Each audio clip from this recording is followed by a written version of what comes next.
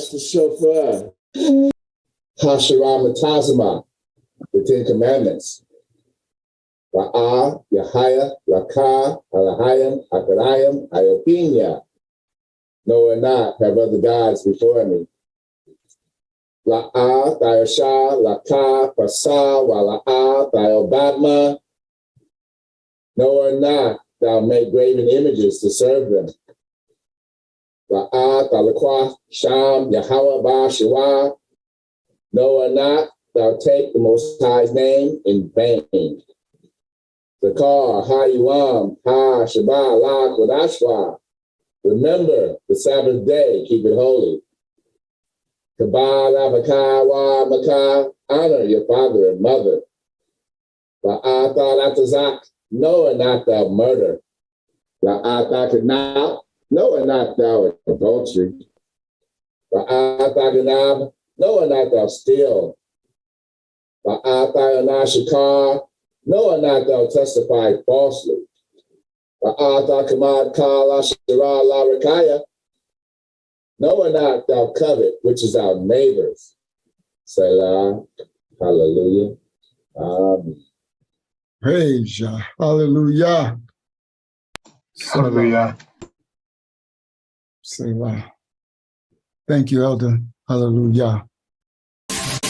Shalom, handsome young man. We must not eat pork, because pork is doing the opposite of purifying the temple. It is unpurifying the temple. How you must not eat blood, because it is unpurifying the temple. And also lots of other things too. And you must not eat prawns, because they dispurify the temple. But you should eat vegetables and fruits, as they purify the temple. I receive. We receive. Praise Yah. Praise Yah. Romans 11:5. That's when we was talking about that remnant. Praise Yah! Praise Yah! Praise Yah! Thank you, Yah! Praise Yah! Yes! Shalom! Welcome to Mashiach's Assembly! Don't forget, shoes off at the door! Respect Yah's house. Hey, my eyes so so. Hey, my eyes so so. Toraba, toraba, toraba, ya ya. Toraba, toraba, toraba, ya ya. Praise Yah! Praise Yah. We sing praises to your name. Oh yeah. We sing praises to your name. Oh yeah. For your name is great and greatly to be praised. Praise Yah. Praise Yah.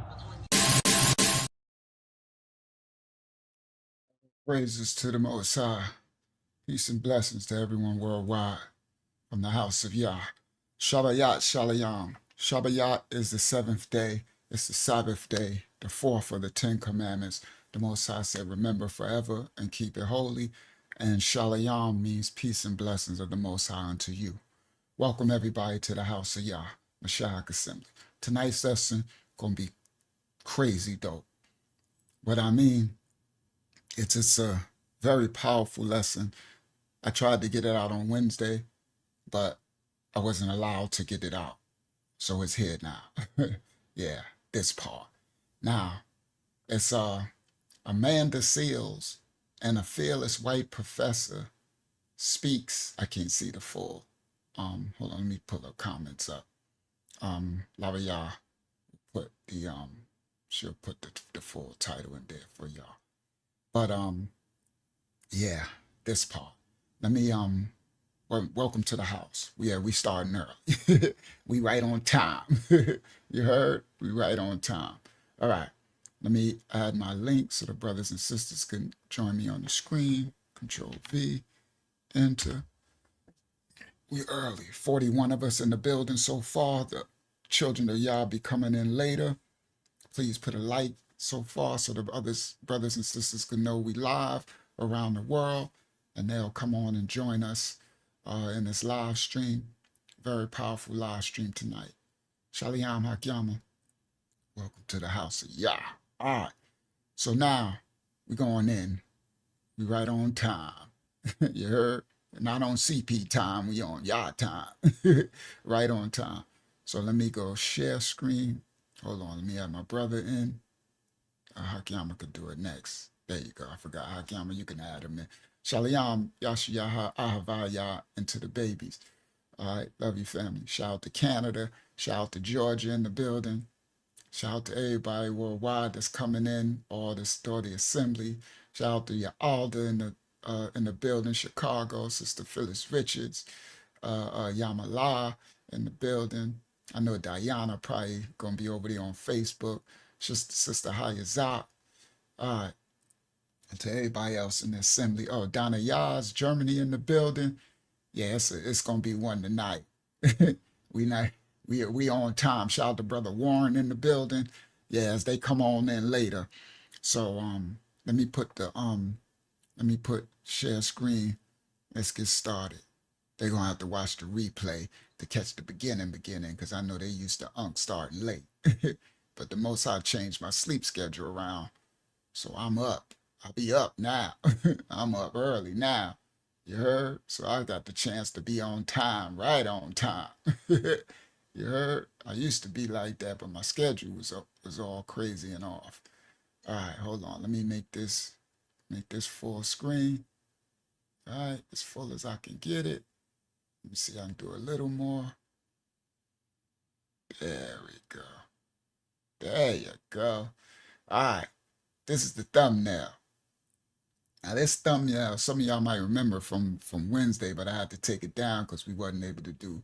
They was messing with all my downloads. They was running it through the ringer. They don't want this lesson to go out. This lesson is a dope. I put in a lot of work. Y'all gonna see the labor and the fruit from it. It's probably not. It's not what you think. Y'all know.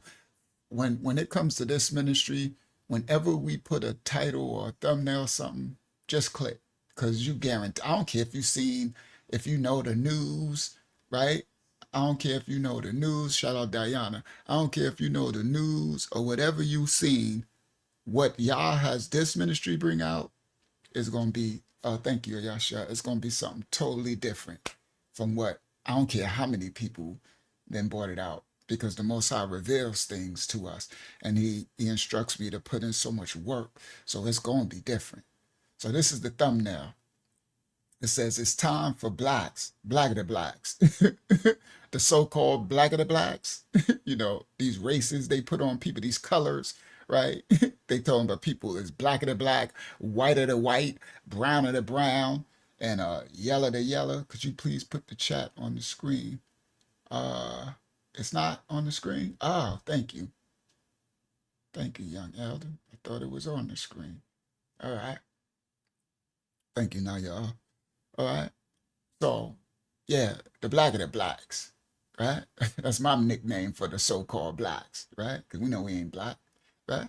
So you got the white of the whites, yellow to yellows, or red of the reds. They want to make these races and they want to make these colors of people when the Most High calls people by their nationality, nations of people.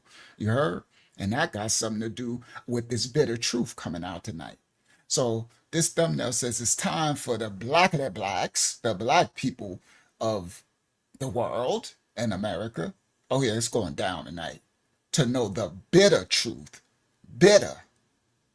and I put Candace Owens' face in there. She looking like, that was dope. I put her right under the bitter, because Candace Owens be spitting some of that bitter truth too.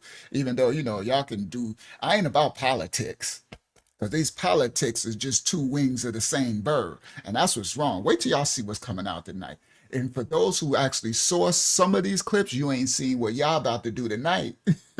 You ain't seen this part. Oh no, you ain't.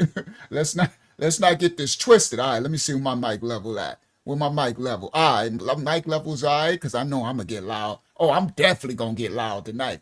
So y'all make sure y'all tell me if I get too loud later and starts peaking. Because this gonna be triggering tonight. Y'all need to get your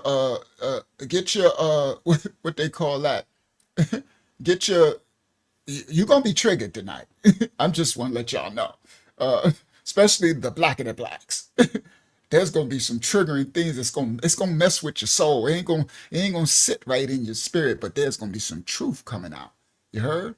So y'all just buckle up, get your hot chocolate, get your, I don't know, get your cranberry juice, your fruit juice, your orange juice, get your popcorn, get whatever, put your feet up, shout to Zedekiah, everybody, all the black of the blacks, all the white of the whites, all the brown of the browns, every nation, kindred, and tongue and people. Y'all get yourself together tonight, because this is one here. You heard? This is a lesson here. All right. And we about to get in right early. I'm trying to delay a little bit to give more of the children time to come and realize we live. So y'all please like this so that it can go out and it can kind of go out to more of the children can find us. You know what I mean? Because I know they're gonna come in a little later. It'd be about 80, maybe 90 of us or whatever, and whatever y'all the shadow band allows us to reach tonight. But then they'll miss the beginning part. They'll miss all this stuff, and then it gets rough right from the rip.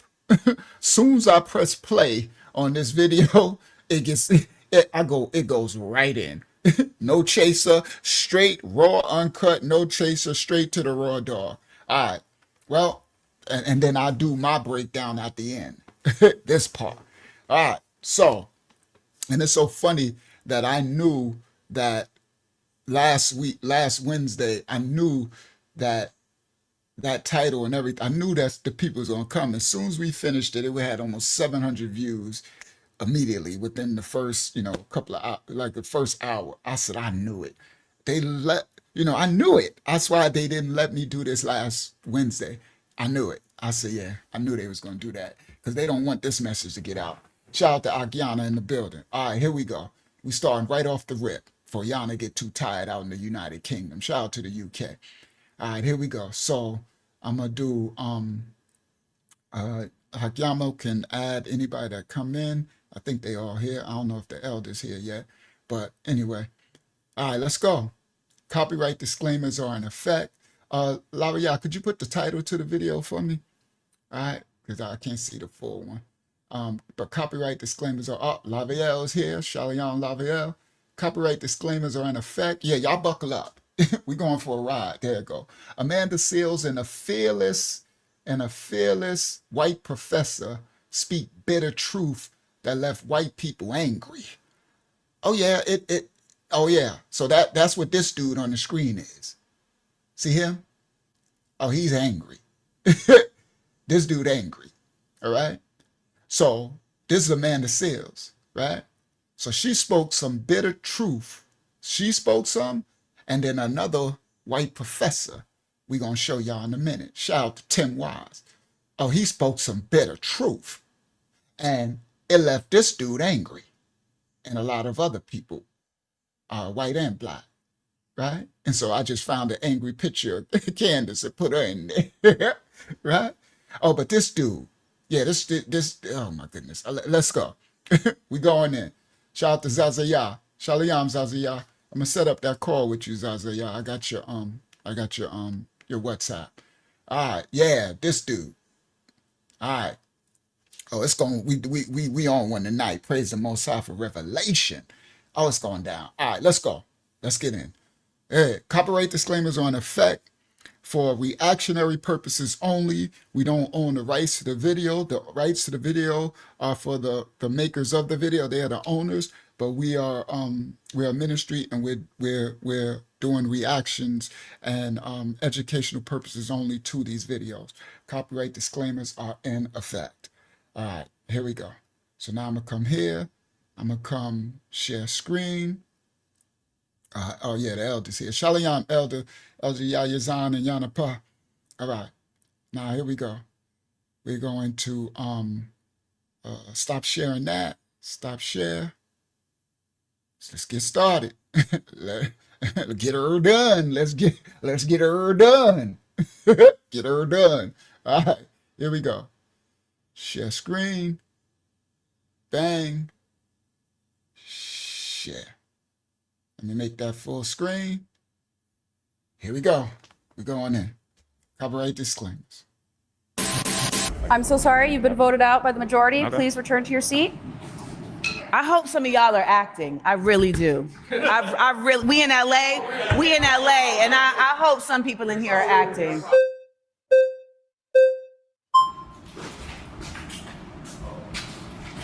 Oh, what's that on your chain? This is corn from Israel. Lord have mercy. Yes, you gotta go. That's a choice that you are making for yourself. Yes. The thing with the whole reparations thing. All right. So y'all might have heard of this thing. Y'all might even seen some of these clips, but y'all ain't seen what we about to do tonight. Ain't nobody seen what's about to be shown tonight. Praise the Most High for stewardship. Okay? So if you've seen this, just sit back. You about to see something you ain't never seen before. All right? So these brothers, these 20 black, most of them are young, most conservatives, what they call Republicans, right? So these are these black people who keep playing this political game. This is about blackity blacks tonight.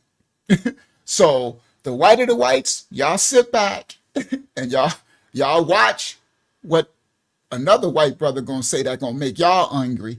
But the blackity blacks is making us angry tonight. So we both, yeah, it's some stuff going on tonight. Now listen clearly. So these brothers are gonna trigger stuff. All right. So they are complaining. It's a thing. It's a thing. Black people are a mess, and it's a thing. All right. So these people complaining, they don't want no reparations and all that. These conservatives. I don't get it. But anyway. So he sat down, and the first thing the sister said is, "What's that pendant on your neck?" And he said, "It's for Israel." All right. Now, he ain't talking about Israelites of the Bible, and I ain't talking about those crazy dudes on the street corner either.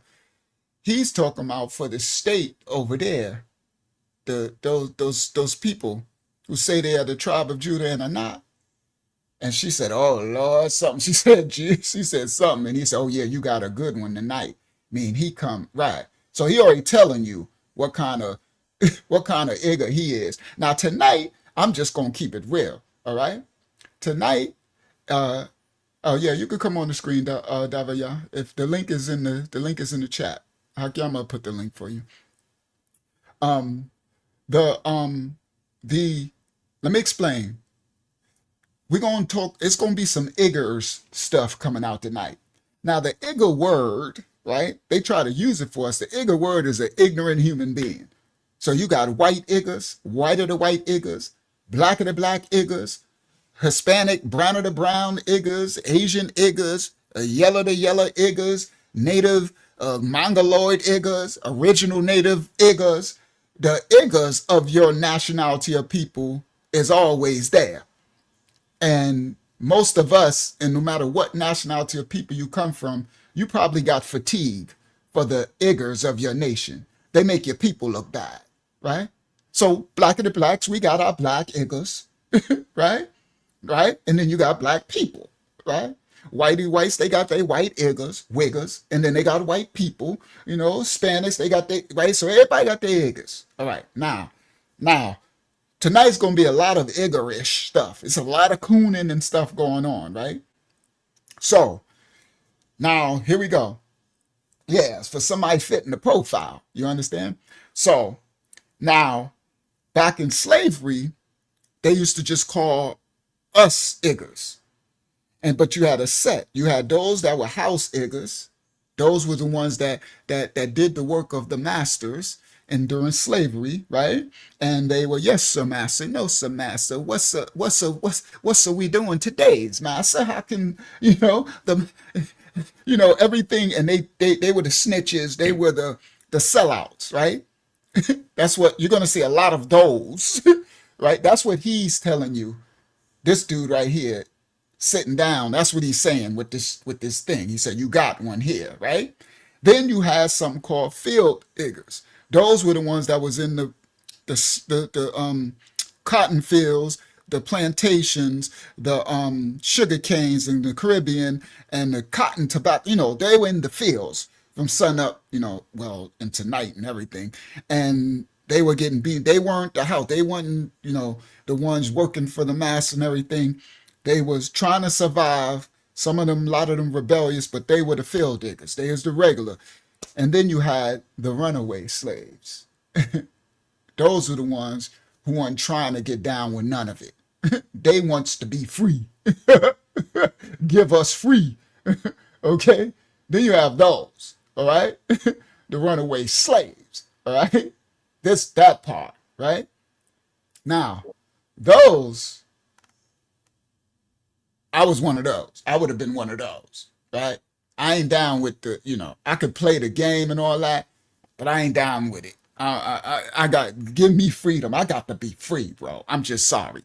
Even in the midst of the captivity, I still have to have my peace, my freedom in the Most High.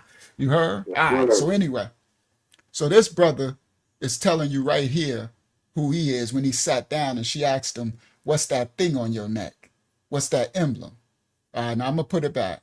Now watch this. Oh, what's that on your chain? This is a coin from Israel. Lord have mercy. Yes, you got to go. That's a choice that you are making for yourself. Yes. The thing with the whole reparations thing, and I don't know, we're probably close to the same age, so maybe you can't call me. How old are you? I'm 32. I am 44. Oh, really? Oh, you look young. Thank you. That's what water and keeping stress out of your life will do. Really? Liberal positions are real stressful. By the way, I wouldn't know. I'm not a liberal. Carry on. Well, it's the liberal position because conservatives believe in hard work. We believe in going to work and working for what you got, not asking for handouts from people who never had slaves. So this black dude, right? And he ain't even somebody's unmuted, I think. He ain't even I mean, he looked black. I'm sorry. Okay, so you look at her, right? She's black, but she, right? She's not mixed. And just so y'all know, she like my mom and her dad is black. We come in all shades, right? But he looked blackity black. You get what I'm saying? He ain't even, he almost to the greasy black. Y'all know greasy black? We got people in the hood. They dark, we call them black, or they greasy black, or greasy, or he almost greasy black, right? He blacker than black, right? This man is sitting up here saying, we don't want no reparations because they don't.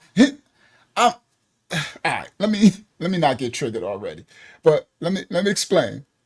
He immediately called her liberal.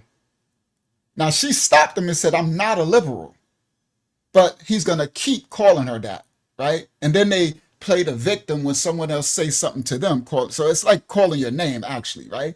So he immediately calling her a name, and she's like, I'm not a liberal, so stop calling me that, right? She calls herself a radical. Right? She calls herself a radical, like she says she's in the vein of Malcolm X, Patrice Lumumba, right? She named a lot of radicals, those who stood for against any oppression or any institution of dominance of one people over another, right? So she calls herself a radical, but they want to keep calling liberals because they want to call himself a conservative, right? He thinks he's a Republican. He thinks he's a Republican. He think he one of the wings of the bird.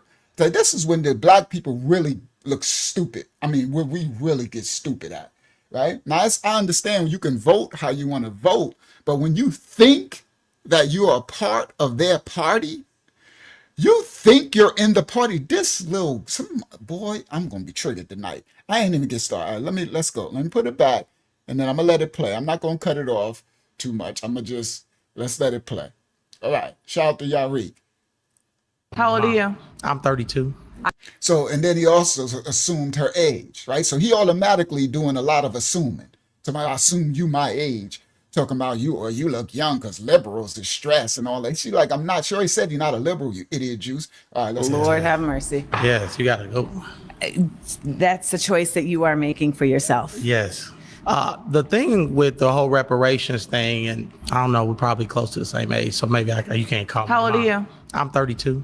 I'm 44. Oh, really? Oh, you look young. Thank you. That's what water and keeping stress out of your life will do. Really? Liberal positions are real stressful. By the way, I wouldn't know. I'm not a liberal. Carry on. Well, it's the liberal position because conservatives believe in hard work. We believe in going to work and working for what you got, not asking for handouts from people who never had slaves. Some of the people that you're asking for money from never had slaves. And let's talk about the fact there were also Black people that had slaves. So if you want to talk about that, how is that fair if I'm a white person and my family fall on the side of the Union? So they do this fact check. It's just funny how he's up here. So he don't want any reparation. He don't want to be repaired for anything that happened to his ancestors or anything, right? But he's capping on the part of white people, right? And saying, well, good old white folks, why should good old white folks have to pay for what their ancestors did? You know what I mean? But y'all don't understand, reparations are always paid when the countries have done something wrong to a nationality, to a group of people. They paid it to Japan. They paid it to the Mongoloid Indians, Native Americans, billions.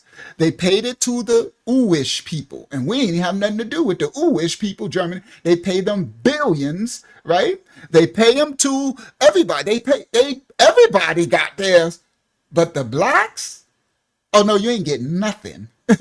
We don't care for the 400 years. We don't care of all the systemic.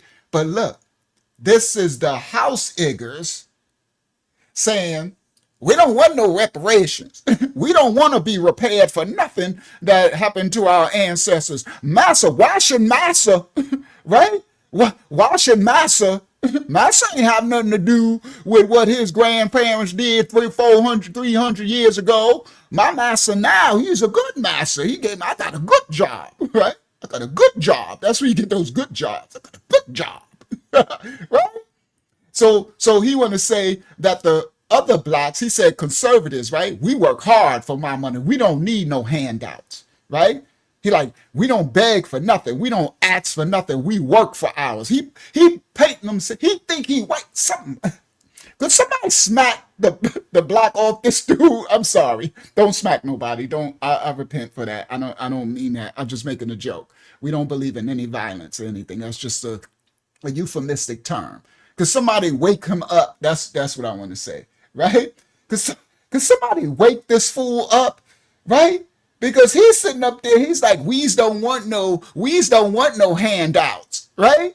Hands out. Next thing he probably gonna say is we need to pull ourselves up from the bootstraps, right? He like, we don't beg, we work, we's conservative, we's hard workers. He been putting himself, he think he down with Trump or something. I don't know what these Black people are doing, bro. They really tripping, right? But this nothing new under the sun. When we was in slavery, this is the same ones, right? That now you did have white people that shout out to any white people who are actually abiding and righteous, right? Because we did have John Brown fighting, and guess who sold out John Brown and those who uprise? John Brown's white man, his sons, and they all died with our Black brothers and sisters, with the runaway slaves or the field iggers, right? Guess what? Guess who sold them out? This coon right here. These Sambos, right? Yeah, we's working. We's got a good job. He got a good job. So of course he got a good job. All right, let's continue. It's gonna get good. Y'all ain't seen nothing yet. Y'all, this just the intro. This get funky in a second. Had slaves. So if handouts Right. from people who never. So he don't want no handouts from these people who never had nothing to do, right? Nobody's accountable for the 400 years of slavery, right?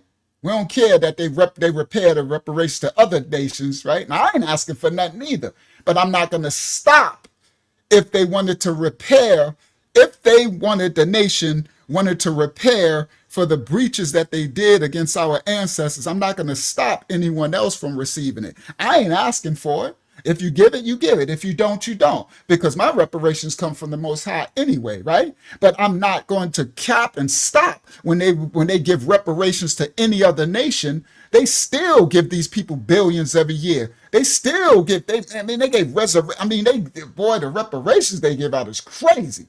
But anyway, let's continue. Hard work. We believe in. Yeah, we believe in hard work. The conservatives, him. Going to work and working for what you got, Yep. not asking for handouts Right. from people who never had slaves. Some of the people that you're asking to for money from never had slaves. And let's talk about the fact there were also Black people that had slaves. So if you want to talk about that, how is that? So the fact check says there are approximately 3,700 free Black people who own 12,000 slaves. Now listen clearly. Out of the, I don't know how many hundreds of thousands, I forgot the number of million slaves or whatever there was, only 12,000 were owned by Black people. That is on the big map of it, that's this big, but they love to just, so any outlier, right? Yeah, you had guess who were the ones, listen guys, guess who were the 3,700 people who owned the 12,000 slaves? Him. See, you can't make this up. Him, who he descend from. But he's using this statistic to say, okay, what does that matter, what you're talking about? All right, but anyway, let me not get triggered too early. All right, let me let it play a little bit.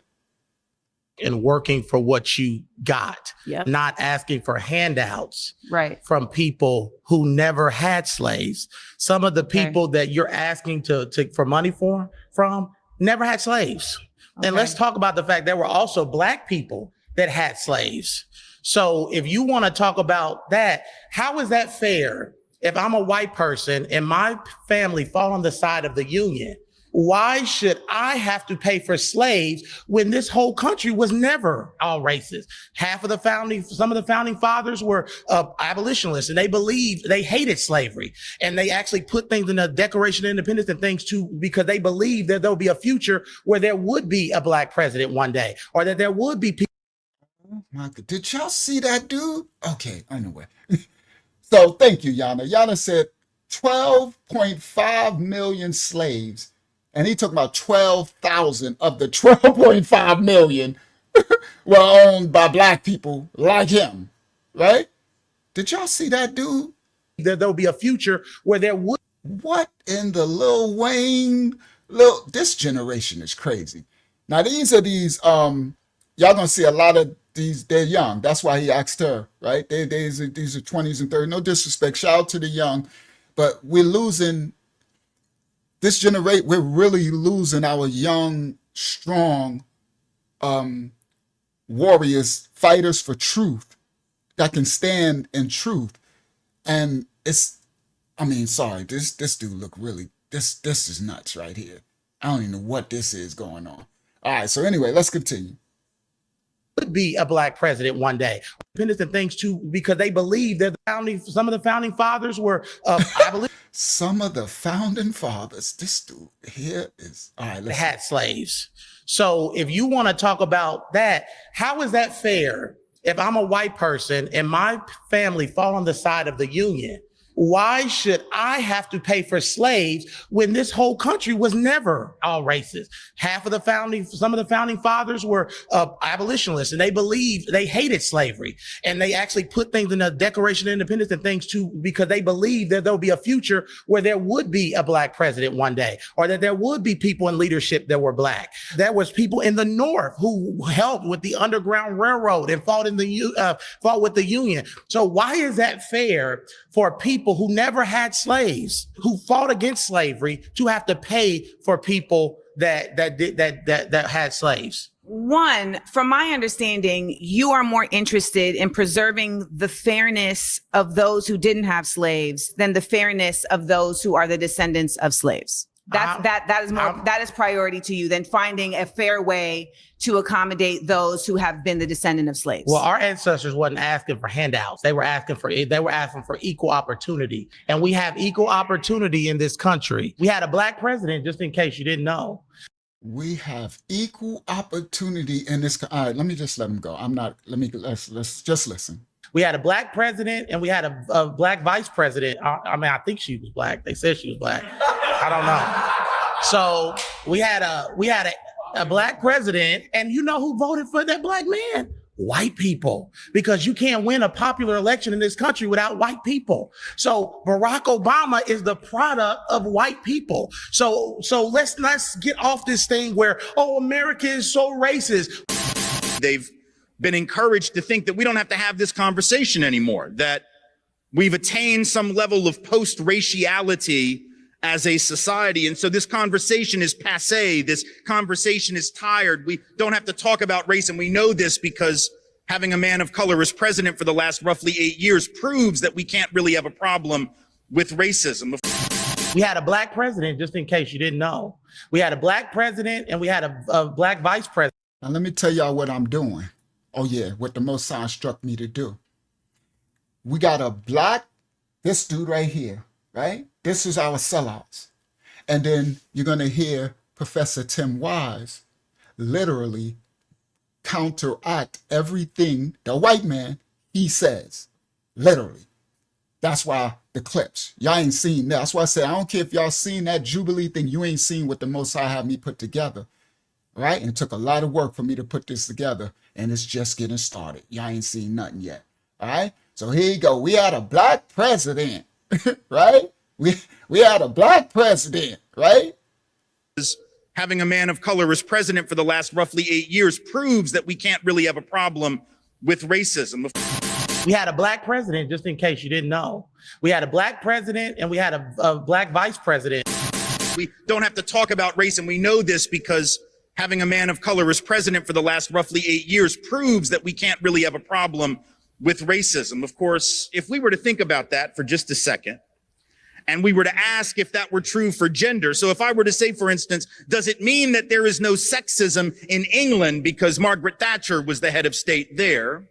Or if I were to say that there is no patriarchy in Pakistan because a woman, Benazir Bhutto, was elected there not once but twice. Now, she has been assassinated since, so it lets you know how much some folks loved her. But if I were to suggest that there was no sexism, no patriarchy, no rape culture in any of the many nations where women have been heads of state, in Ireland, in Israel, in India, Great Britain, the Philippines, Pakistan, Germany right now, I think every woman in the room at the very least would know that I'd lost my mind. So what Tim Wise is doing, he says, you was talking about because there was a black president, there's no racism. Tim is like, that's the stupidest thing you could say, right? Oh, because there was a head of state, a president of a woman, there was no sexism, there was no raping. It makes no sense.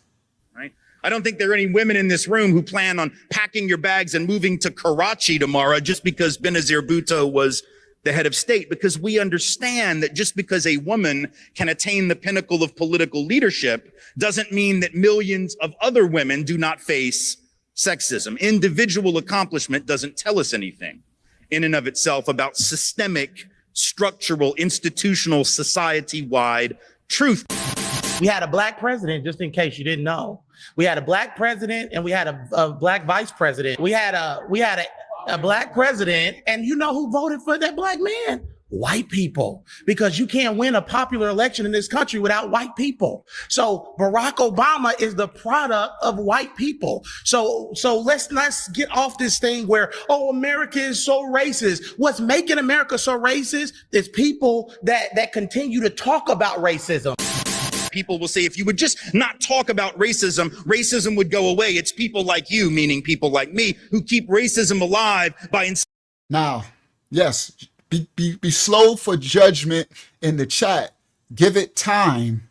Give this video, give this lesson that I put in for the Father time to play out, because everything that you're calling on will be addressed. Just give it time. Come on, we just got started. You heard? Now listen what I just did. This took hours and hours of work.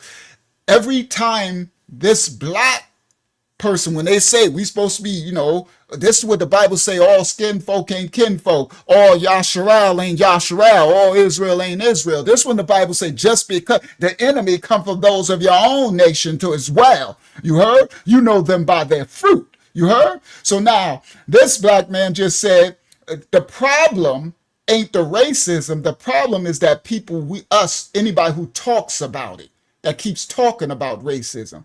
And then I click, Tim Wise jumps right into they say the problem ain't the racism, but people that's talking about it. All right, let's go. Talk about race, and we know this because having a man of color as president for the last roughly 8 years proves that we can't really have a problem with racism. We had a black president, just in case you didn't know. We had a black president and we had a black vice president.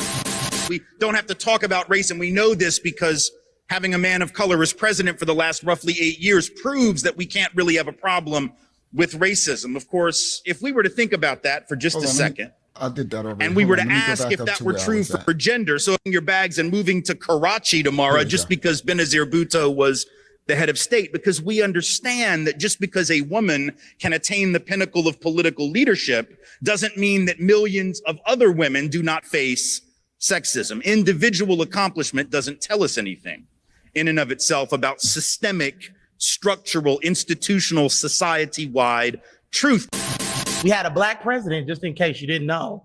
We had a black president and we had a black vice president. We had a black president, and you know who voted for that black man? White people, because you can't win a popular election in this country without white people. So Barack Obama is the product of white people. So let's not get off this thing where, oh, America is so racist. What's making America so racist is people that continue to talk about racism.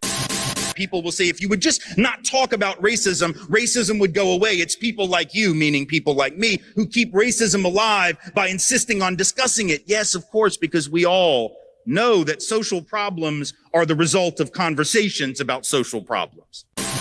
We had a black president, and you know who voted for that black man? White people, because you can't win a popular election in this country without white people. So Barack Obama is the product of white people. So let's not get off this thing where, oh, America is so racist. What's making America so racist is people that continue to talk about racism and continue to focus on racism instead of focusing on unity and bringing our country forward.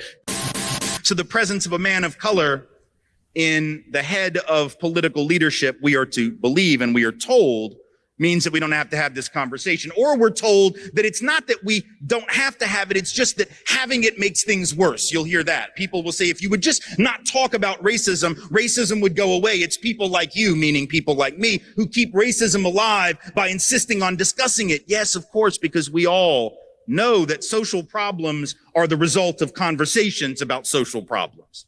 We all know that, right? Like if I were going to give a talk about world hunger, I'm sure you would all agree that I probably shouldn't do that, because if I open my mouth and tell you that there are billions of children on this planet starving from lack of nutrition, that I probably ought not say it, because if I say it, that's why they will starve, right? And if I would just be quiet, if I would just be silent, that somehow food would miraculously appear on their plates. To blame the conversation for the problem is like blaming your speedometer for your speeding ticket, right? The speedometer didn't cause you to go 80 in a 65. All it did was tell you what you've done, right? It's just a way of transmitting information. That's all that a conversation about race is. It can't be blamed for the problem of racism. There wouldn't be a need for the conversation were the problem of racism not in existence. The same Come on, Tim. Come on, brother Tim. Let's go, Tim. is true with any other social problem. So we have to move past this idea that the more we talk about it, the worse it gets, because there's no other problem about which we would say that with a straight face. So let's get off this thing where, oh, America is so racist. What's making America so racist is people that continue to talk about racism and continue to focus on racism instead of focusing on unity and bringing our country forward. People that have this liberal mindset are infecting our communities, Black people, and making us victims and not victors. I refuse to embrace a victim mentality because that's not what our grandparents and Harriet Tubman and those people fought for. They fought for Do equal not bring up opportunity. Harriet Tubman's name in vain, baby. Please. I said the Harriet Lord's Tubman, name in vain. Harriet The Tubman, Lord's name. Harriet Tubman was literally saving her family and others from slavery. Yeah. You know who helped her? White people. You know who helped her? They were on the Underground Railroad. No, Come on in. No, come on you know in. who helped her? Come on in. No, you know who helped her? God. Yo, this dude here, that's what I say about it's triggering sometimes. Like for us, like my you know, the bumps on my arms are standing up. So boy, I can't even be around this type of stuff. Now, were there some, now she's going to take it another extreme. Were there some so-called white people who helped? Yes. The Quakers and stuff. That's what helped, right? The Underground Railroad and stuff. That's the remnant, the small amount, like it's a remnant of the Black, it's a remnant of every nation, kindred, tongue, and people. A small amount, a remnant. Understand? Now, but what he's want to say is he's like, well, guess who helped? Like he's putting everything on the white man. This Black dude, this is a problem. This is today. And this is today. Yes, I know it's going to get you upset, but you're about to get validated in a second. As much as these things are going to trigger you, y'all going to love the completion. So just give it a second. Y'all hang in there. Hang in there through the, right? Shout out to Wristfly. And Davao, all you got to do is click the link and she'll let you in if you want to come in. All right? All right. So anyway. Oh, he's here? All right, Shalom. All right, I can't see. All right, Shalom, Davaya. All right, so all right, so now, so a lot of stuff gonna be triggering, but you're gonna get some resolution too. Just I don't want to give it away. Tubman was literally saving her family and others from slavery. Yeah. You know who helped her? White people. You know who helped her? They were on the Underground Railroad. Come on in. Come on you know in. who helped her? Come on in. You know who helped her? God and people who benefit from white supremacy. One of the things it's a lie. White supremacy is a lie. No, sir, that's simply not true. There's no such. It's a lie. White supremacy is a lie. No, sir, that's simply not true. There's no such. It's a lie. White supremacy is a lie. No, sir, that's simply not true. There's no such. You know who helped her? God. And people who benefit from white supremacy. One of the things it's a lie. White supremacy is a lie. No, sir, that's simply not true. There's no such. I mean, if that were not the case, then we wouldn't see the continued effort of colonialism and white people placing themselves in positions of power when they do not have the power. Because their culture, Black culture is toxic. The Black culture is toxic. We have produced a culture that is toxic. We refuse to acknowledge the way that history affects where we are today, the way that the past affects the present. We have this incredibly ahistorical view, right? That the past is the past and it doesn't matter. The present is now, the future is then. It's a very linear thing, right? What happens in one generation apparently doesn't affect the next in our mind. And we don't want to talk about the history of racism in our country, even though unless you understand that history, you cannot understand anything that you see today with regard to racial disparities in this country. It is impossible to understand everything from where people live and where they don't unless you understand that history. It is impossible to understand disparities in wealth or income or educational outcomes unless you understand that history. It is absolutely impossible to understand why police are 21 times more likely to kill young Black men than young white men, 2 to 3 times more likely to do so even when those men are unarmed, unless you understand the history of of law enforcement, policing, and how we got to this space. Come on, brother Tim. Come on, Tim. Tonight is gonna change your wiring, because we've been conditioned, and the Bible warns us of this. You understand? When you don't understand, the Sambo sold us out to you better know people by their fruit, individual people by their fruit. So this one person is condemning us, and then they got the other one who they're saying supposed to be the enemy, but it's individualistic. Do you understand? You got to know people by their fruit. The Messiah, Mashiach, spoke of that and told us. You heard? Who you think unalive the Messiah? Blackity blacks. Facts. Let's continue. It is impossible to understand the current drama concerning the issue of immigration unless you understand our history, and particularly how we have misremembered it. It isn't just a matter of how the past affects the present, it's how we remember the past or misremember it also affects the present. It's a lie. White supremacy is a lie. No, sir, that's simply not true. If that were not the case, then we wouldn't see the continued effort of colonialism and white people placing themselves in positions of power when they do not have the power. Because their culture, black culture, is toxic. The black culture is toxic. We have produced a culture that is toxic. And let's get on the fact that there's no fathers in the black home. Let's talk about that. Let's talk about that. Let's talk about that. None of this is going to work if y'all are just going to sit here and make up shit. It's not going to work. No, it's a debate has to be in facts. You're putting off emotional liberalism right now. I am not putting off emotional liberalism. You're putting off unfounded lies based in conservatism. Misinformation. Remember they did the misinformation thing all summer where everything conservative did. They said misinformation. You hear him? He like, there's no black fathers in the home, but then he's saying there's no systemic institution that promulgated that.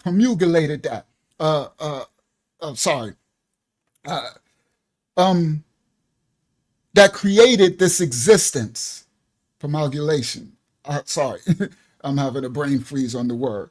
Now, it's so crazy because he spooted up, there's no black fathers in the home, but saying there's not a cause that caused that problem. You understand? It's crazy. But hold on, this gets worse. but wait, it gets worse. All right, let's just hold on. No, sir, that's simply not true. If that were not the case, then we wouldn't see the continued effort of colonialism and white people placing themselves in positions of power when they do not have the power. Because their culture, black culture, is toxic. The black culture is toxic. We have produced a culture that is toxic. And let's get on the fact that he's correct. Black culture in America and other places now is toxic, but we haven't produced that culture. You see? So this is the poison hidden in the Kool-Aid. You get what I'm saying? This is that little drip thing where they'll blame, right? It's like you blaming the belt for the whipping, right? And not you understand? Not the actions that started it. So yes, the black culture is toxic. He is toxic. You understand? Right, and got the poison around his neck, literally. Okay? That's crazy, Hakiyama, right? But anyway, let's continue. White people placing themselves in positions of power when they do not have the power. Because their culture, black culture, is toxic. The black culture is toxic. We have produced a culture that is toxic. And let's get on the fact that there's no fathers in the black home. Let's talk about that. Let's talk about that. None of this is gonna work if y'all are just gonna sit here and make up shit. It's not gonna work. No, it's a debate. Has to be in facts. You're putting off emotional liberalism. I am not putting off emotional liberalism. You're putting off unfounded lies based in conservatism. Misinformation. Remember they did the misinformation thing all summer where everything conservative did. They said misinformation. You're carrying a chain around your neck of an apartheid nation that actively wants to harm black people and non-Jewish people. But let me bring it back. Let me bring it back. Selling black people in Africa. That was not happening in the context that you're saying. And they were selling their own people. Black people. This is crazy. She said, you're wearing this chain around your neck of these people that's over there, unaliving melanated people by the hundreds of thousands. And he like, what about black people? And they're so, it's like, I mean, what? Can the white people, could y'all can somebody please paint him? I mean, all right, let's continue. Go ahead, Yasha. Hello, go ahead, Yasha. Can you hear me? Yasha. Yes. Can you hear me? Can you hear me? Yeah. So you must can't hear us. Oh, okay. I don't know if you experience this, but like I don't want to offend anybody, but when you used to argue with women, they just keep talking and getting louder, and if they say the most, they think they won the argument, or whatever the issue is. This is what he's doing right now. He just She sat there and let him speak for how long? She starts talking, and then he just starts cutting her off and blabbing. He's just making a whole bunch of noise. He's and I know you mean to say some women. Is just very effeminate. Yes, and I know he means to say some women, right? So you can't generalize and just say women. So make sure you do that correctly. Some women, right? But you're right, because women are more emotional. So what happens in the argument or with the woman is their emotions supersede their logic, and they react off emotion. And the women who know it and identify it, they'll tell you too. They'll, the ones who own up to it, they'll come back later and say, I'm sorry, I just, right? They'll be like, I'm just going to be right no matter what, right? And what you're talking about, Yasha, is he's displaying his feminine attributes, right? Straight effeminate. And that's this generation that's being raised effeminized, right? So you're correct. All right. Now, let's continue. Thank you, Yasha. The black culture is toxic. We have produced a culture that is toxic. And let's get on the fact that there's no fathers in the black home. Let's talk about that.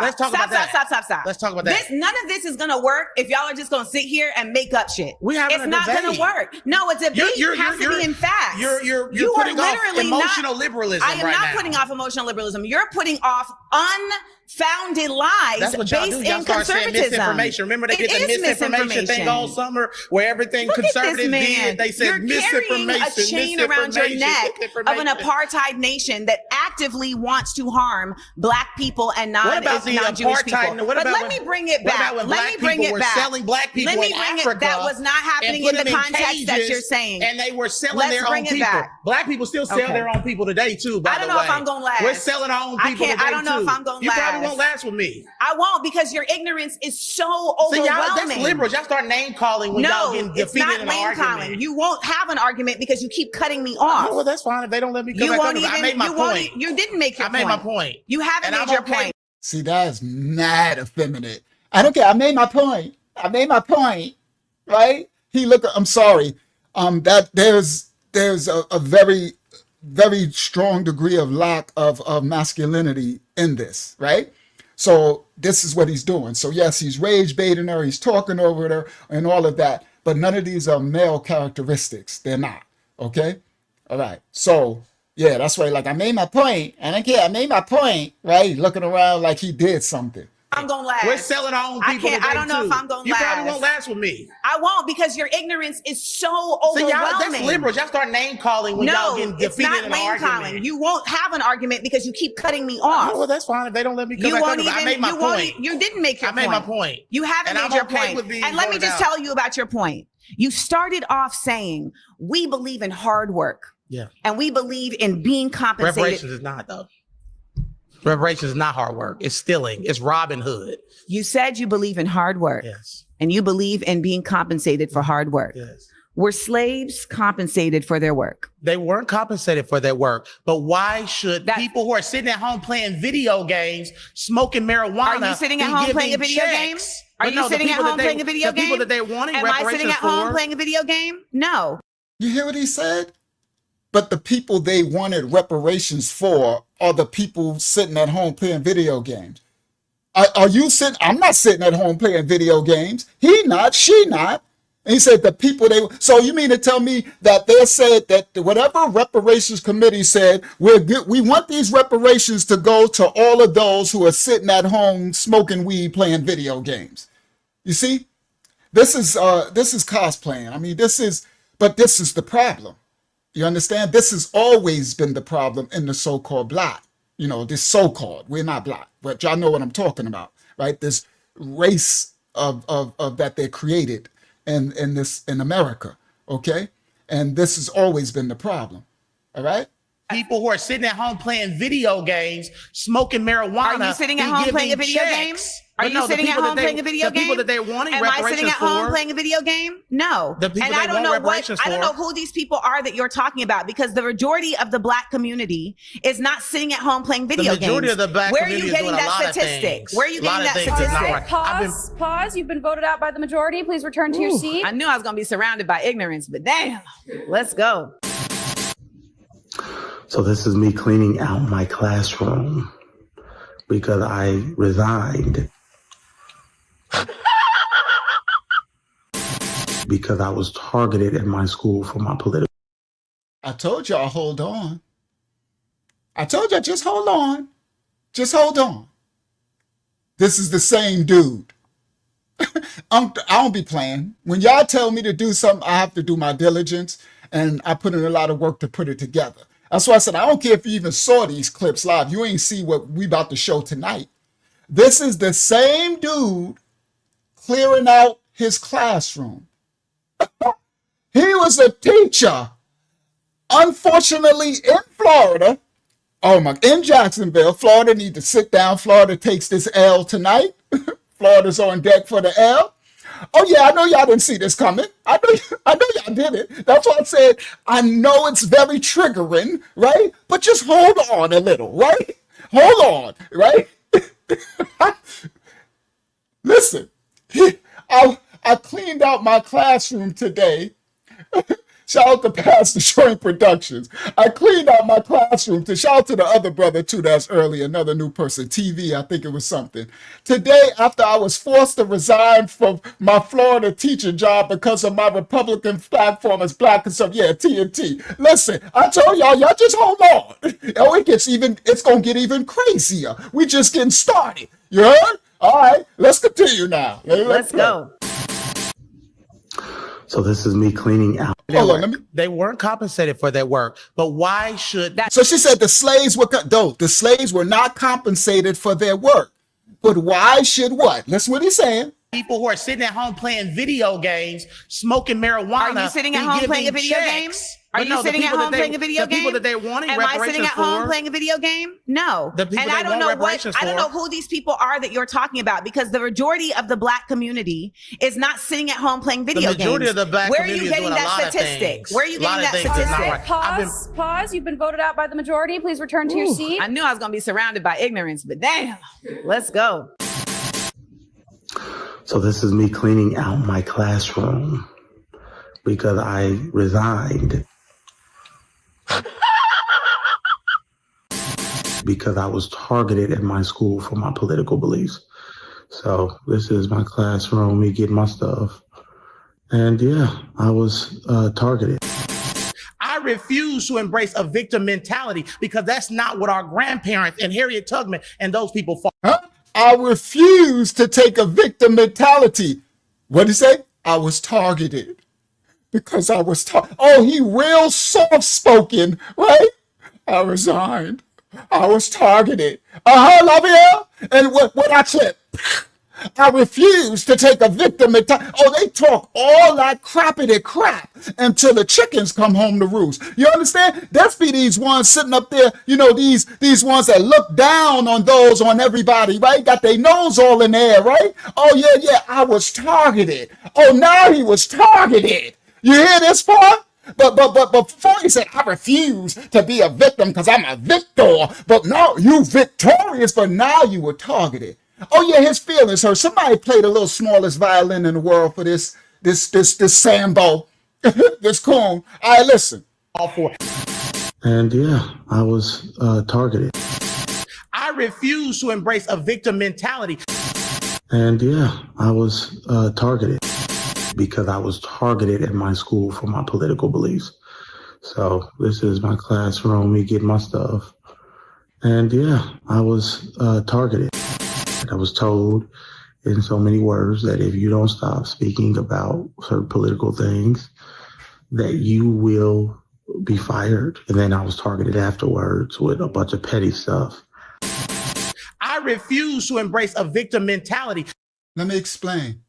This dude up there with that chain on his neck and all this crap he was talking about, basically so-called black people hate. That's all I heard, right? He hate himself and hate any. Now listen clearly.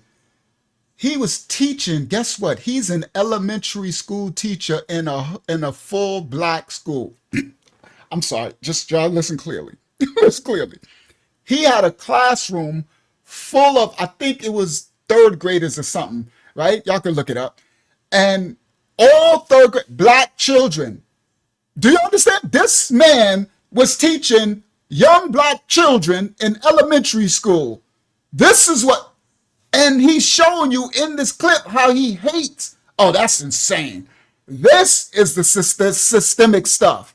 And they put these symbols in these positions. You heard? Yeah, this is definitely worse. Okay? This is crazy. All right, listen, let's continue. And this is a Christian school, but it's predominantly black. These are run by black Democrats.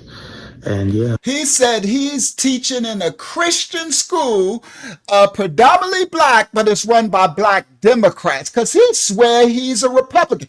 Oh, this somebody done told this fool he is one of the wings of the bird. They done made this fool think he an eagle. He think he part of the eagle, the two. He think he part of the Democrat Republican. Somebody done told this Zambo wrong. You understand? Oh, it always come home to bite him in the roost. You heard? The final one is the judgment of the Most High at the end. That's the big play. You heard?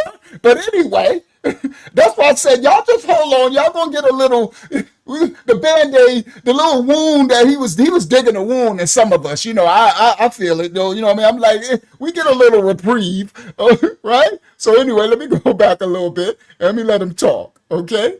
He teaching in a black school, right? He said it's Christian. Harriet Tubman and those people fall for it. And yeah, I was targeted.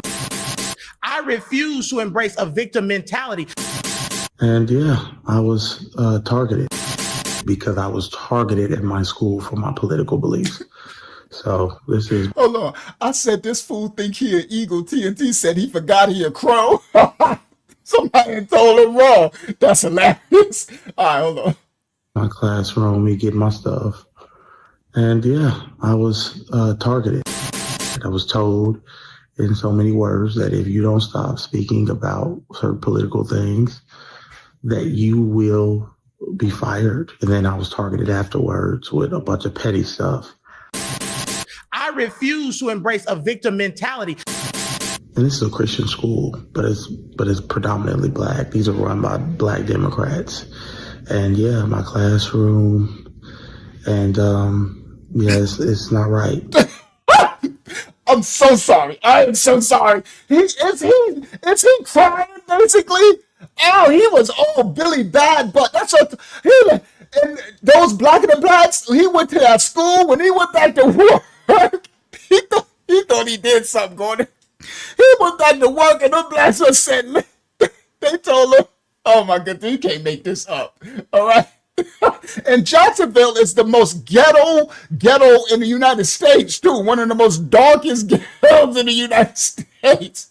And this fool. All right. So anyway, hold on. Let me let it play a little bit because this is just too good. I'm sorry. It's just too good. All right. Hold on. Black Democrats. And yeah, my classroom. Look how soft-spoken he is. Yeah, my classroom. Oh, he real soft-spoken. Harriet Tubman and those people fall for it. And yeah, I was targeted. I refuse to embrace a victim mentality. And yeah, I was targeted because I was targeted at my school for my political beliefs.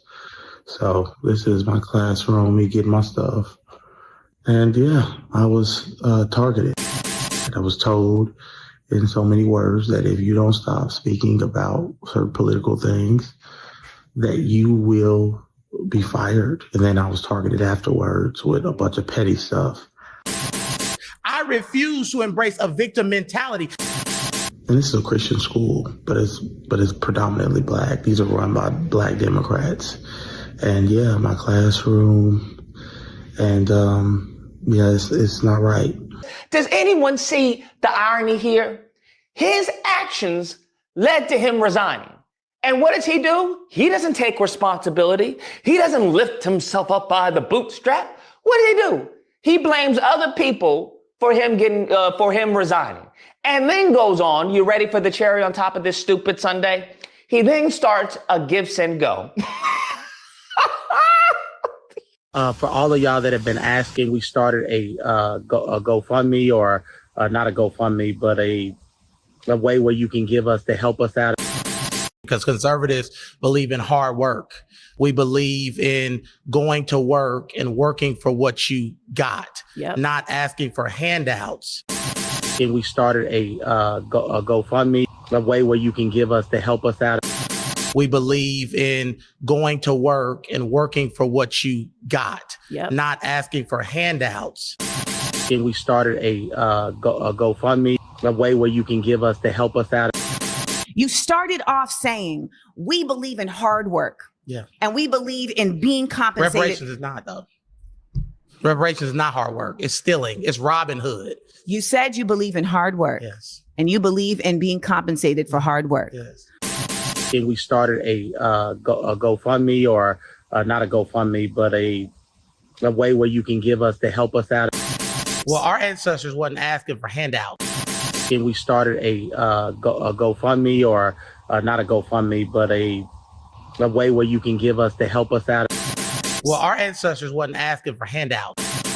A way where you can give us to help us out. Well, our ancestors wasn't asking for handouts. A way where you can give us to help us out. Reparations is not, though.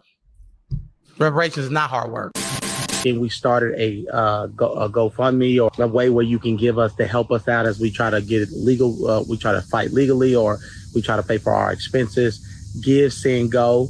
Reverend Jordan Wells, or Jordan Wells, you can go fight. It's called Fire for for Now. It's called Fire for Speaking Now, Fight Back.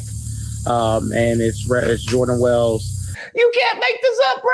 You can't make this up. Why is it when these mofos get kicked out of the house, they then want to look to everyone else? Will y'all help me? Master done kicked me outside. Look at my hands. They soft. I can't pick no cotton. This is what happens time after time after time after time, bro. Every single time, this is what happens. You would think they would learn, bro. Here's the crazy part. Pimpin', you didn't even make a check. You didn't even get a check off of your tap dancing. That's the craziest type of minstrel show I've ever seen. How do you do a full-on minstrel show? You are this close to tap dancing. It's a lie. White supremacy is a lie. No, sir, that's simply not true. There's no such. White supremacy is a lie. How do you do a full-on minstrel show? You are this close to tap dancing. As a matter of fact, if you listen closer, you can hear a little pitter-patter underneath the table.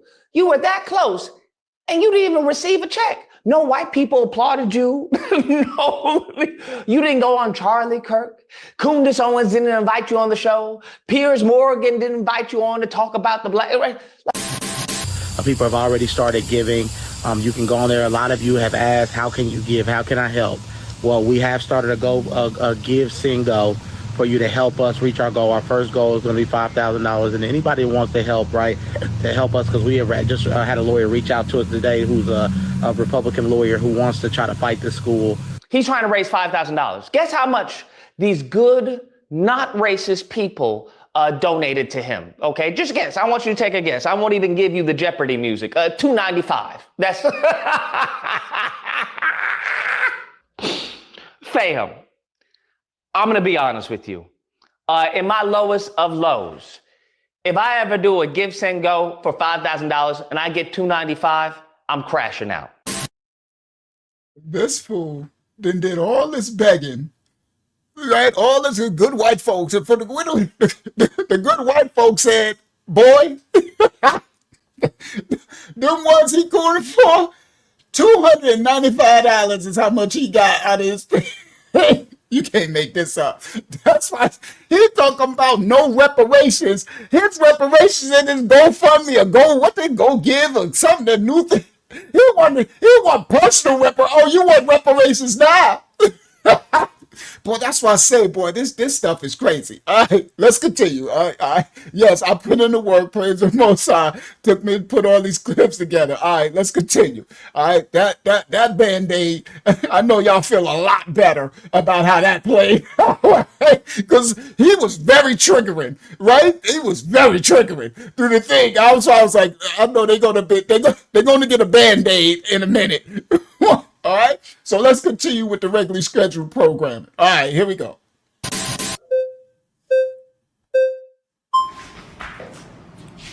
Hello. My hand's wet from the bottle. My hands are sweaty because Okay. I'm nervous. We both got sweaty Got hands. Okay. So I just wanted clarity because I think it'd be helpful. You said radical. I wanted just clarity on that. And then also with the reparations, you said it's not just money, it's other things. I just want to know, like, what do you see as like the grand picture of what would help? The grand picture of what would help? Of what? reparations, like what does that look like to you? Oh, great. Reparations, what reparations looks like to me is a combination of reparations and remunerations. And reparations are about repair for damages that have been caused based on harm. Remunerations is a monetary response to work that has not been paid for. So if you come and paint my house and I don't pay you, you can take me to court and get remuneration. That was actually a great breakdown that sister Amanda did. Reparations are remuneration.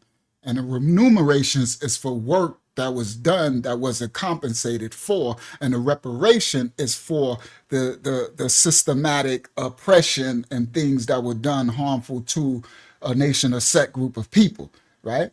So these are policies that are in place, not just for blacks, but for any nation of people that's been done, right, wrong by nation states, right? So, yeah. That was a great breakdown that Sister Amanda said. All right. Now let me show y'all this too. Let me show you. Good. Thank you, y'all. Watch this. Stop sharing. I'm gonna come back. Give me 1 second. I got a lot to show y'all. I want to show y'all the sentiment of what they're saying about this sister. Right. Watch this. Window here. This is the sentiment.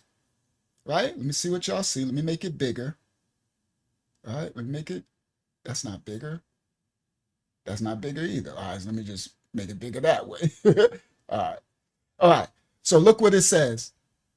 In MSNBC's hilarious interview with the worst Jubilee debater, right? They can't stand her. They disrespecting the sister Amanda. Look, woke activist gets absolutely wrecked on the Jubilee panel.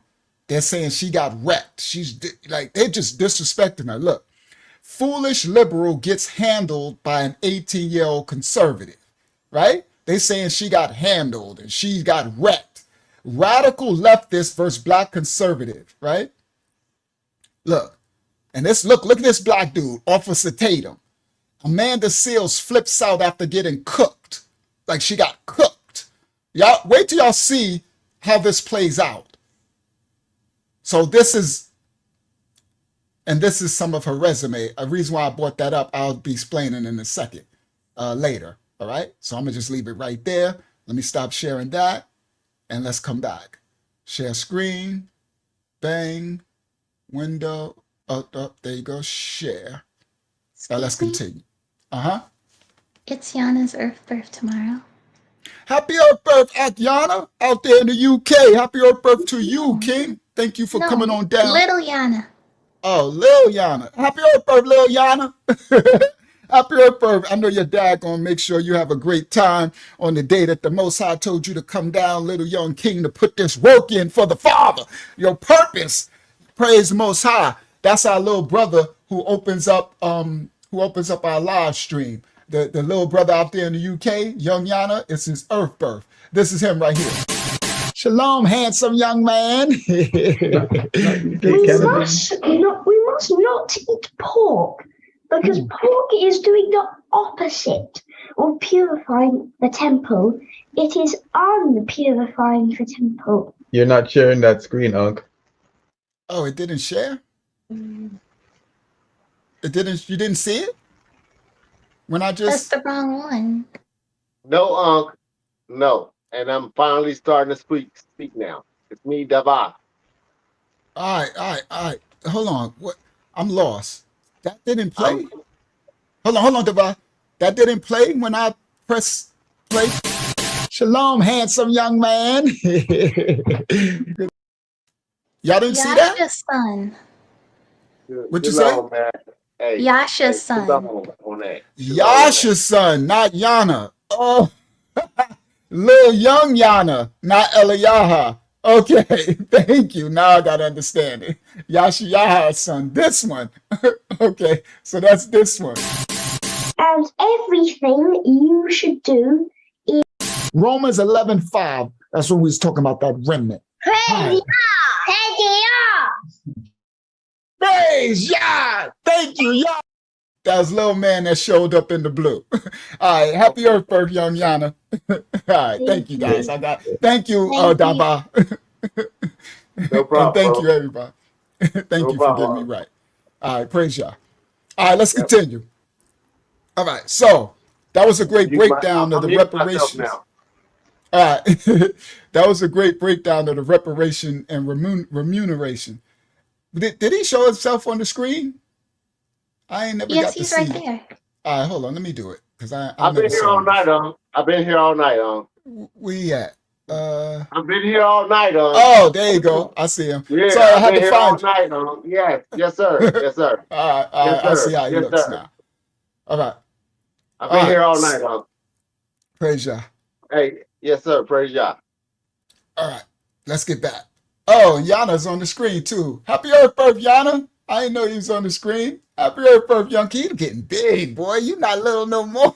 Boy, you turn to a young man. They get big fast. All right, here we go. Back to regularly scheduled programming. Happy Earth Birth, young king. And you came down to put in that work for your father too, for your father who is in heaven. Praise the Most High. All right, so here we go. Share screen. Back, share. All right, now I got to make this small again. Hopefully this doesn't mess with my comments now. Okay, it was already messing with it, but that's all right. All right, here we go. For the work that you have done. So we're actually, like, what do you see as like the grand picture of what would help? the grand picture of what would help. Of what? reparations, like what does that look like to you? Oh, great. Reparations, what reparations looks like to me is a combination of reparations and remunerations. And reparations are about repair for damages that have been caused based on harm. Remunerations is a monetary response to work that has not been paid for. So if you come and paint my house and I don't pay you, you can take me to court and get remunerations for the work that you have done. So we're actually owed both in this nation as Black people. And there are incredibly just clear-cut records that show the buying and selling and purchasing of slaves, the work that was done, also the intellectual property that was stolen from slaves, right? Because there was so much inventing that was happening. And there is also... See, that's the part people leave out. Now, I ain't saying, I don't care about no reparations. The Most High going to repair that which was done. So if the United States wanted to own up, which would behoove them spiritually at the end of the judgment, it would behoove them as a nation to own up, actually, as Bible, actually. But I don't care. I could care less, right? If they want to give, praise Yah, whatever. If not, praise Yah, whatever. Do you understand this part? Right? Because I'm going to sustain myself no matter what, and I'm going to do the will of the Father no matter what, and I'm going to be righteous for righteous sake, for the sake of the Father. The kingdom of Yah is at hand. Seek ye first the kingdom, and all things will be added unto you. This part, you heard? I'm going to live that no matter what, right? Now, this is the thing. What she's breaking down is correct why the nation should be given a reparation, because of the genocide that happened to this set of people. And she's correct. All of the inventions, they built the actual country itself, literally hands, feet, hands and feet, 10 toes and hands down in the ground. They actually built it. Do you understand?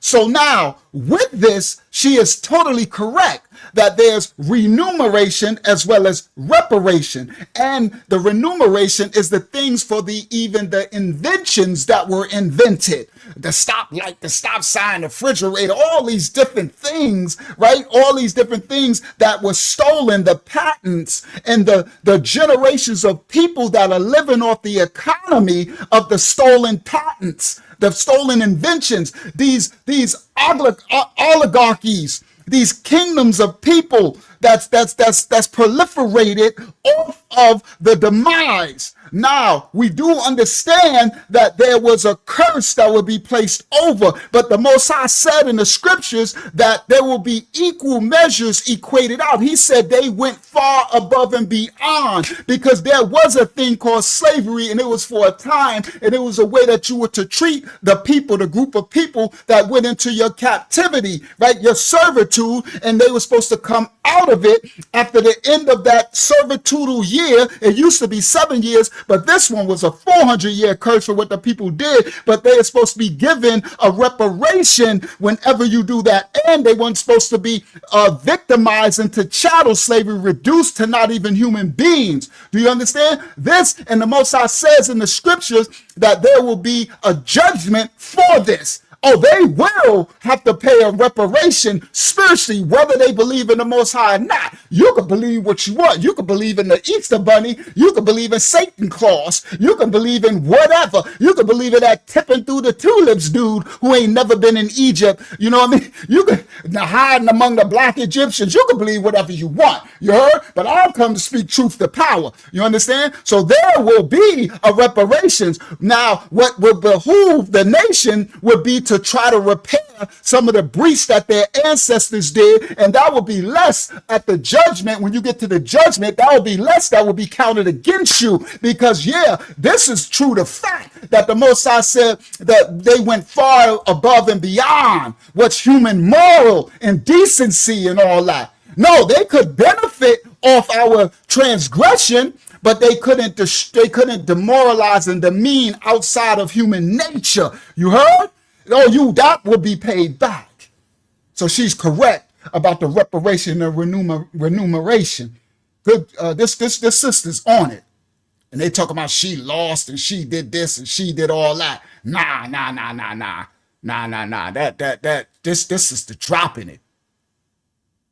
Selling and purchasing of slaves and harm. Remunerations is a monetary response to work that has not been paid for. So if you come and paint my house and I don't pay you, you can take me to court and get remunerations for the work that you have done. So we're actually owed both in this nation as Black people. And there are incredibly just clear-cut records that show the buying and selling and purchasing of slaves, the work that was done, also the intellectual property that was stolen from slaves, right? Because there was so much inventing that was happening. And there is also quite a bit of other reparations that are being discussed as it relates to property being stolen, as it relates to, again, redlining and the inability for Black people to get loans, etc. And these impediments being solely based on their race. As far as like discrimination. Yes, like they're being solely based on their race, that not being about anything other than you're Black, so you can't, right? And so when it's very clear cut like that, there are very distinctive responses to that can be done through a cash payment, as well as through measures that are being done to create funds for creating resources and responses like housing, like access to food, access to education, etc., that certain communities have not had access to because of the fallout from these things. And I just had a quick question for clarifying. With the funds, I'm wondering, where do you think those should come from? Like the actual money, like is that we're raising money? Is it taxes? Like what does that look like? Well, I think what they've been doing with these different reparations committees is they're looking at, all right, well, how much has this city or how much has this town or how much has this country gained from the estimated amount that was stolen from these people, right? So they're looking at like, what is this wage amount? For instance, like if you look at during that time, okay, what was the wage amount that a hired worker would get for this same work? All right. And so we're looking at how was that wage not provided and what is that pool that is being created? And then we're looking at, all right, where can that wage come from in terms of how has that wage been applied? So there are spaces where this is very clear. I think And I think the last thing that we asked about was the difference between liberal and radical. Yeah, please. Ultimately, the concept of liberalism is really just not Republican, right?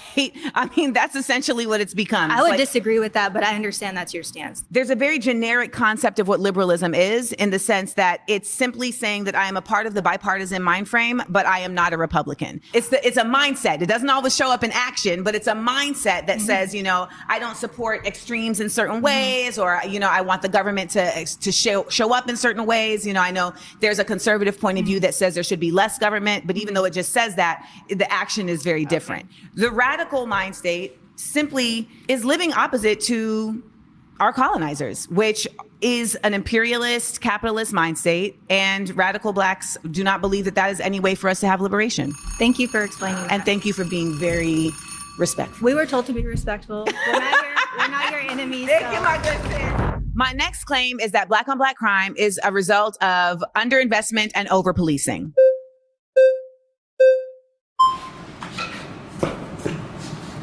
So you say that Black on Black crime is due to underfunding and over-policing, essentially. Yes. I actually don't necessarily disagree with one of those. Okay. I think that, however, the government, who do you think should be responsible for the funding piece of the Black community? Should that be something that the government should step into, or should that be something that we as Black people need to handle ourselves?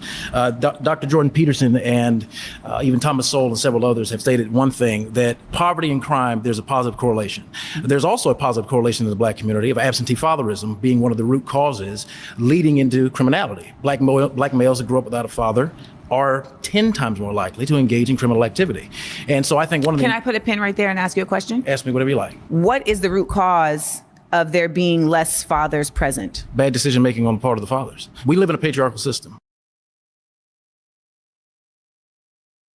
Well, I knew he was a problem as soon as he sat down. He looked like he looked like he got Sambo written on his forehead. I'm sorry, right? I knew he's a problem as soon as he sat down. She wanted to ask him the question because the other dude said the same thing about Black fathers missing out of the household. So she asking him the question because she's trying to get to the root, right? So she's like, okay, because there was a systematic institution placed to break down the family structure, right? Because it wasn't like that in the 50s, you understand? So this was a systematic thing. So she actually was asking him, seeing if he gonna go to the root, and he went right to decision-making, to modern time thing, right? All right, let's continue. He looked like a problem. Of there being less fathers present. Bad decision making on the part of the fathers. We live in a patriarchal system. Like it or not, men have dominated the socioeconomic, economic, and political power of this country and the world since our existence. So our bad decision making, especially when we focus on the Black community, is the root cause of fatherlessness. What type of decisions? Not marrying the women we decide to lay down and have children with. Not being careful with the seeds that we plant in women. No woman can get pregnant without a man planting his seed inside of her. So therefore... So it's marriage. Well, that's a part of it. That's marriage is a part of it. Okay. But the true piece that I'm looking at is connectedness between familial units. The Black community was at its economically strongest while being at its poorest during the segregation era. Prior to 1968, Dr. Martin Luther King in his last speech said that we have an annual income of more than $30 billion a year, which is more than all of the exports of Canada and more than... Is this clown literally trying to mimic the sound like Dr. Oh, see, this just right there. He just went right into a minstrel show trying to sound like Martin Luther King. All right? The segregation era. Prior to 1968, Dr. Martin Luther King in his last speech said that we have an annual income of more than $30 billion a year, which is more than all of the exports of Canada and more than all of the exports of the United States and more than the national budget of Canada. That was when we were economically at our poorest. Yet 85% of our Black children were growing up with a father in the home. There was less Black on Black crime. There was less disenfranchised. Why was there less Black on Black crime? Because we needed to live together. We had to stick by each other. We had to stick What by was each there other. also less of? I'm not sure where you're leading. That's a leading question. I don't like those. You don't like this? I don't like leading questions. No. I like direct stuff. So essentially, when we were living in our own communities, we were also policing our own communities. So we were not being used as statistics in the same way to determine how resources were provided to our own communities. When we were going to the government saying, hey, we deserve because we are supposed to be separate but equal, we weren't saying, hey, we want to be with y'all. We were essentially saying, we want what you are stating we deserve. And that is what all of the efforts of the civil rights movement has been. It's literally just been to say, you said when we got out of the Civil War that we would be considered citizens, and all citizens should be getting equal access to these things. However, you are actively allowing the Klan to harm us. You are actively allowing... Who's killed more black people, the Klan or us? I would like to continue my statement. Oh my, see, I can't. As long as you can find, see, the funny thing is other nations of people, they don't allow this level of insurrection amongst their own. If you go to the Greeks, go to the country of Greece, and go there and try to do this against the Greece people and watch them. Oh yeah, she's sharp, TNT, and watch them string your butt up. Go to one of these countries and do it in China, do it in Japan, do it in Korea, go anywhere. But these blacks in America, this fool she literally spoke about the system that was put in place back right after during segregation, when they just wanted the equal rights. And she said, but they let this group of people called the Ku Klux Klan have the power to unalive and do it. And he immediately went to how many more, who killed more blacks or the Ku Klux Klan? This, I just can't. Well, we back to the triggering, all right? But it's okay, it'll get better. It'll get better, all right? But anyway, let's continue. Rights movement has been. It's literally just been to say, you said when we got out of the Civil War that we would be considered citizens, and all citizens should be getting equal access to these things. However, you are actively allowing the Klan to harm us. You are actively allowing... Who's killed more black people, the Klan or us? I would like to continue my statement. I let you speak uninterrupted. You did. When we talk about this concept of who is harming us, we are really making a false claim when it comes to black on black crime, as if there isn't white on white crime. There's also this unnecessary effort to try and pathologize black on black crime in a way that you don't try to pathologize white on white crime. They kill me with that. I'm sorry, I get a little triggered because they always run it black on black crime. Who kill more black? But white on white crime, they kill each other. Whoever you're amongst, that's where the group of people, that's where it's going to be the most crime against. If you put a bunch of sea otters together, it'll be sea otter on sea otter crime, right? It won't be a doggone alligator if there's no alligators in the sea otter's tank or whatever, right? In its homestead. So whatever is gathered together, that's where the disparities will be, right? It makes no sense, but they use this manipulation tactics of statistics to make people, to brainwash these sambos, these sellouts, to use this against and not seeing the hidden hand that's creating the conditions. And that's what she's pointing out. There's things that created systemically, that's created the conditions for these things. But this is crazy. He immediately go, who killed more blacks? The KKK? What? Are you kidding me? But anyway, let me not.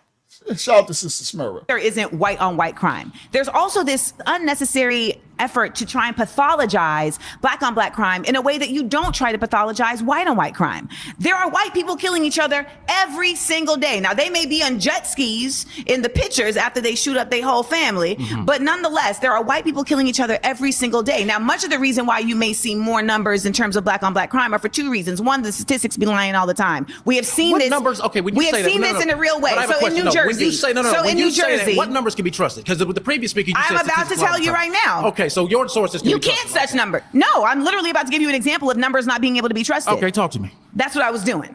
I'm listening. Okay, then listen. Oh, my ears open. So listen, In New Jersey, they had a statistic that was created by the police department that said, look at how many black people are committing crimes.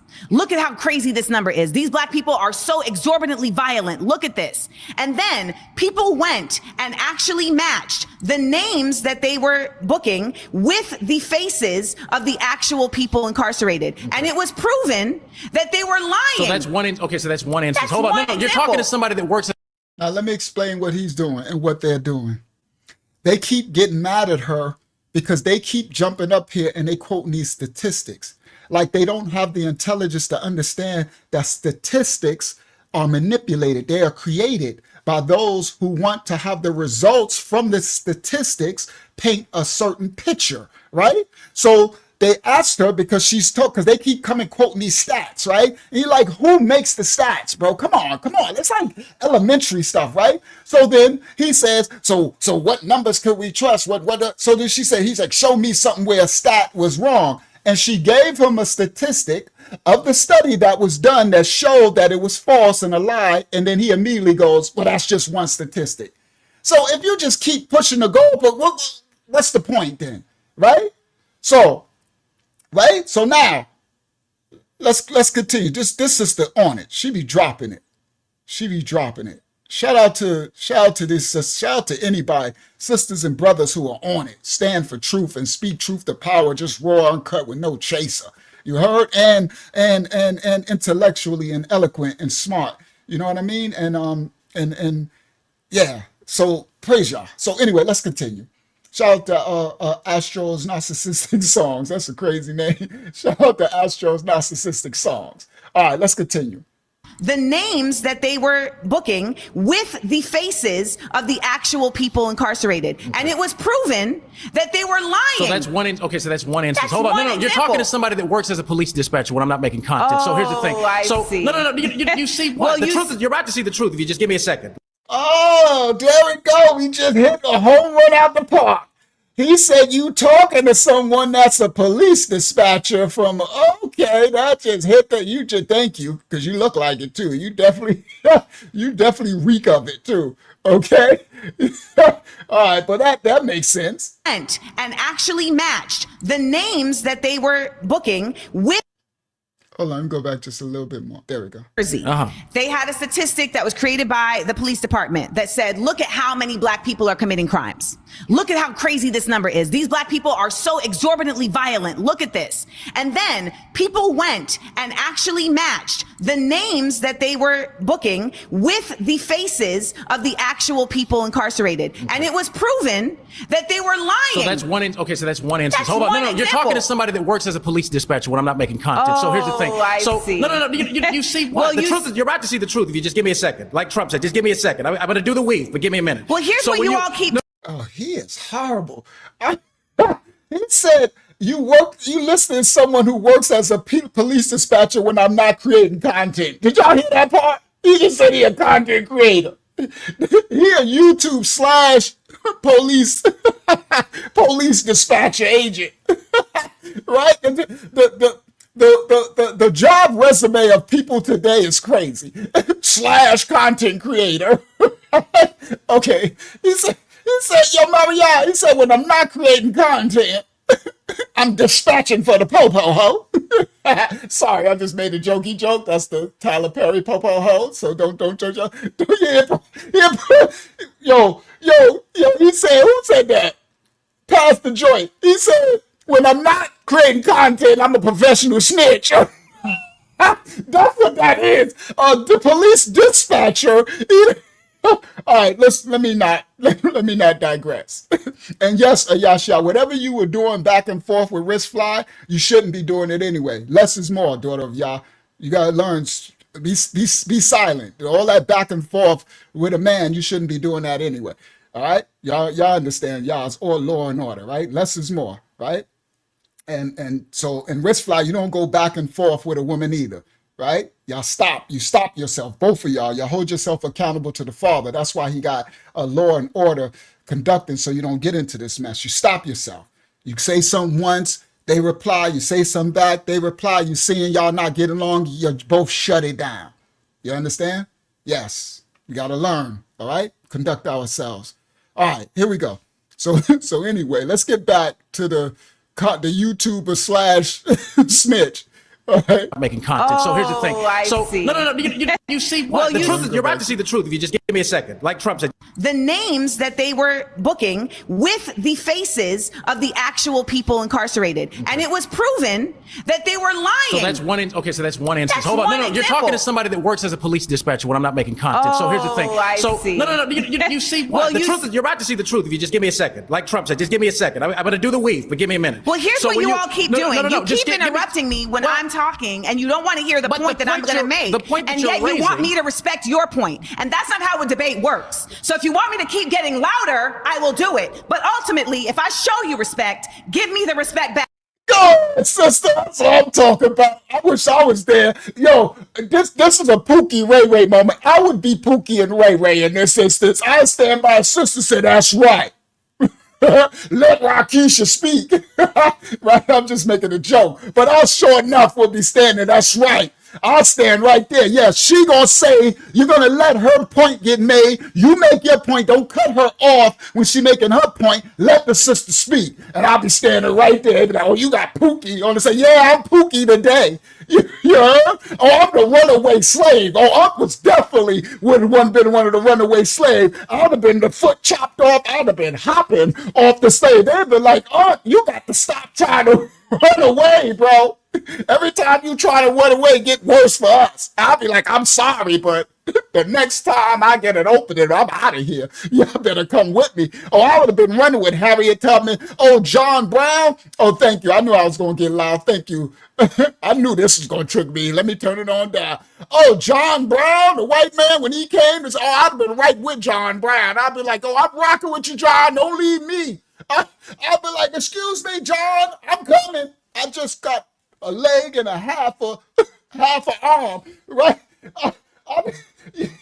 I'm getting my Kunta Kinte on. I'm telling you that. I know. I'm like that. I was like that in jail. Like I was going insane in prison. I was going crazy. I was like, I'm one of those animals that can't be caged. I was going insane. I was looking back. That's why when I went to the Supreme Court, remember I told you, those who know my story, I had 25 to life in prison. When I went to the Supreme Court, I looked crazy. They was looking at me like I look like a maniac. I don't look good in jail. Some people get the glow, right? They go to jail and they look better. You know, y'all seen them. They come home and they look just, dang, where you been? Look like they've been on a tropical island for 4 years. Oh no, I look like a monster. When I'm sleeping.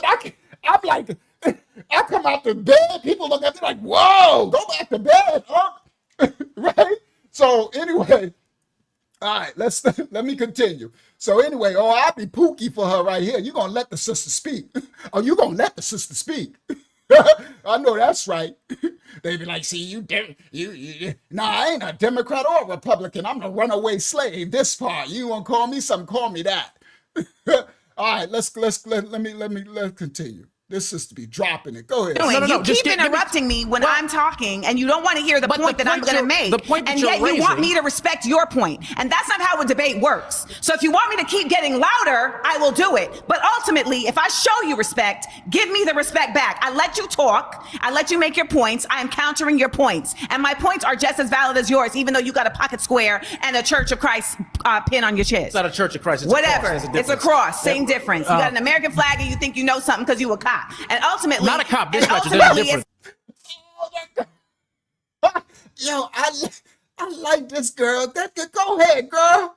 She just Hold on. I put that back a little bit. Me to respect your point. And that's not how a debate works. So if you want me to keep getting louder, I will do it. But ultimately, if I show you respect, give me the respect back. I let you talk. I let you make your points. I am countering your points. And my points are just as valid as yours, even though you got a pocket square and a Church of Christ pin on your chest. It's not a Church of Christ. It's whatever. A cross. It's a cross. Same difference. You got an American flag and you think you know something because you a cop. And ultimately, not a cop. Dispatcher. Ultimately, it's a cab all day over here. So let me make that clear. But let me also add to my point.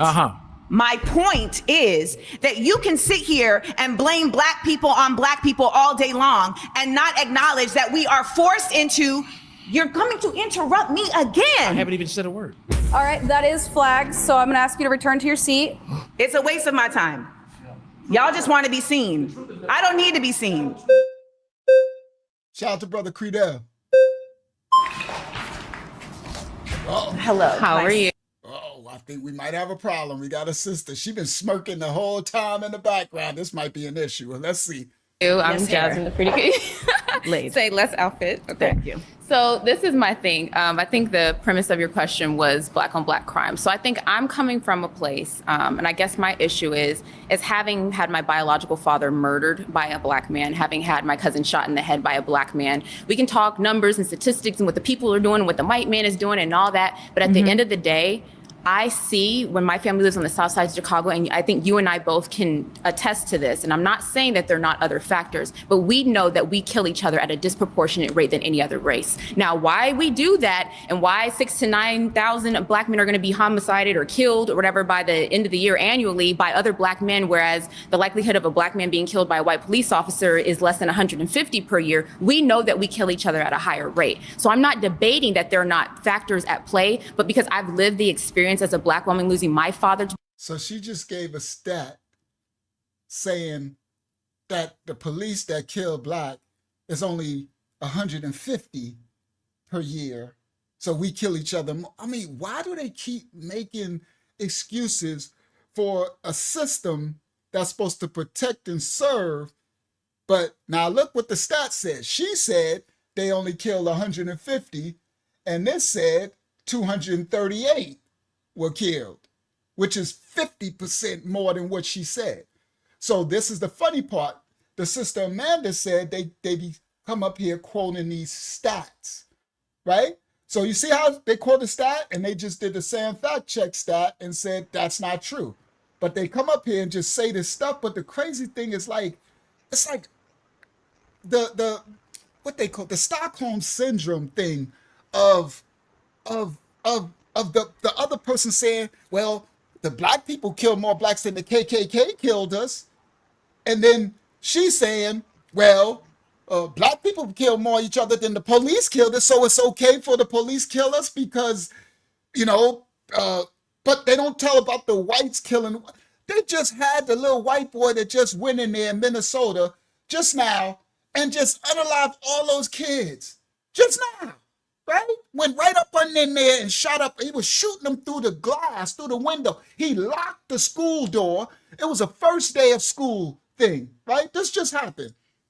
And he locked the door so nobody, the teacher, nobody, and through the window started shooting the little kids and the little 5 and 6 year, I think they was like 5 and 6 year olds.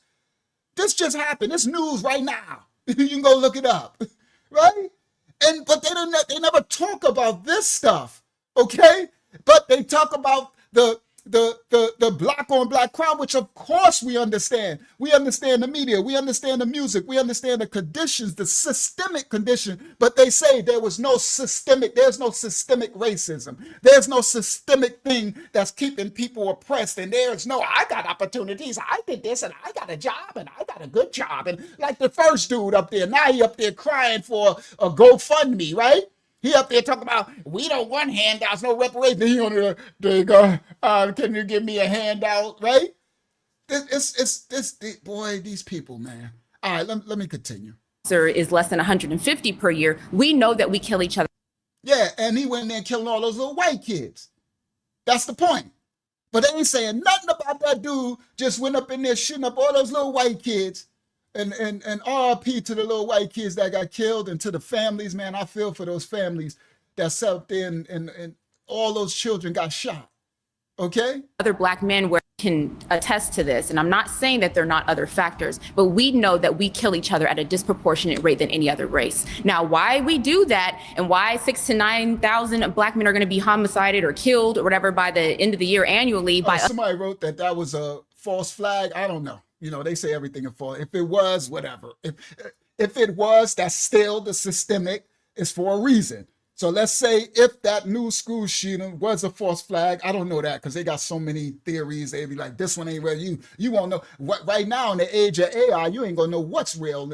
You won't know your elbow from your butthole. You better know the Most High. You better have a relationship with your spirit with the Most High. Because in a minute, you won't know nothing. They ain't gonna have to worry about Blue Beam and all this stuff that's coming. Shout out to Saquon over there on Facebook, right? So anyway, if that was a false flag, that's still the systemic stuff. If it wasn't a false flag, they still be unaliving. They be going in there shooting up schools and doing all type of stuff.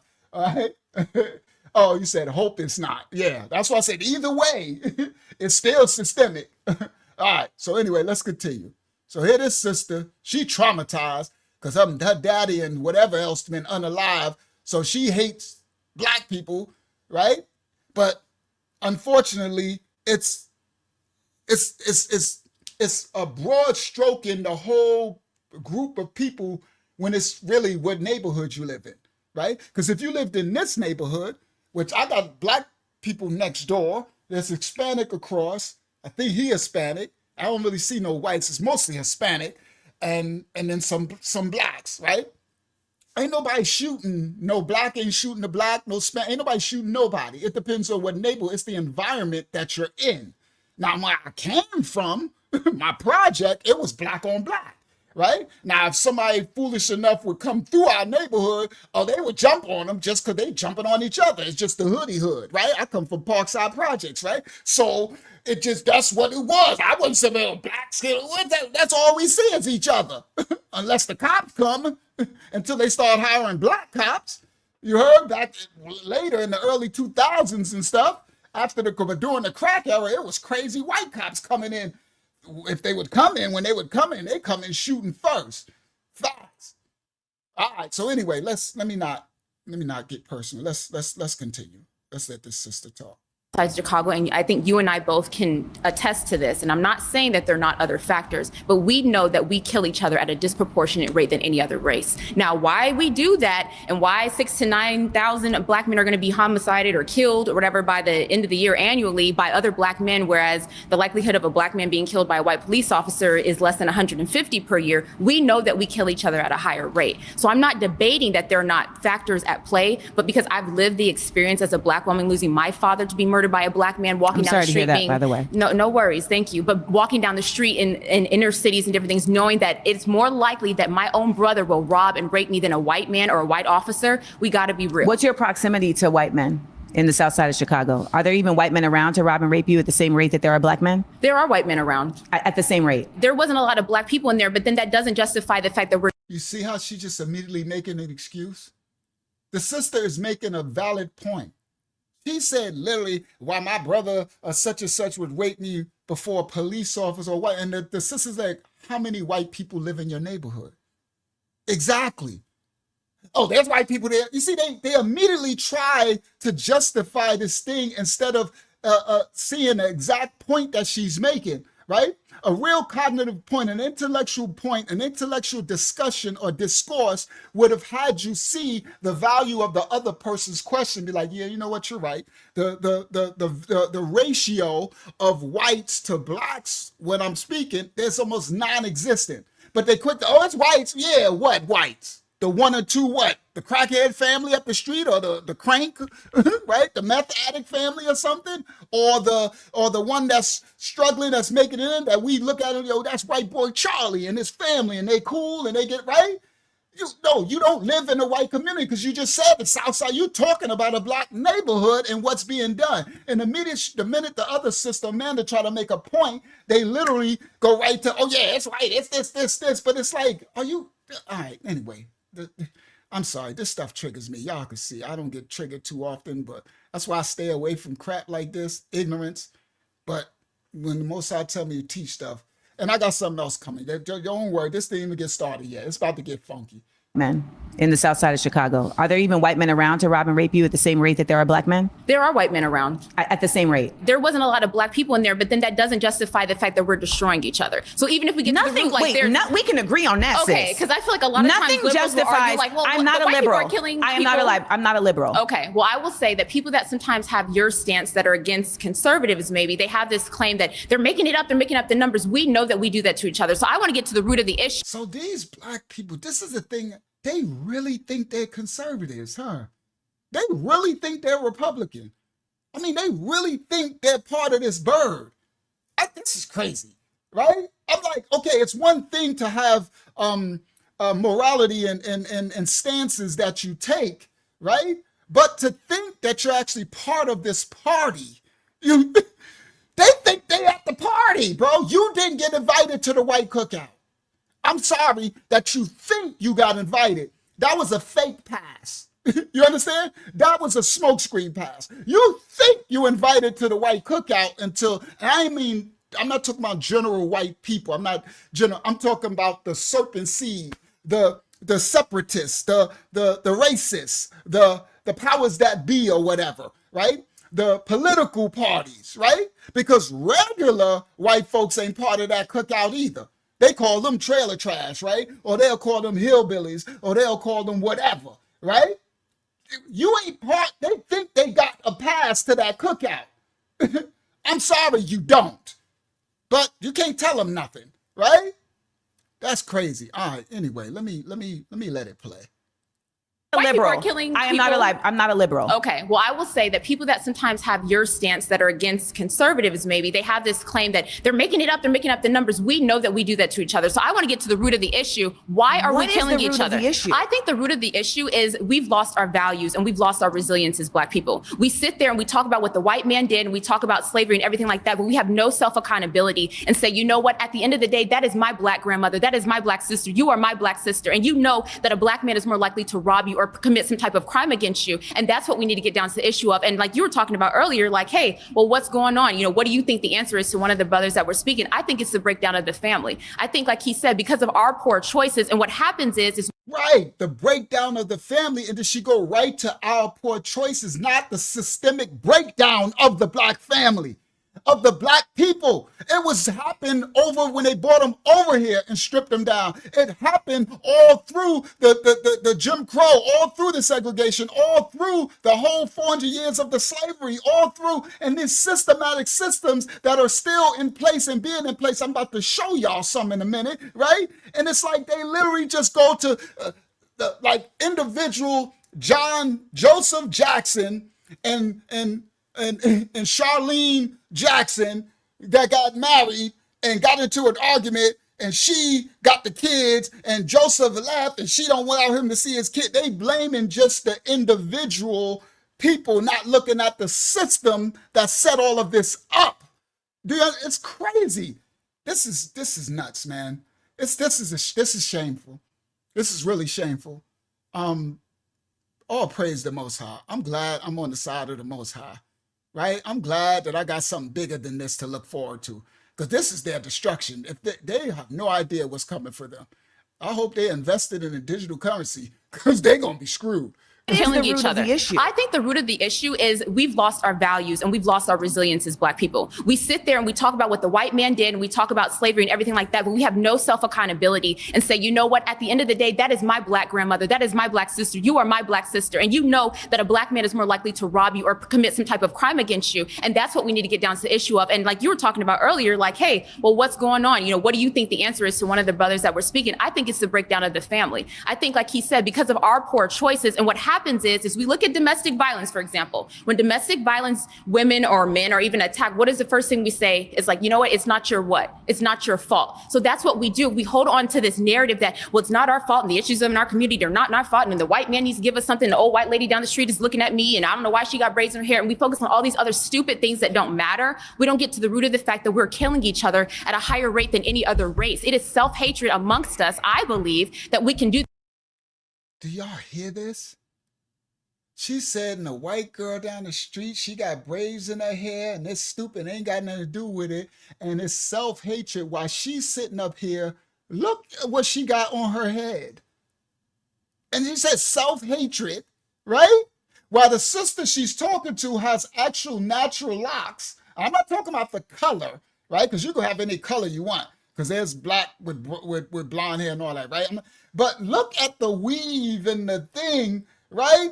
And all that, but she said self-hatred, and it's stupid talking about the white woman with braids. This is crazy. The cognitive dissonance and the Stockholm syndrome is insane. And this is the young Black generation, bro. They the systematic system who put these things, these practices in place is doing a great job. This new generation, they're doing a wonderful job. With Kardashian hair, right? She sat there with Kardashian hair talking about right? Well, not in Kardashian, because their hair is black. They actually that you're Eastern European, but yeah, I know what you mean. He's sitting there with Becky's hair, you know, right? Just as straight as a right? Talking to someone with her actual natural hair, right? It's crazy. But anyway, let's continue and talk about self-hate. She don't realize she hate herself. Do you understand? That's the craziest thing in the world. She calling herself conservative, Republican, and all this. Don't realize they don't even know they hate themselves. Something, the old white lady down the street is looking at me and I don't know why she got braids in her hair, and we focus on all these other stupid things that don't matter. We don't get to the root of the fact that we're killing each other at a higher rate than any other race. It is self-hatred amongst us. I believe that we can do that, my cousin, my mom's cousin, coming from the church parking lot, and guess who stuck her up and robbed her at gunpoint? A black man. I need you to get to the point. Like, so my I can point respond. is that, no, and I'm not trying to be funny, unless like you said, we're gonna keep it respectful. Yeah, but you're monopolizing the whole conversation. I'm We're not trying, being okay, I'm able gonna let to- you speak, but let's not get the Yes. attitudes and stuff, because you're my sister and I respect you. So I don't have an attitude. I'm being direct to you, but you're literally speaking this, and you're not going to do that with me either. Okay, so you're stating, and you're not my sister. I need y'all to understand something. All that sister, my sister and brother, you're not my sister and brother. For those who live, I know there's others who will watch this who don't believe in the Bible and all that, but us who are Bible believers, in the scriptures it says, he who keeps my father's commandments is my mashpayah. My sister, my brother, the Messiah. They said, your mother, your brother's here. Mashiach, the Messiah said, who my mother? He's making a point. He said, I don't give a crap that you blacker than black. I don't care that you bluey blue. You can be blacker than me, lighter than me. Your hair could be nappy, curly, frizzy, whatever. Nappy, curly, frizzy hair. It's he who keep my father's commandments is my brother and sister. Just because you black, you ain't my sister. I ain't your sister. You sitting up there talking about you are conservative and you part of this eagle bird and you part of this system and all that. You ain't my sister just because you black. The devil's a lie. You the one who sell me out. The devil's a lie. Y'all come out of that. I don't receive that. I would have checked her right there on that while she got her little hands going like this. You know, I ain't your sister, girl. I don't know who your sister is. Your sister is, you got about 4 different nationalities in your whole makeup. And I don't know what you is if I go by all this stuff you got going on. But anyway. Your point, and you've been stating your point for quite some time. So do you have a reason for me to respond? Amongst us, I believe that we can do that. That my cousin, my mom's cousin, coming from the church parking lot, and guess who stuck her up and robbed her at gunpoint? A black man. I need you to get to the point. Like, so my I can point respond. is that no, and I'm not trying to be funny. Unless, like you said, we're gonna keep it respectful. Yeah, but you're monopolizing the whole conversation. I'm We're not trying. Okay, I'm able gonna let to- you speak, but let's not get the attitudes and stuff, because you're my sister and I respect you. So I don't have an attitude. I'm being direct to you, but you're literally speaking this, and you're not going to do that with me either. Okay, so you're I'm stating your respecting point, and you've been stating your point for quite some time. So do you have a reason for me to respond? Would you allow me to respond? So that's a better response. Go ahead. The response that I have for you is that everything you're saying does not exist in a vacuum. I actually agree with you in that, yes, there has been an incredible denigration of Black worth and Black pride in this nation. I think it's also very important to acknowledge what has contributed to that. And to state that it is only Black people that have contributed to that is a false flag. So we have to admit that. So in order to have this conversation around how we got here, you can't say, oh, well, we're caring about the white woman getting braids and that doesn't matter and this thing. All of that attaches. All of that is actually a very big part of the lack of worth of Black people. I'll ask you, do you think we're resilient? That sister be dropping bombs. See, you see how they try to make light of that? She's like, the white girl getting braids and none of that matters, nothing matters, but you're sitting here with a whole silky wig, weave, whatever this is. You hate, talking about self-hate, not understanding that they used to tell you to hate your lips. They used to tell you to hate your nose. They told you to hate your hair. That's why you got a head hat on. That's why you got a hair hat on right now, right? It was a systematic conditioning. They told you to hate your hips, hate your butt, hate your complexion, hate that paperback, all this systematic system. I ain't talking about just individuals. You understand? Yes, you got a remnant who was not with it, but we're talking about the systematic implementation of this culture where he said the Black culture is toxic. It's toxic because it was systematically created to be toxic. Do you understand? And these are the results of it. And this sister here don't realize she is a result of that toxicity. She's a result of the systematic destruction of it. But it's two sides. You know how come on, guys. You know how the political system got two sides of the birds, but they both the same? This is the two sides. They on the one side, they got the Sambos. These people that think they are white when they're not, think they're part of the system, right? Don't even realize they hate themselves, colorize themselves, speaking all this stuff. And then at the other end is the ones that are the iggers, the ones who are the victim, the ones who are at the bottom of this barrel. So these think they're the haves and the have-nots. So these ones look down. This is called division. Ain't nothing new under the sun. It's the systematic divide and conquer system. So we're gonna make it's the whole class system and colorization system within itself. You see, that's within. That's the wheel within the wheel of the systematic racism, and it goes on forever. They've been remaking the wheel and respoking the spokes of the wheel for generations, and they'll keep doing it. They did it to this new generation. So this is the wheel within the wheel. You got this one right here that don't realize that they are the same as the one that they're looking down on, and they're saying that the one they want to give the reparations to the poor ones who are smoking the weed and everything, and those are the descendants, the victims of them, and then they be the ones that this one here on the screen, they be the ones that further push the agenda of the conditioning. They create the environment. This is the house, Igga, and they blame in the field, Igga, and not realize, oh, this is great work. The systematic system that Serpent Seed that created this did a mighty job. It's 2025 and it's still going strong as ever. Wow, this part. What does resilience mean to you? Do you think we have to be perpetual victims, or do you think that Black people are resilient? Pride in this nation. I think it's also very important to acknowledge what has contributed to that, and to state that it is only Black people that have contributed to that is a false flag. So we have to admit that. So in order to have this conversation around how we got here, you can't say, oh, well, we're caring about the white woman getting braids and that doesn't matter and this thing. All of that attaches. All of that is actually a very big part of the lack of worth of Black people. I'll ask you, do you think we're resilient? What does resilience mean to you? Do you think we have to be perpetual victims, or do you think that Black... What do you mean, do we? Some people are resilient, some people are not. All people are individualistic. They're doing this collective we crap.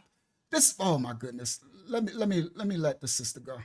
All of that is actually a very big part of the lack of worth of Black people. I'll ask you, do you think we're resilient?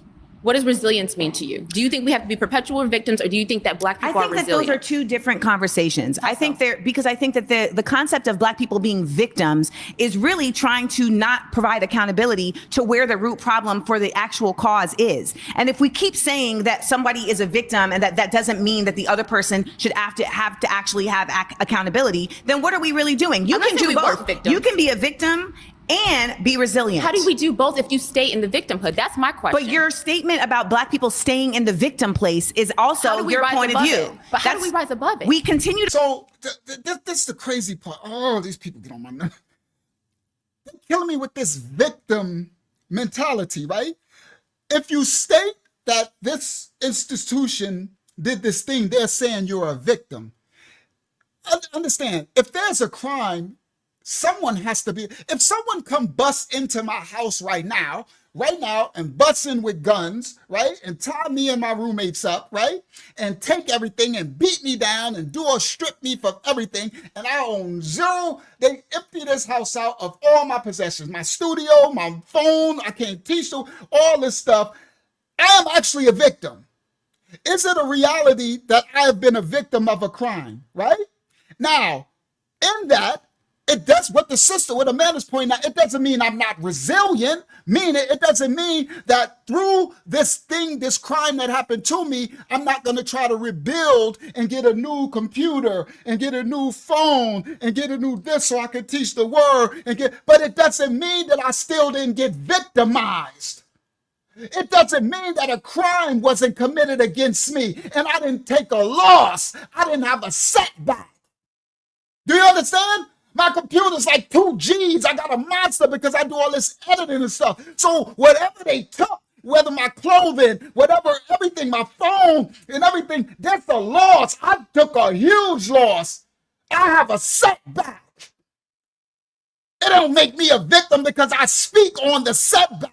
Because if I'm talking to somebody and I'll be like, well, let's say they took my car and it was paid for and everything. And let's say I didn't have insurance to whatever, it didn't cover. I didn't have full coverage because I'm black and sometimes we struggle, right? So I just had basic, right? I didn't have whatever and they took my car. And so I see somebody and I'm like, well, yeah, well, I used to be up a little, right? And my clothes are looking kind of old now, right? You're like, well, I used to have some nice clothes, but they came in and they victimized, they robbed or a person had a fire. No, I need to do a crime, not a fire. That's an act of out of your control, right? But it's not a victim mentality to state that I'm in this condition, I'm behind the ball because now I have a less of a stance. So me and my neighbor who it didn't happen to, let's say me and my neighbor were on equal footing, right? He had a car, I had a car, and now I'm 10 steps under him because I got victimized. It doesn't mean because I'm resilient and I rebuild that I still don't have that event didn't happen to me. And I could be further along if it didn't happen. Sorry oh my goodness. Whew, I'm sorry, I didn't see this. I didn't watch this, right? I only seen a little clip and the most I said, teach this. So I'm a little triggered, right? And the little stuff I saw, we didn't get to the little boy that triggered me. This little boy, he probably come next, right? Excuse me? You can do both. Go ahead, Hakiama. We do have a few questions regarding this topic in the comments. Do you want them now or a little later? I don't know. What regarding where we at right here? Just the topic in general. No, save it. Save it. All right, save it. No, let's let this play. I'll ask you, do you think we're resilient? What does resilience mean to you? Do you think we have to be perpetual victims, or do you think that Black people are resilient? I think that those are two different conversations. I think that the concept of Black people being victims is really trying to not provide accountability to where the root problem for the actual cause is. And if we keep saying that somebody is a victim and that doesn't mean that the other person should have to actually have accountability, then what are we really doing? You can do both. You can be a victim and be resilient. How do we do both if you stay in the victimhood? That's my question. But your statement about Black people staying in the victim place is also your point of view. But how do we rise above it? We continue to rise above it by, one, pouring into our communities with mutual aid, but two, by simultaneously making sure that we are challenging the systems that are in place to impede us. But the second problem that keeps us from having real dialogue and making progress and taking action after the dialogue is that even when we are willing to acknowledge personal bias, we don't see the systemic problem. You can change the law all day, but as Martin Luther King Jr., as the Dr. Reverend Martin Luther King Jr. talks about in his final book. See, what the brother Tim, the white brother, just said, you can address all that personal stuff that they keep talking about, but if you don't address the systemic part, the institutionalized system that designed this thing, you can never get to the root. He says, I feel like I integrated my people into a burning house all day. But as Martin Luther King Jr., as the Dr. Reverend Martin Luther King Jr. talks about in his final. But the second problem that keeps us from having real dialogue and making progress and taking action after the dialogue is that even when we are willing to acknowledge personal bias, we don't see the systemic problem.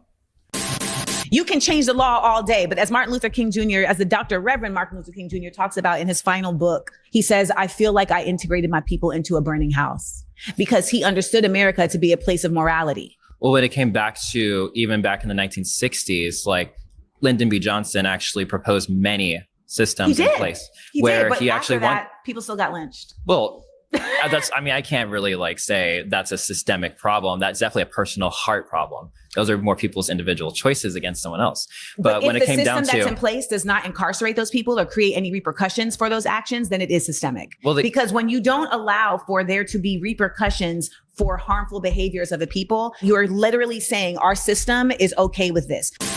The question was, is there systemic racism against Black people? And again, she just gets owned because she doesn't know what she's talking about. But when it came down to the system that's in place does not. You hear that, little dude? The question was, is there systemic racism against Black people? And she just gets owned because she doesn't know what she's talking about. Now, the funny thing through this whole thing, she is the only one that knows what she's talking about. I haven't heard not one person yet that knew what they're talking about.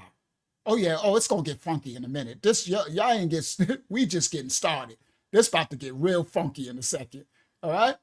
Those are more people's individual choices against someone else. Now this fool just brought up Lyndon B. Johnson, right? Another, no disrespect, but look, a lot of little sugar in this tank. A lot, very effeminate, these men, right? But when if it the came system down that's to in place does not incarcerate those people or create any repercussions for those actions, then it is systemic. So he put Lyndon B. Johnson put the programs together, and she said, and right after that, they were still hanging people in the streets. He's like, well, that's a personal thing, right? I can't say that. And she said, no, if the system, the governmental system doesn't enforce policies against that, doesn't incarcerate the KKK for doing it, then the system is saying that they give its approval to it. It's systemic. Well, because when you don't allow for there to be repercussions for harmful behaviors of the people, you're literally saying our system is okay with this. The question was, is there systemic racism against Black people? And again, she just gets owned because she doesn't know what she's talking about. But when it came down if the system to that's in place does not incarcerate those people or create any repercussions for those actions, then it is systemic. Well, because when you don't allow for there to be repercussions for harmful behaviors of the people, you're literally saying our system is okay with this. Well, when it came back to even back in the 1960s, like Lyndon B. Johnson actually proposed many systems in place where but he after actually that, people still got lynched. So this little boy started Lyndon B. Johnson, the president, right? And he said, oh, LBJ put many systems in place where he actually won. Many systems that were for us. So I put a quote from Lyndon B. Johnson himself. And this quote says, if you can convince the lowest white man that he is better than the best colored man, he won't notice that you're picking his pocket. Hell, we'll give him somebody to look down on and he'll empty his pockets. No, hell, give him somebody to look down on and he'll empty his pockets for you. Okay, see, this is what I'm talking about. When these little, I'm sorry, well, you got these old Sambos too, these old sellouts too. But when they don't understand history, so this little feminine, you know, Lyndon B. Johnson, right? He want to quote stats and all this stuff, right? But they don't understand those who study to show themselves approved. You understand? Look at this quote. If you convince the lowest white man that he is better than the best Black man, he won't even notice that you're robbing him. The white man won't notice that you're picking his pocket. You're lying to him. You understand? So this is why these people, these idiots, think their wings are the same bird. I'm like, you ain't a part of that bird. The low whites or the blacks, they play you against one another. It's the system, okay? So he says the whites won't even notice that you're robbing, picking his pocket. You're playing him. He said, hell, just give him somebody to look down on the whites and he'll empty his pockets for you. We'll own him. He'll think he's a part of us. That's the white. Lyndon was talking about the whites. You see? You got to understand. This goes so deep. Oh yeah, that happened from the curses, TNT, right from the rip. But but these are the systematic practices even after the 400 years is up, that most of our people, remember, 2/3 were perished. They still in. And then you got those who in the awakening or faking in, these wicked people out there cursing with the Bible. They ain't no better. It's just different. It's just different forms of indoctrination. Right? None of them are lowering themselves to repent for the acts that our ancestors did that got us into this problem. Repent so that we could be circumcised spiritually to go forth, and now we can teach or we can lead a remnant of every nation, kindred, and tongue to the Father, and thus all the curses will be removed, and we don't have to worry about none of this systematic stuff. And then you got the others of the other nations who want to still proliferate off of the misery of the curses that go far above and beyond. They all going to pay for it at the judgment at the end. That's why 2/3 will perish. But this little fool sitting up here talking about some Lyndon B. Johnson, and I'm just going to show you the systemic part. Oh, I'm going to show you. That's why I'm so shadow banned. It might be 75 of us on this live. It should be 500, 1,000, right? From the shadow ban.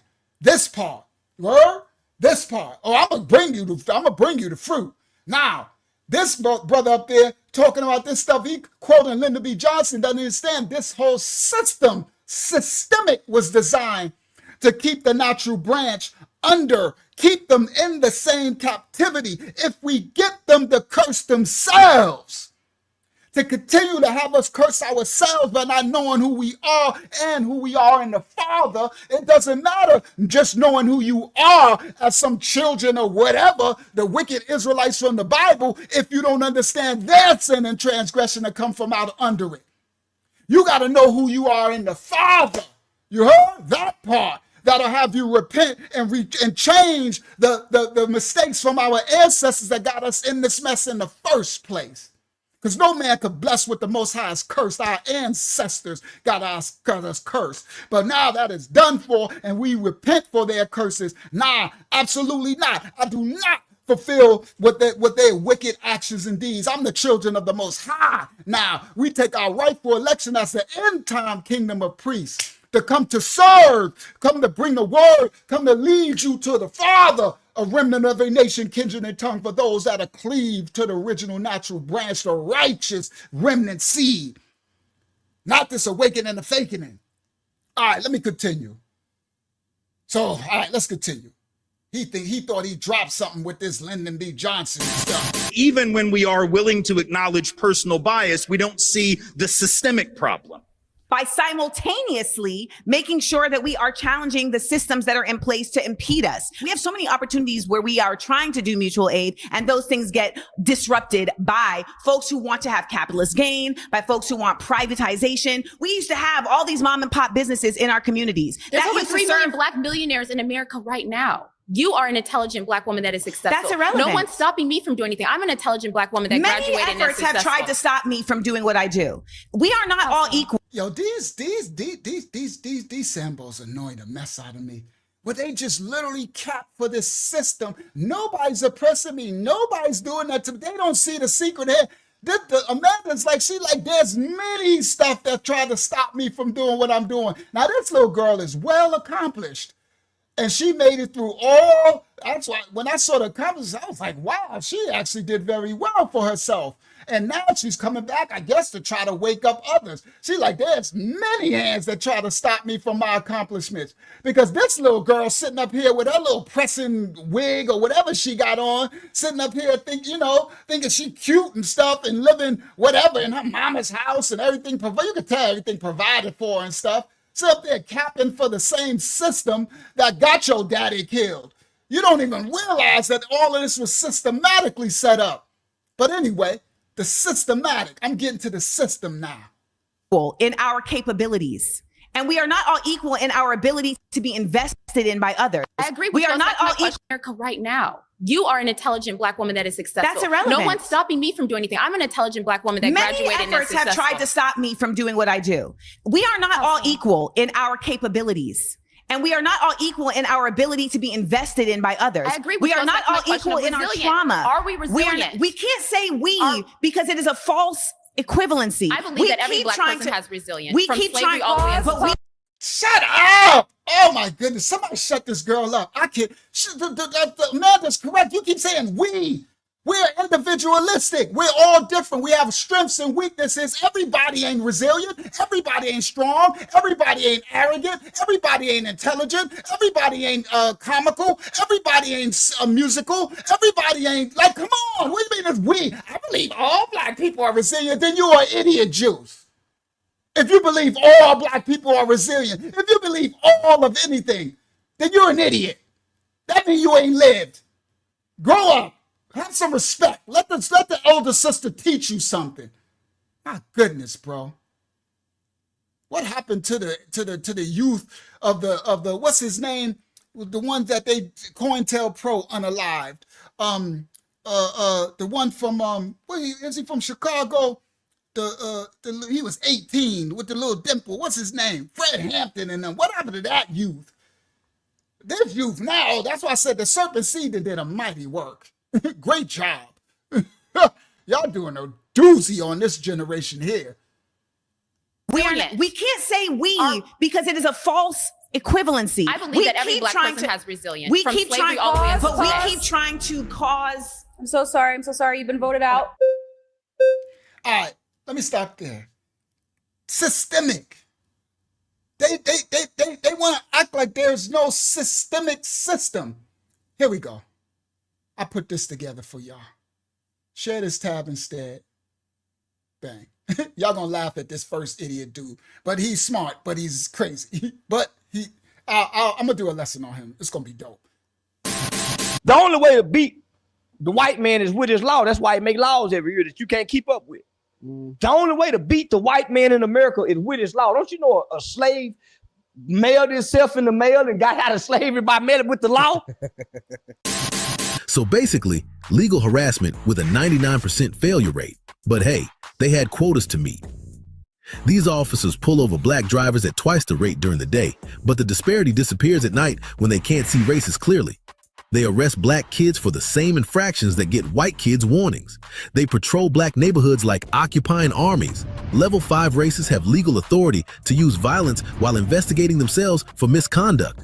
They I'm going to the systemic part right now. Let's go. Don't burn crosses. They plant evidence and claim they feared for their lives. Oh, they don't burn crosses anymore. They plant evidence and then claim that they were scared for their lives. Oh yeah, every day. Lives. But uniform racism is still retail. Racism is still lives. But uniform racism is still violence while investigating themselves for misconduct. They don't burn crosses. They plant evidence and claim they feared for their lives. But uniform racism is still retail violence. When America really wants to get things done, we elect the people who write it into law. Level 6, the architect. Level 6 is where the cruelty becomes policy, not rogue cops or individual bigots. Elected officials who make oppression legal, systematic, and generational. These are governors, state legislators, Supreme Court justices, and federal officials who design the infrastructure of inequality. Virginia, 1705. State legislators don't just legalize owning humans. They systematically strip away every possible right. Can't own property, can't learn to read, can't gather in groups, can't defend yourself, can't testify in court. They write a manual for creating a permanent underclass. Come on, y'all. Come on, y'all. Show the systemic part. Oh, that's why I said I don't care what y'all saw. If someone, well, you ain't see what the Most High had me put together. All this work he had me put in to put this together. Now let's do the systemic part. Understand? They want to go to all black people. Well, it's individual, no family and no men in the homes and all this. Like it ain't something systemic that was institutionalized that brought forth this current conditions. You heard? And this is the byproduct of it. But they got this crazy generation acting like none of that ever happened. You heard? Virginia, 1705. This part. Can't own property. Can't learn to read. Can't own property, can't learn to read. Gather in groups. Can't gather in groups. Can't defend yourself. Cannot defend yourself. Can't testify in court. Can't testify in court, no legal rights. They write a manual for creating a permanent underclass. After slavery ends, these officials create convict leasing. Alabama, Georgia, Texas legislators turn prisons into slavery with extra steps. Black men get arrested for vagrancy, aka existing while poor, and leased to plantations and mines. Death rates higher than actual slavery, but technically legal. North Carolina officials, 1929 to 1974, run forced sterilization programs targeting undesirable populations. Guess who that meant? They sterilize over 7,600 people, mostly black women, without consent. State-sponsored medical abuse with a legal framework. Oregon legislators, 1844 to 1926, banned black people from living in the entire state. Not just slavery. Black people couldn't even live in the whole state of Oregon. They banned them in the whole entire state. You heard? Sterilization, drugs, pharmakeia, oh my God, no wages, jobs, enslavement, institutionalized enslavement, prison systems. I mean, come on, bro, you gotta be kidding me. And they want to sit up there, you talking about ain't no systemic? It don't exist? Straight up apartheid. Whites only carved into the state constitution. The liberal West Coast, everybody. Modern officials build highways straight through black neighborhoods, like surgical strikes. I-10 through New Orleans, I-95 through Miami's Overtown. Urban renewal, they call it. Urban removal is more accurate. Level 6 racists don't just discriminate. They engineer society to make discrimination automatic. They don't wear hoods. They wear robes and sit in marble buildings. But even legal oppression requires paperwork and process. Systematic. I ain't playing with them. Systematic. What The only way to beat the white man is with his law. That's why he make laws every year. He talking about the system. When he's saying white man, the only way to beat the system is use their law. That you can't keep up with. He said that's why they make laws every day that you can't keep up with. The only way to beat the white man in America is with his law. Don't you know a slave mailed himself in the mail and got out of slavery by mailing with the law? Facts. All right. Stop sharing that. Let's get back. Institution. They talking about ain't no institution. Ain't no systematic system. It's still alive. We still got the results of it today. Everybody, listen up.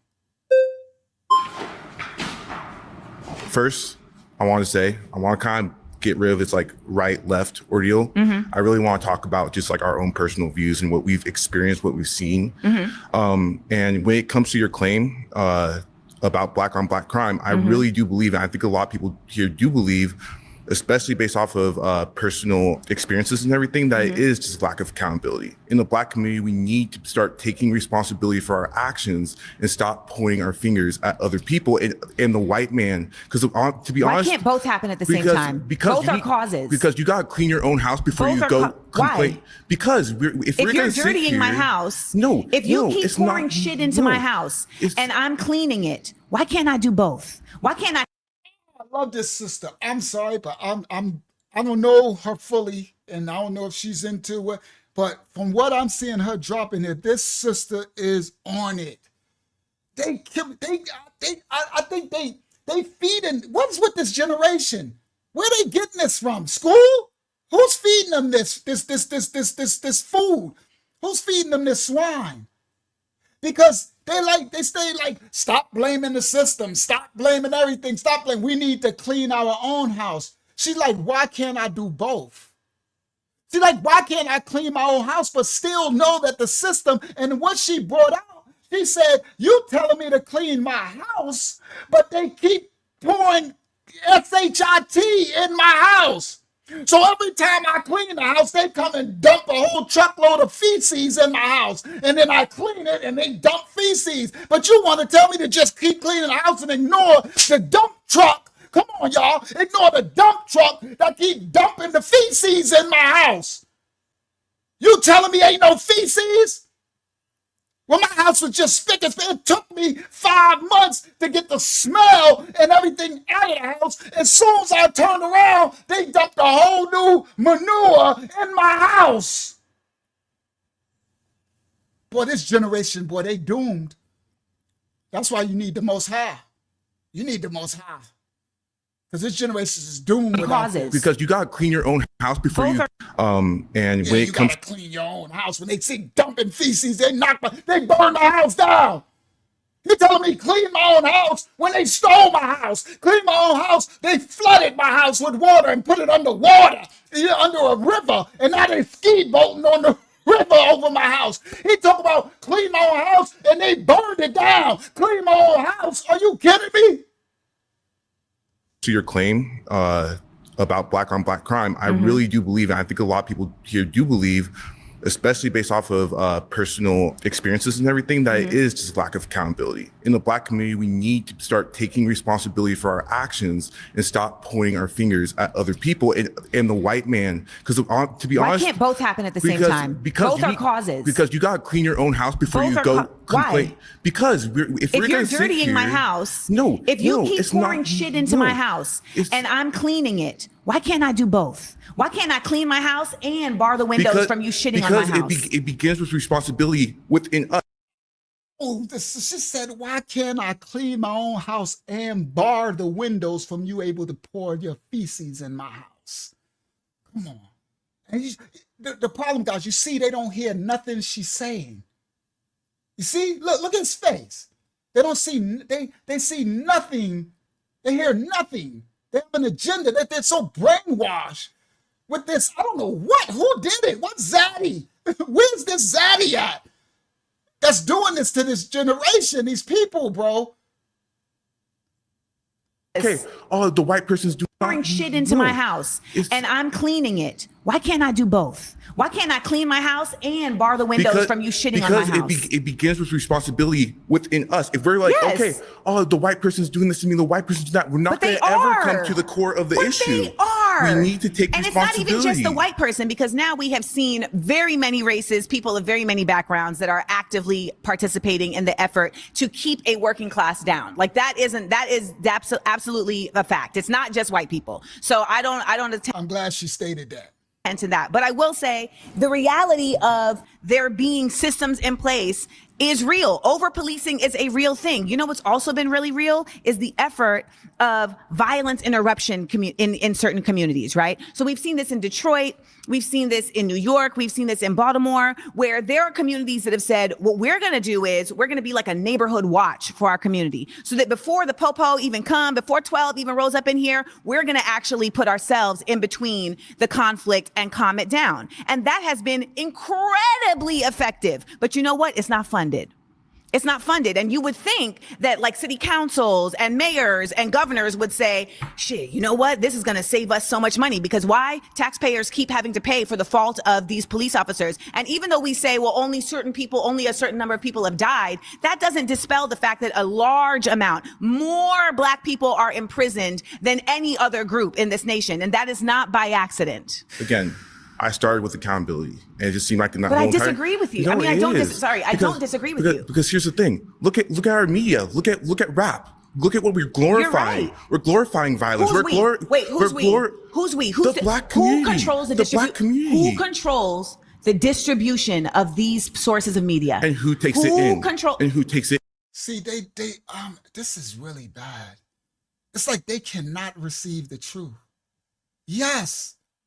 There's generations that you didn't receive it in, but who controls the record labels? Who controls the media? Who controls the TV? Who stopped getting record deals to those like me who were making songs about the crime in the hood and the ways out of knowledge, wisdom? Knowledge is the foundation of all things in creation. For all things in life, there's a manifestation. I wrote that rhyme in 1980. What was that, 82? 1983, it's called Gotta Break Away. My group, we was a legendary hip hop group at the beginning of hip hop before rap records. It was on the radio. Gotta break away, gotta break away, gotta break away from all that's bad. Something that the drug dealers want you to have. It's all four of us rhyming. Cocaine, marijuana, and a pocket full of wax. Don't go that way. Come with us and Max. Gotta break away. And then I said, I'm Prince Rashawn and I'm a righteous brother. Telling everyone you gotta love one another. You can't advocate we breaking down knowledge is, and then we the individual. I said knowledge is the foundation. Unique said of all things in creation. Raheem said for all things in life. Whip said is a manifestation. Wisdom is the things of things wise known. But what the media, the Those who say they are the tribe of Judah and are not, but of the synagogue of Satan, who always went after our talents, the tribe of Ya'ada, Judah, and their talents of singing and music and making, right?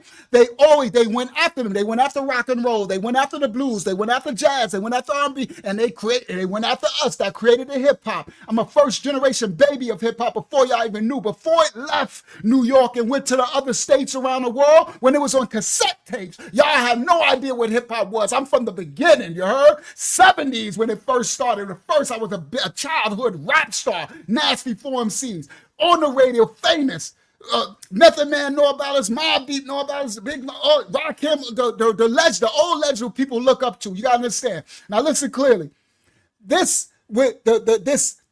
beast system, those who say they are the tribe of Judah not knew that they have to take the media, take the gifts and talents of the original seed and use it to pervert. So they would stop us from getting our record deals, and they would only promote you if you would promote systematic destruction. That's when you start later, because we used to have self-destruction. You're headed for self-destruction. We had balance. You had you had still street level Coogee rap and stuff. You had party music, but you also had woke music. You had, it wasn't woke back then, but you had music us, and I was the gods, some of the nation of gods on earth, that was us. We was teaching knowledge, wisdom, understanding, culture, freedom, refinement. You heard? The self of savior, knowledge of self. Come out, right? So the systematic system had to destroy that so that they could make another generation that promotes kill and drugs and Molly Percocet and itches ain't nothing but hoes and tricks and stuff. But this little boy fool sitting up here and she's trying to tell him, yes, you're looking at the individual and not looking like the system behind it. They don't see the hand. They can't see the puppet master, bro. Wow, it's crazy. It's crazy. They're doomed. Without the Most High, they all doomed. Honestly, this is crazy. This is the culmination of the end judgment that's coming. Oh, it's gonna be massive. Than any other group in this nation, and that is not by accident. Again, I started with accountability, and it just seemed like not. But I disagree with you. No, I mean, I don't because, disagree with you. Because here's the thing. Look at our media. Look at rap. Look at what we're glorifying. Right. We're glorifying violence. Who's we? Wait, who's we? Who's we? Who's the black community? Who controls the black community? Who controls the distribution of these sources of media? And who takes it in? And who takes it in? Listen, if you're okay, so let me put it in this context. If I have a company, right, and you guys are my employees, and I determine what you get to eat every day, that's also going to determine how you exist in this company, right? Like if you come to work and I say the only thing you can eat is processed foods and fried foods, and you're not going to get to have the best vegetables, etc. What's that going to affect? Your health. That's going to affect your ability to operate, etc.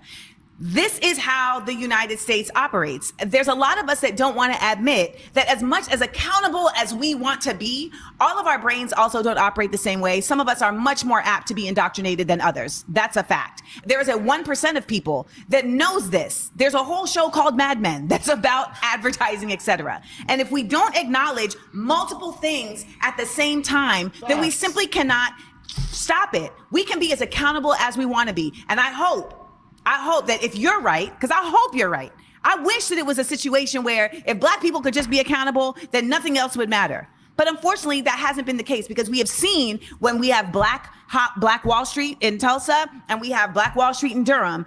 Now, because I'm a man of the Most High, I do want to point to this sister.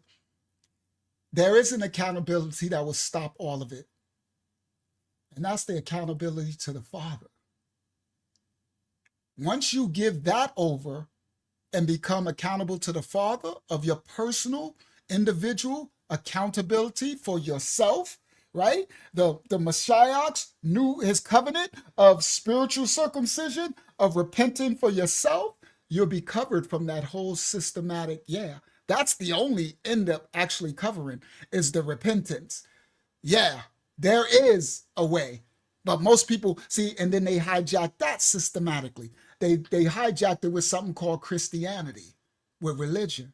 So they made a religion and dogma that make people think that the Bible is just a book of this and stolen from this and Egypt and stolen from that, and a white man wrote it and this, and the people are these people over there with those little people who say they're tribe of Judah or not, that's over there trying to unalive all those Palestinians over there, right? They systematically even hijack your way out of this mess, because she's correct. There is no individuality, accountability that's going to stop you from the serpent's hand. Oh, you ain't getting out of that. Because that's what the serpent was created for. There's no truth in them. They are a liar from the beginning. They serve their father, you heard? And they're going to do their father's work no matter what. So you ain't got no individual accountability is going to get you out of that. You can sell your soul. You might look like you got out of it for a time and might have some wealth in it, but you're going to have to pay that back. They coming to collect on that. That's when you see these rich people looking all crazy, jumping out windows, becoming drug addicts and stuff. Oh no, the only way out of it is the true word of the Most High and the true repentance and the true becoming one with the Father. Other than that, you're screwed. You're screwed. Because the system, you understand, it's designed to collapse itself. The snake, it's called the serpent eating its tail. They show that through all ancient histories. It got something to do with the medical symbol too. It's the serpent eating its tail. You understand? That's the conclusion. That's why it ends in the day of Yah, the day of judgment, the light versus the darkness. So that's the conclusion to the end. So the only thing that's going to really get you up out of it, I mean, you can put a Band-Aid on it, but that ain't going to stop the infection, Sister Hayazak. Oh, the only thing that's going to stop the infection is what you get in the house of Yah right now. And you got to be careful because you can't get it other places. You'll get a whole nother brand of religion, even with the Israelites. You get these camps, you get a whole nother brand of religion. It ain't really, Most High ain't religious, it's a relationship. It's your spirit becoming one with the Father and doing the will of the Father. This part. All right. Let's continue. That when we actually do hold our own and build our own communities, they will steal things at the same time that we simply cannot stop it. We can be as accountable as we want to be. And I hope that if you're right, because I hope you're right, I wish that it was a situation where if Black people could just be accountable, then nothing else would matter. But unfortunately, that hasn't been the case, because we have seen when we have Black Wall Street in Tulsa and we have Black Wall Street in Durham, that when we actually do hold our own and build our own communities, they will still come and run it down. Pause. You've been voted. Oh yeah, they're going to destroy because that's their will of their Father, to steal, kill, and destroy. She correct. The only thing gonna stop you in my Father's house, you heard? Me in my house, we're gonna serve the Most High. You heard? They can't, come on, TNT, they can't call boo-boo in y'all's house. You know, they can try to shadow ban me. They can do whatever they want. They can stop my video, they can do it, but I'ma still keep the righteousness of the Father in his likeness, image, and being. You heard? My Abba, the source. You heard? Me and my Father are Ahayad, one with the Father, like the Mashiach said. You heard? I'm going to walk this out, this part. They're going to do their Father's will. I'm going to do my Father's will, and we'll see you at the judgment. See you at Armageddon, darkness, because the light going to stand. You heard? This part. All right, let's continue. Get out. Please return to your seat. This is what she learned with her hip-hop degree from Columbia University. This is what our universities are turning out. This is why President Trump is right to go after them. So Amanda Seals, who... First of all, this little nasty little thing right here, he gets so mad. This is what she learned with her hip-hop degree from Columbia University. This is why Trump is able to go after them. Talking about us, the blackity blacks, right? This little dude, right? See the thing on his head, right? You know what these people say they are the tribe of Judah and not, but do lie, right? This dude, watch this. This is some triggering stuff. Wall Street and Durham, that when we actually do hold our own and build our own communities, they will still come and run it down. Pause. You've been voted out. Please return to your seat.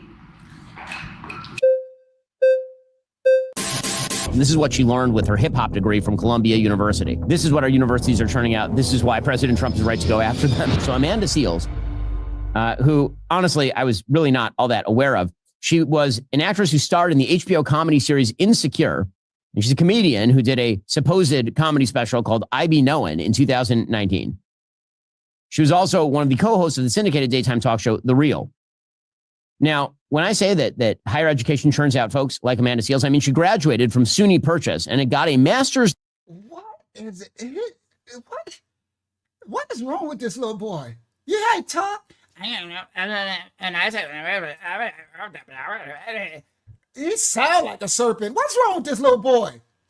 You human. She got hip hop degree. This fool got 7 million subscribers. I literally, when I got the clip, I said 7 million people is listening to this dude. This is insane. This dude sound like a gremlin. He sound like that's all I hear. This is a grown man. What's wrong? He talk like that? He really? Who could listen to that? She was also one of the co-hosts of the syndicated daytime talk show, The Real. Now, when I say that higher education churns out folks like Amanda Seales, I mean, she graduated from SUNY Purchase and it got a master's degree in African-American studies with a concentration in hip hop from Columbia University. Hard to think of a more useless degree than that, but somehow she has parlayed that into fame and fortune. At least it hasn't hurt her. It didn't educate her much because she really doesn't know much. So she was on Jubilee. And Jubilee is kind of this fun YouTube channel. I've done it before, where you sit there and then you are surrounded by a bunch of people who disagree with you and they run in, they disagree with you. You have these kind of little short debates. Some of them are fun. Some of them are dumb. Some of them are ridiculous. But she did not acquit herself well. She went up against a young man named Matt Nuclear, who is talking about reparations, and she clearly does not know what she is talking about. This is the ugliest little. She got a hip hop degree from Columbia University. A hip hop degree is useless. Let me stop share.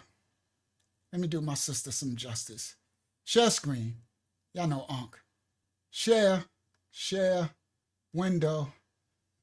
Where's she at? Let me do my sister some justice. Screenshot. I think it's this one. Share. There we go. This is her resume for this little troll. That's all he's like. Look, she was a former CNN contributor. She was a child TV star. She's a former member of a Grammy Award-winning neo soul group. I wonder what neo soul group that is. I don't even know that. She's a comedian, and she had her own HBO special. This little girl, I didn't even know that. She was an actress on an Emmy-winning comedy show. She graduated from one of the top performance arts schools in the world, and she holds a master's degree from one of the top universities, Columbia University. She is an activist, and she's a DJ. That little girl. And she's an intellectual. I'm going to add that part, because she's dropping it. But you see, all he could do is try to disrespect and take her accomplishments away, right? So that little girl didn't come, and that's why the other black girl, like, nothing against me. She said, oh, there's plenty things that came up against her. I can imagine. And a DJ. So they're disrespecting, trying to clown. They keep doing this, these serpents, that she has a degree, a master's degree in arts and hip hop education. Now, this is the crazy part. How can you disrespect a degree? Yeah, because they want to disrespect anything so-called black, right? Hip hop. But let's keep it real, TNT. Hip hop is the #1 capital producing, money producing music industry, music genre of eternity. So if anybody wanted, in the current landscape, wanted to get a master's degree to learn about something that is producing trillions of dollars, how can these serpents try to twist that? So they try to twist anything black to make it look like, I bet you if they said she got a degree in Beethoven opera studies, they would never disrespect that, right? a degree in Beethoven or some type of classical degree, and so they would put that in a shiny rainbow, right, and make that right. But anything try to say hip hop and to try to degrade it when they stole our music, right, and it's the #1 musical genre of the world of all times of eternity. She wasn't in Floetry. That's not the sister from Floetry, because there's only 2 of them in Floetry. That's not her. Now, look what somebody wrote. I got something for you. Look. Somebody said, Sergio Davis said, if she studied hip hop, I think that may include music theory and poetry, which are literally devices commonly used in music. History as music represents the culture and political structures at the time. This is today's time. Sociology to present people's group that think comes. Sociology to present people's group think that comes along with engaging in music and media and more. The sociology. This person said, I studied theater, so I know how art touches many deeper topics. And if people / corporations make millions from it, then it will be worth studying. Facts. Yes, they always, TNT, want to denigrate our accomplishments. Now, listen, guys, this is another stolen. What did the sister Amanda say about inventions? We invented hip hop. Now you got people trying to steal it. You got whatever. That's not about that. But again, they stole rock and roll. They stole jazz. They stole everything, country. They stole blues. Now they want to steal, right? But the crazy thing is that if, like this person said, if they're making, now he's put millions, trillions from it, then in this day and age, it would be worth studying. Because it's $1 trillion industry, and if you could study and learn a way to get a piece of that pie, that'll probably be better than getting a degree in psychology today. What's those degrees in business administration? These little, it's crazy. Yeah, they steal everything and rebrand it and then try to make us look ridiculous for one. So if you get a degree in Black history, they'll say, oh, a degree in Black history. They don't want you to have, right? This is a serpent system. So I want to do my sister some justice. You heard? Here go her accomplishments. You heard? And if she got her master's degree, now the funny thing is, look what she took that degree and look all she accomplished. She's actually so successful that this serpent seed, this serpent seed little gnome, he finally know about her, right? So she apparently did good with that degree. This part, yeah, this part. This is what we do in this house. Share screen. Let's get back to the regularly scheduled programming. This gnome. Can't see how nobody watched this dude. From Columbia University. Hard to think of a more useless degree than that, but somehow she has parlayed that into, honestly, I was really not all that aware of. She was an actress who starred in the HBO comedy series Insecure. And she's a comedian who did a supposed comedy special called I Be Knowin' in 2009. You see, I say supposed. Everything is the disrespect. She did a comedy. She starred in that TV show. She's successful, and she added. Now she coming for the truth. And supposedly she got a degree in it, and she somehow said, "Yeah, because we make lemon. You give us lemon, we make lemonades." You heard? Yeah, it's like we built Tulsa. We built Osceola. I mean, what's the name? What's that one over here in Florida? All those cities.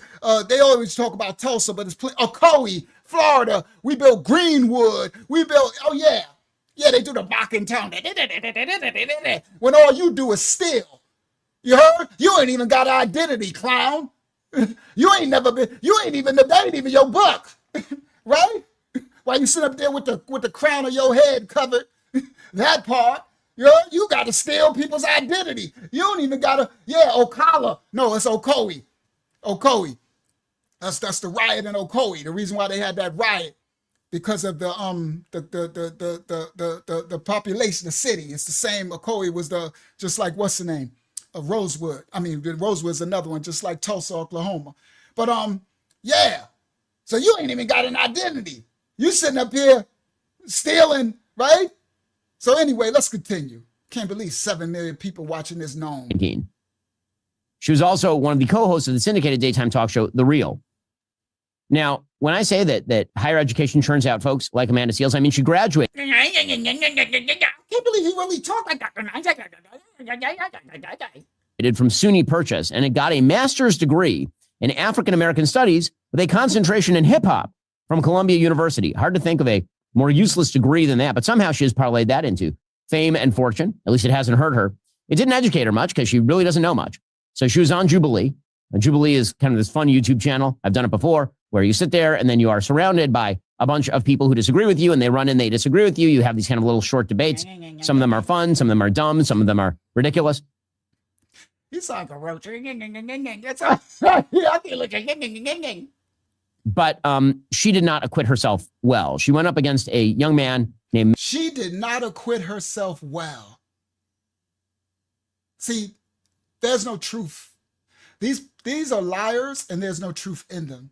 So they'll play to their masses. That's why I showed y'all the clips at the beginning of what all them bitches saying. She got owned, and she was a loser, and she did this, and y'all just saw it with your own, heard it with your own ears, and saw it with your own eyes. Now he's talking about this little boy who y'all about to see now. So I put the clip together. Y'all know right? So he's bringing to my, this little boy owned her. And everybody, she don't know nothing. She don't know nothing. She don't know nothing. Right? Watch this. At Nuclear, who is talking about reparations, and she clearly does not know what she is talking about. I'm back. So let's talk about facts. I just want to move back to systemic racism because you mentioned systemic racism earlier. I just want to look at 3 applications of systemic racism against white people and against East Asians as well. So for example, we have the National College Attainment Network, which defines affirmative action or even race conscious admissions as taking race as one of the factors in whether or not you're going to admit a student. And we noticed that when race conscious admissions was out of it, Black enrollment dropped 64%. At UC Berkeley. And that is an act of systemic racism. Trying to look at people's races and allow them into colleges whether or not they're of a set race is racism. And it's race conscious. And Martin Luther King's most famous quote is that he doesn't want his children to be judged based on race, but by the content of their character. And the content of people's characters also includes merit. We have another example of systemic racism. Burgess Owens. He's a representative out of Utah. He's a Black Republican representative. He called out the MIT president for having Black only dormitories. I mean, what does that mean? Why are we trying to segregate each other and say that Black people feel safer amongst Black people when the truth is they are actually more in danger when they're around Black people? And that's unfortunate. It's sad that I'm saying this, but it's the case. And I have to say it because it's true. Okay. Black people are killing each other at a vast, crazy rate. Black men rapping about it. It's savagery. It's barbaric. And we shouldn't be doing it as a people. We should try to get more Ben Carsons. Ben Carson's cousins were murdered when he was younger, but his mother came to him and gave him a book and told Ben Carson to read and study to not be like his. Oh my goodness. I mean, my goodness. He's just going and Ben Carson. We should be more like Ben Carson. I need y'all to understand. I'm going to just do it. This Cousins. little boy. And Ben Carson separated 2 twins at the back of the head, and he's known as one of the best renowned neurologists or neuroscientists. He ain't American. I'm sorry. I just got to do it. I think he's from Angola. He ain't even African American. But he's sitting up here speaking on, it's like me going to Angola, right? And then go up there and talk about all the Angolan people and speaking on their culture when I'm not Angolan, right? He's not even African American, but he's speaking on Black. It's okay. Let's continue. This is supposed to be the dude who owned her. So let's see, because ain't nobody owned her yet. Let's see he owned her. Let's see how this plays out. Famous quote is that he doesn't want his children to be judged based on. He's telling us, this little boy from Angola is telling us we need to be like Ben Carson. What about Muma Babu from Angola? I ain't being disrespectful, but they got a language, right? I'm quite sure they got somebody in Angola who he should be saying we should be looking up to, right? But here he is. Why aren't you in Angola, first of all, uplifting your own people? Why did you flee from Angola to here to tell us what we are to do. When the only reason why you was able to come here is because our ancestors, through the systemic racism, carved out a way for your little whatever you are but to come over here. You can't make this up. But anyway, let's continue. Conscious admissions as taking race as one of the factors in whether or not you're going to admit a student. And we noticed that when race conscious admissions was out of it, Black enrollment dropped 64%. At UC Berkeley. And that is an act of systemic racism. Trying to look at people's races and allow them into colleges whether or not they're of a set race is racism. And it's race conscious. And Martin Luther King's most famous quote is that he doesn't want his children to be judged based on race, but by the content of their character. And the content of people's characters also includes merit. We have another example of systemic racism. Burgess Owens. He's a representative out of Utah. He's a Black Republican representative. He called out the MIT president for having Black only dormitories. I mean, what does that mean? Why are we trying to segregate each other and say that Black people feel safer amongst Black people when the truth is they're actually more in danger when they're around Black people? And that's unfortunate. It's sad that I'm saying this, but it's the case. And I have to say it because it's true. Okay. Black people are killing each other at a vast, crazy rate. Black men rapping about it. It's savagery. It's barbaric. And we shouldn't be doing it as a people. We should try to get more Ben Carson's. Ben Carson's cousins were murdered when he was younger, but his mother came to him and gave him a book and told Ben Carson to read and study to not be like his cousins. And Ben Carson separated two twins at the back of the head. And he's known as one of the best pronounced neurologists or neuroscientists that we've ever seen, right? Ben Carson said that slaves. I'm sorry. It's like a violin playing. We should all be like Ben Carson. Ben Carson's mother gave him a book and he read the book. And he, like, it's so crazy, like individuals. You got two nations of people will come from one womb, right? I got children. One, they both born, they're a year apart. My little son, Rashawn, is the thug of all thugs. I think he's right now still in jail. Hopefully, I heard he's Muslim. Hopefully he's getting his life together. And Star, they both raised together equally. Both got every equal opportunity, never missed his football game, basketball game thing, never missed her president's club, her awards, her cheerleader, never. And she ain't never been, she ain't never been in trouble, and he know all he is trouble. He chose it. Two, right? Both got the same upbringing, but this little, he still pooping yellow poop to go with his shirt. This little baby sitting up here trying to tell this woman who's 44 years old, like, this dude done read something in a book. Ben Carson's mother went and gave him a book, and he read the book. And Ben Carson did this, and he went on to do this. And we should all be like Ben Carson. Like, he got this little fluffy world. Yo, this is insane. And he owned her. Let's see. I want to see how he owned her. I want to see this. And that little roach, what's his name? Ben Shapiro. He owned her. He owned her. She know nothing. Let's see.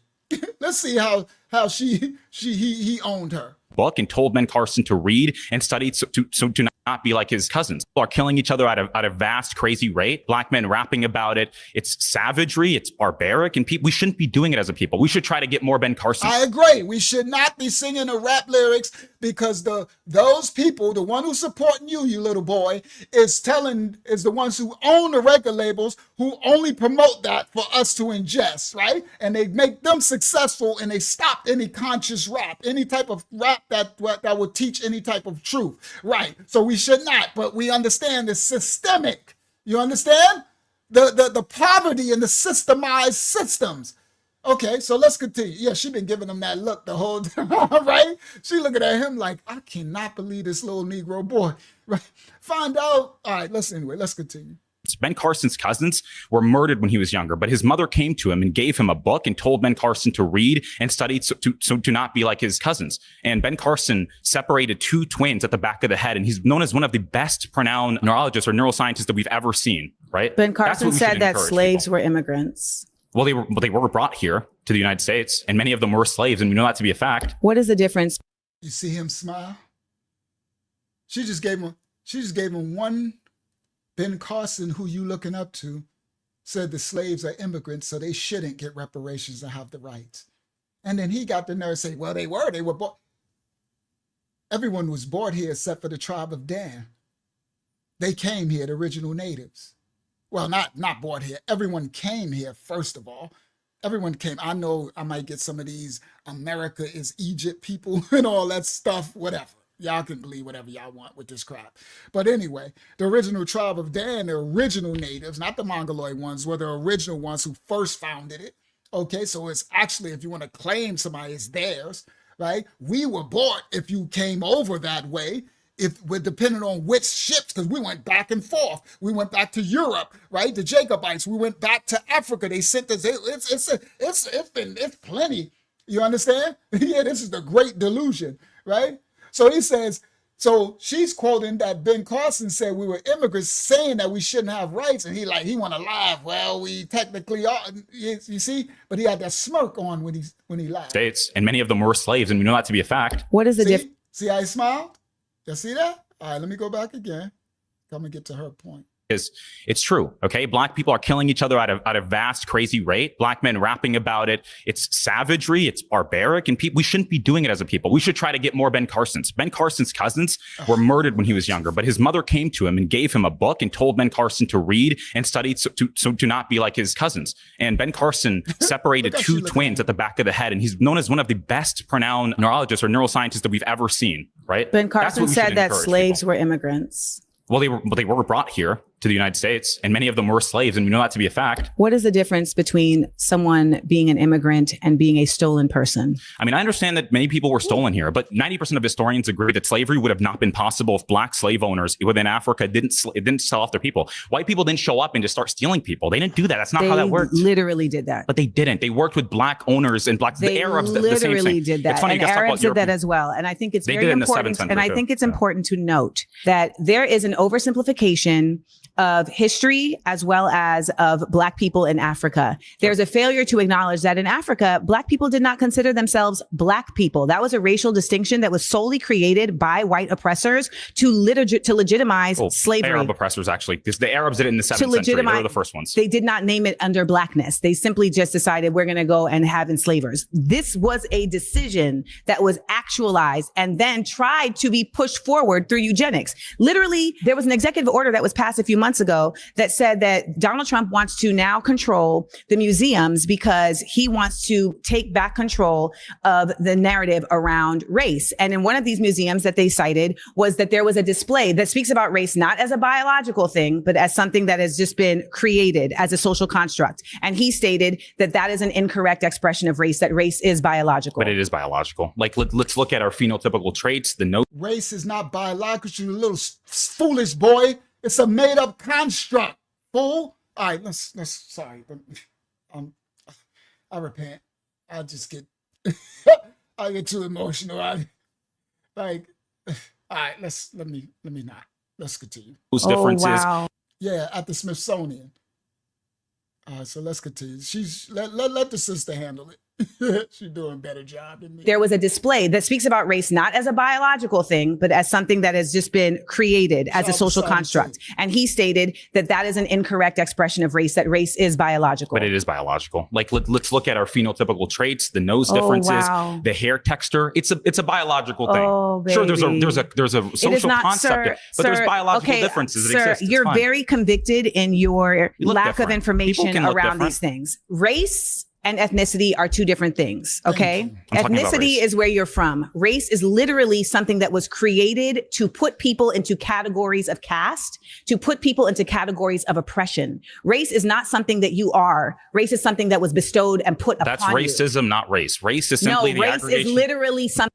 Little boy. See, this is when the people call themselves wise, they become fools.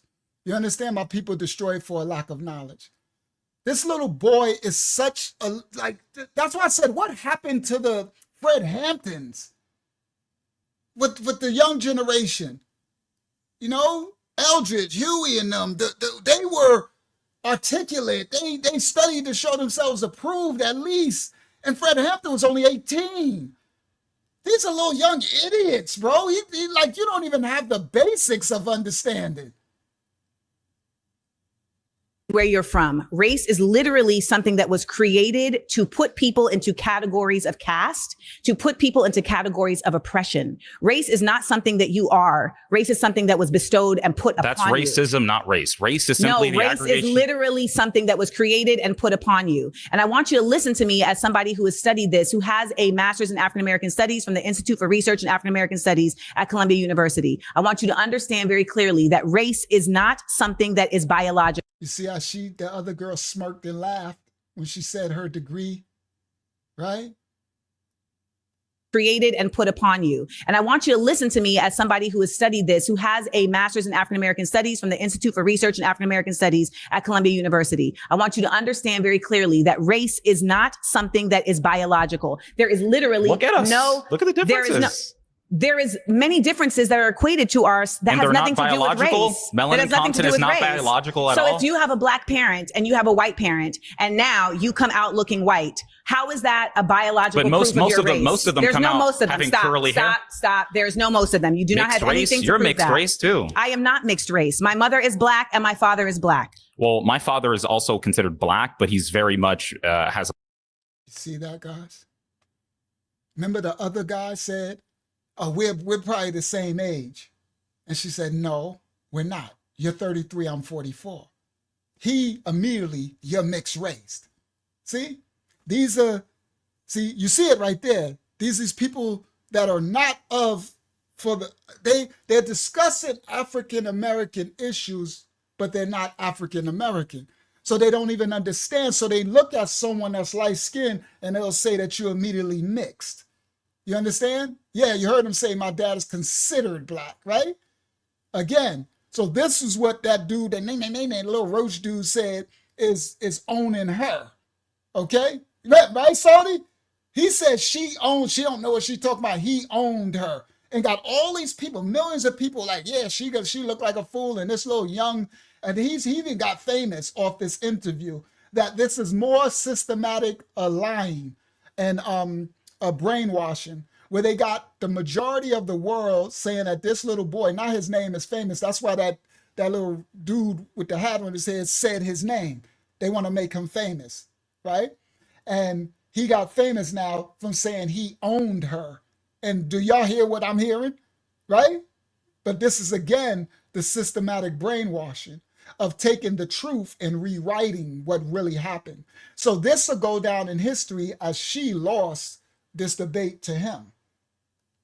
How is that a biological proof of your race? Most of them There's come no out most of them. having Stop, curly hair. Stop. There's no most of them. You do not have anything to You're prove mixed that. race too. I am not mixed race. My mother is black and my father is black. Well, my father is also considered black, but he's very much has a lot of European DNA. And you know what I think? I think that you are at a phase of your learning where you are a contrarian. And I look forward to seeing your development, because I have a feeling that you're actually going to flip the script eventually, because you are somebody that definitely is grounded in wanting to learn facts and wanting to learn the truths of things. However, you're currently still stuck in an indoctrinated space that is tricking you into thinking that you are something that you are not. You are a black person who is literally having to receive the results of racism, but ultimately you are of an ethnicity that has thrived in spite of it. And that is where we really exist from. And that is where our resilience comes from in spite of systemic racism. I think our resilience is happening now. I think growing, understanding the real problems, not going out and trying to protest against, you guys don't ever do this. KTS. You guys don't ever do that. KTS Who is you guys? Members of the black community that want to hold people accountable, especially black people. So KTS Dre was shot 60 times outside of Cook County, Chicago. How many BLM members came out? You earlier said BLM is about referring to me as you guys. Okay, that's fine. So, for example, we had a really good example of this where it's not a police, because I remember you said... Where are you from? Where am I from? What do you mean by that? Like, what state am I from? Where was I born? Where do you live right now? I live in Florida. I was born in Angola, though. I was born in sub-Saharan Africa. Okay. Where did you grow up for most of your time? In Maine. I lived in North America. In Maine. Yes. And what is the population of black people in the town that you're from? It's really extremely low, but I grew up around black people, and there's a black community where I lived. And that black... This girl is shot. She just nailed it. She like, where you from?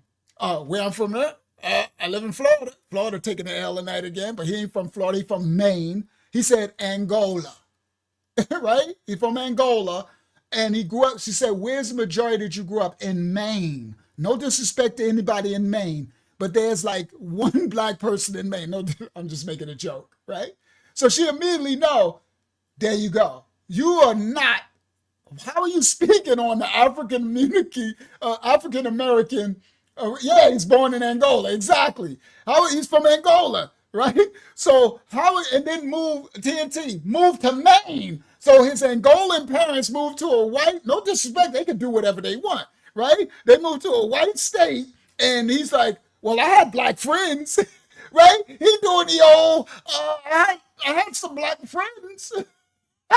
But she knocking it out the park. I'm glad she went there. I'm glad she went there. Because I'm like, she probably seen it too. Like, bro, you ain't got a black bone in your body. And when I mean black, we talk about, there's a different thing. Like she said, Africans didn't consider themselves black.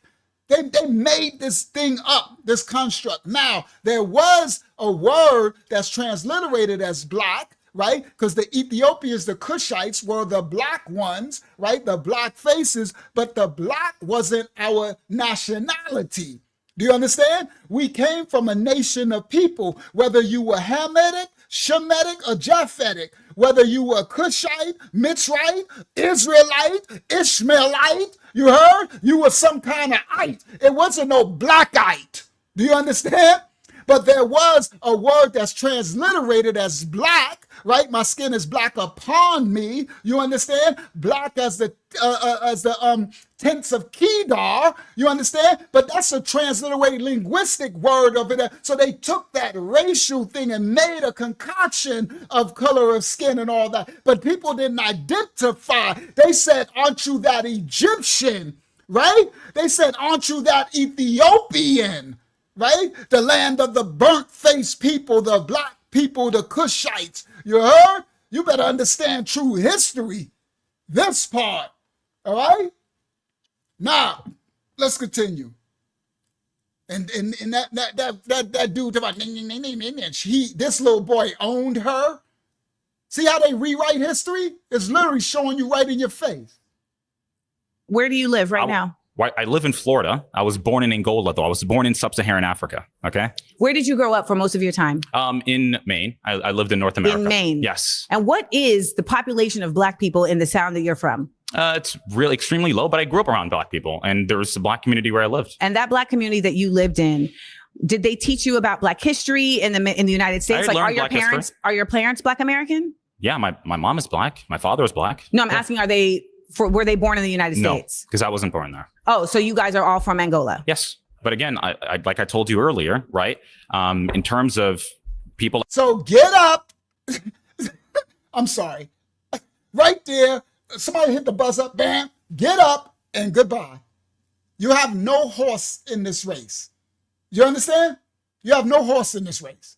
You have no business speaking on someone else's business. Mind your business, little boy. Go to Angola and speak on your people there. Okay? No disrespect. Just like I won't get up and go to Angola and speak on those people. It's not my business. Stay in your place. Okay? Time clock. Bam. Get up. This part. Like KTS, they were shot. BLM doesn't come out for them. And I remember you earlier said, think it's really. Yeah, my mom is black. My father is black. No, I'm asking, were they born in the United States? No, because I wasn't born there. Oh, so you guys are all from Angola? Yes. But again, I like I told you earlier, right? In terms of people like KTS, they were shot. BLM doesn't come out for them. And I remember you earlier said, think it's really hold on, can I please finish? That's hilarious, Yariq. Yariq said, you better watch out for Trump because Trump got immigration. Boy, it's so funny that these people keep playing this stuff and they keep playing that they so Republican and stuff, and they don't understand that these certain things are going to be coming for them. You better hope that paperwork and stuff is all together, because you in the public announcing this stuff, that's just hilarious. All right. Oh my goodness. Praise God. Yeah, that video. You saw it, Donna Yaz? That's that video is crazy about the, yes. All right, so anyway, let's continue. Father is black. No, I'm asking, were they born in the United States? No, because I wasn't born there. Oh, so you guys are all from Angola? Yes. But again, I like I told you earlier, right? In terms of people like KTSJ, they were shot. BLM doesn't come out for them. And I remember you earlier said, it's really hold on, can I important please finish? You earlier said that BLM is worried about police, but when Daniel Penny choked out the man that we all know was causing violence on that subway train, he was not causing violence. He was threatening causing people. Disruption is not causing violence. He was threatening people. Causing disruption is not causing violence. And the people there helped him also. And we know that he helped them. I don't know what that has to do with BLM. Random people on a train is not Black Lives Matter. BLM showed up for that. They did. Showed up for what? BLM showed up threatening white people. BLM was a systematic concoction created by the same people that love dude, the one who's supporting you. Nobody rock. I don't know what. I guess this was this an old clip or something? This was from before. Why are they talking about BLM? Right? BLM has already been exposed for its systematic creation and who was behind it. People saying that they're going to go get white people now. They BLM did. protested. BLM New York. BLM protested. Where did you get that from? You see, your sources are not. You're not able to cite your sources. Please go sit down. Yeah, that's the truth. It's not the truth. It's not the truth. It's not the. Nothing you say is actually the truth. Nothing. You're not even American. You're not even a Black American. As the daughter of an immigrant, it is imperative that Black people from other places understand the disparate difference that they exist from Black people in the United States. It is not the same.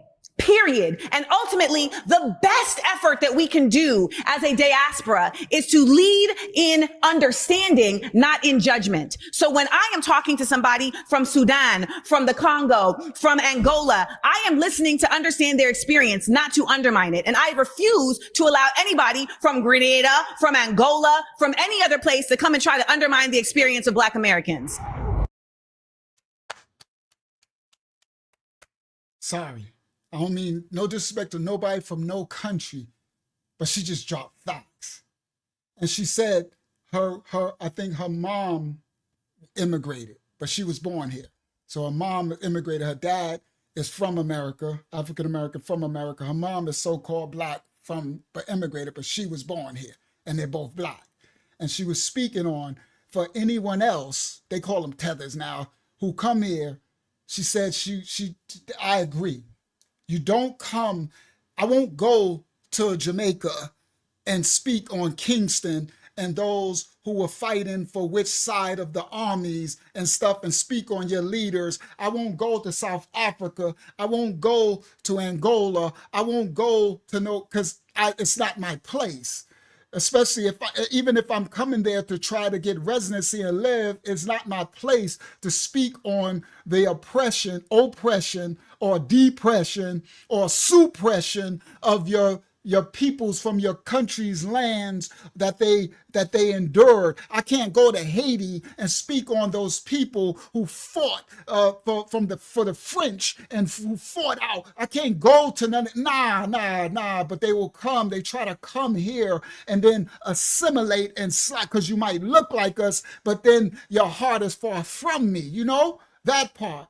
And we have our own struggle, like every nation state has their own struggle. And you have your own history. You have your own blood that was shed into that ground and soil where your people might have conquered, especially if you got Black skin. But even if you have other skin, most nationalities of people, they were conquering villages and tribes and nation states and cities and kingdoms that fell, and people were exploited. So most people got an exploited story, but the Black African American is the one that everyone wants to squash. That's the tribe of Yaada. See, people don't know this is biblical. It's the tribe of Judah. You got to understand that. I'm sorry, not sorry. That's why that fake tribe of Judah dude with the little hat want to support that little brother, that dude, and say he owned this woman. You heard? He ain't own nothing. You heard? Facts. So you get your mouth off us. We ain't got our mouth on you. You get to have your own culture, language, identity, keep it separate, but then you come here and want to talk about ours when we're not speaking on y'all's. Okay? Nah. That's why he said my dad is so-called Black. Remember before she said when he did the quotes and stuff? Because he know his dad is Angolan and he don't identify. We refuse to. She dropped a bomb. I want to hear her statement one more time. I'm sorry, that was too good not to. Best best effort that we can do is actually the truth. Nothing, you're not even American. You're not even a Black American. As the daughter of an immigrant, it is imperative that Black people from other places understand the disparate difference that they exist from Black people in the United States. It is not the same. Period. And ultimately, the best effort that we can do as a diaspora is to lead in understanding, not in judgment. So when I am talking to somebody from Sudan, from the Congo, from Angola, I am listening to understand their experience, not to undermine it. And I refuse to allow anybody from Grenada. She said, I'm listening to understand their experience, not undermine it. That was the key, to understand their experience. That's the difference. They try not to understand. They literally say, we ain't built nothing. We ain't did nothing. They're not able to come over here because of our ancestors. Our ancestors, we created nothing. We did nothing. Nothing. And the only reason why your little black butt is over here is because of the blood, sweat, and tears our ancestors conquered and overcame with their resilience through the systemic. And then the other ones come over there and they let them grow above us, right? No disrespect. But the Hispanics, even the Asians and all of them, they'll let them get above us and own their things. And then they look down and say, we don't got nothing. We didn't create nothing. Why y'all can't pull yourself up from the bootstraps? Then they talk that bootstrap crap, right? But my people, my ancestors, we came over here and we got but you ain't got the systemic. This is against a group of people that they brought over here that built us, you heard? And it's biblical, but we can't even speak on that part because then they'll really trip out. When they find out who we really are, they don't want y'all to know that part. Now you really just acting crazy.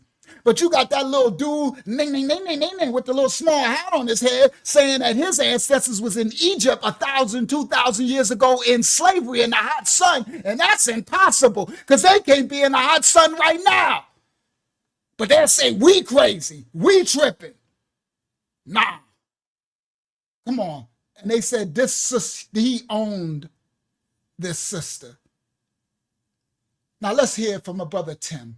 Brother Tim, why is a white man gonna break it down? From Angola, from any other place to come and try to undermine the experience of Black Americans. We refuse to acknowledge the way that history affects where we are today. The way that the past affects the present. We have this incredibly ahistorical view, right? That the past is the past and it doesn't matter. The present is now, the future is then. It's a very linear thing, right? What happens in one generation apparently doesn't affect the next in our mind. And we don't want to talk about the history of racism in our country, even though unless you understand that history, you cannot understand anything that you see today with regard to racial disparities in this country. It is impossible to understand everything from where people live and where they don't unless you understand that history. It is impossible to understand disparities in wealth or income or educational outcomes unless you understand that history. It is absolutely impossible to understand why police are 21 times more likely to kill young Black men than young white men, 2 to 3 times more likely to do so even when those men are unarmed, unless you understand the history of law enforcement, policing, and how we got to this space. Come on, Tim. Let Brother Tim drop it. Let a white man, y'all listen clearly, because you just showed the so-called black. We just watched a full video of so-called black people that hate us, that literally will usher us into a burning building, right? And now you're about to hear a white man who they're trying to tell you supposed to be, they all supposed to be our enemy. Watch Brother Tim drop it. It is impossible to understand the current drama concerning the issue of immigration unless you understand our history and particularly how we have misremembered it. It isn't just a matter of how the past affects the present, it's how we remember the past or misremember it also affects the present. So let's talk about these one at a time. First, the individual piece, right? This idea that, yes, there's racism, but not me. I, as the saying goes, don't have a racist bone in my bodies. I have all those black friends. This is something that African-American folk are intimately familiar with, this line that we as white folks use. Oh, I've got black friends, so I can't possibly be racist. First of all, usually, let's just be honest. When we say we have black friends, we are usually lying. I'm just wanting to be honest and truthfully. I'm not saying that sometimes we're not telling the truth, but most of the time we're not. How do I know that? Very simple, because a few years ago, there was a survey that was taken where they found that 75% of white Americans, which that year was 142 million white people, said that we had many black friends. Now, I want you to think about that. When you say many, you just told me what you meant. See, I know what many means. If you wanted to tell me that you had one black friend, which I might have believed, you would have said a, not many. If you wanted to tell me that you had two black friends, which, all right, maybe, you would have said a couple, not many. If you wanted to tell me you had three black friends, which now I'm really starting to think you might be lying, you would have said a few. So when you say you have many, you just said you had 4 or more black friends each. Keep in mind the numbers, 142 million white people who said that they had 4 or more black friends each, and there were only 35 million black people to go around that year. Half of whom said they didn't even have one white friend. So actually, there weren't even 35 million black folks for us to hang out with and play with and party with. It was like 17.5 million black people to go around for 142 million white people. I wasn't good at math, but I'm seeing a problem between the numerator and the denominator, as the saying goes, right? I'm not saying that we might not be friendly with people of color, but there's a difference between being friendly, talking to folks in the res hall, talking to folks when you see them on campus or around the water cooler at work, and actually being friends. But more importantly, even if every one of us was telling the truth, it wouldn't matter, would it? What does having friends of color have to do with whether or not you might be racially biased? See, we act like somehow that's a get out of jail free card, that we can't be racist if we have black friends. Think about the logic of that. If that were true, then heterosexual straight men could never be sexist, because our ultimate defense would be what? I love women. I date women. I married me a woman. I can't be sexist. I sleep with women. How can I be sexist? The only sexist men are gay men by that logic, which makes no damn sense at all. Right? And we would recognize the idea that the women in this room think that they're like no sexist heterosexual men. I doubt that any of you would nod in agreement with that, but that's sort of the logical analogy from the some of my best friends are black or Latino or I dated an Asian woman or whatever. None of that matters, right? It sort of misses the point that one can have personal bias even if one has personal closeness to people from a different group, because what you can do is carve out an exception for those handful that you like and still hold on to biases about the larger group. There was actually a survey that was done right before the 20. That was actually a good word. He said you can carve out a little bias. That's when they say, you're not like the other blacks. That's when they, oh, I like this black. That's when you become the pet black. You're their little pet, like their friend. Well, I like him. He's not like the other blacks, right? He's a different black. He's not like the blackity blacks. That uncle guy they talk about, the uncle one, the one with the hair, right? He's a blackity black. I need you to stay away from the uncle-y guy, that uncle guy. Go ahead, Tim. You said they carve out a little bias space. Yeah, thanks. Let's continue. Shout out to the white, black, whatever nationality of people, the remnant, the righteous remnant, who actually want to serve the Most High and don't see people by color of skin, but see them by their fruit. That's what I'm by their fruit. Okay. Yeah, you know they're gonna talk about Unc. I heard that video you was watching. That uncle, he's angry. I heard him yelling. All he does is yelling, right? That uncle, he says he's blackity black. I have a black friend. I don't know about the blackity blacks. All right, let's continue. 2008 presidential election, where it was found that something like 40% of white Democrats, right, when they were in group, because what you can do is carve out an exception for those handful that you like and still hold on to biases about the larger group. There was actually a survey that was done right before the 2008 presidential election, where it was found that something like 40% of white Democrats, right, when they were polled, said, yeah, they were going to vote for President Obama. There were 40% who said, yes, they were going to vote for him, but that they still held on to very serious racial stereotypes about the larger black community. So they had created an exception for Barack Obama, but the way that they viewed the larger community of black folks was still negative. So is that right? Because Barack Obama was an implanted systemic. He's actually from the blood lineage of the serpent, right? From he's related. All the presidents are related by blood lineage. The serpent. See, so of course they carved out a separate space because the system told them, no, this one has to go in now because we're doing a thing. It was part of the system, the game. That's correct. Definitely correct. All right, let's continue, Brother Tim. racism or not? I would say it's two serious racial stereotypes about the larger black community of white Democrats, right? When they were polled, said, yeah, they were going to vote for President Obama. There were 40% who said, yes, they were going to vote for him, but that they still held on to very serious racial stereotypes about the larger black community. So they had created an exception, for Barack Obama, but the way that they viewed the larger community of black folks was still negative. So is that racism or not? I would say it's a 2.0 version, 3.0 version, but it's still a form of bias. So the idea that we're not personally biased just because of our connection to people of color doesn't really wash. But more importantly, we know from the research that it just isn't true, right? That in fact, the overwhelming majority of us have been conditioned to harbor racial biases. And as a result, we do so. The overwhelming data suggests that most all of us have to some extent or another internalized certain negative stereotypical biases against black folks, against Latino folk, against Muslims in a post 9/11 environment, against poor people of all races and ethnicities, against women as women, regardless of class or race, against LGBTQ folks, against disabled people, right? Any time that a group is marginalized, there comes certain stigmas and stereotypes, and we're all familiar with them. And not only are we familiar with them, the research says overwhelmingly we actually have internalized them. In fact, the research says that about 45% of black folks, nearly half, have actually internalized negative biases against other black folks. So it isn't just white folks who get conditioned. Even the one who's the target of the stereotype is vulnerable to internalizing it.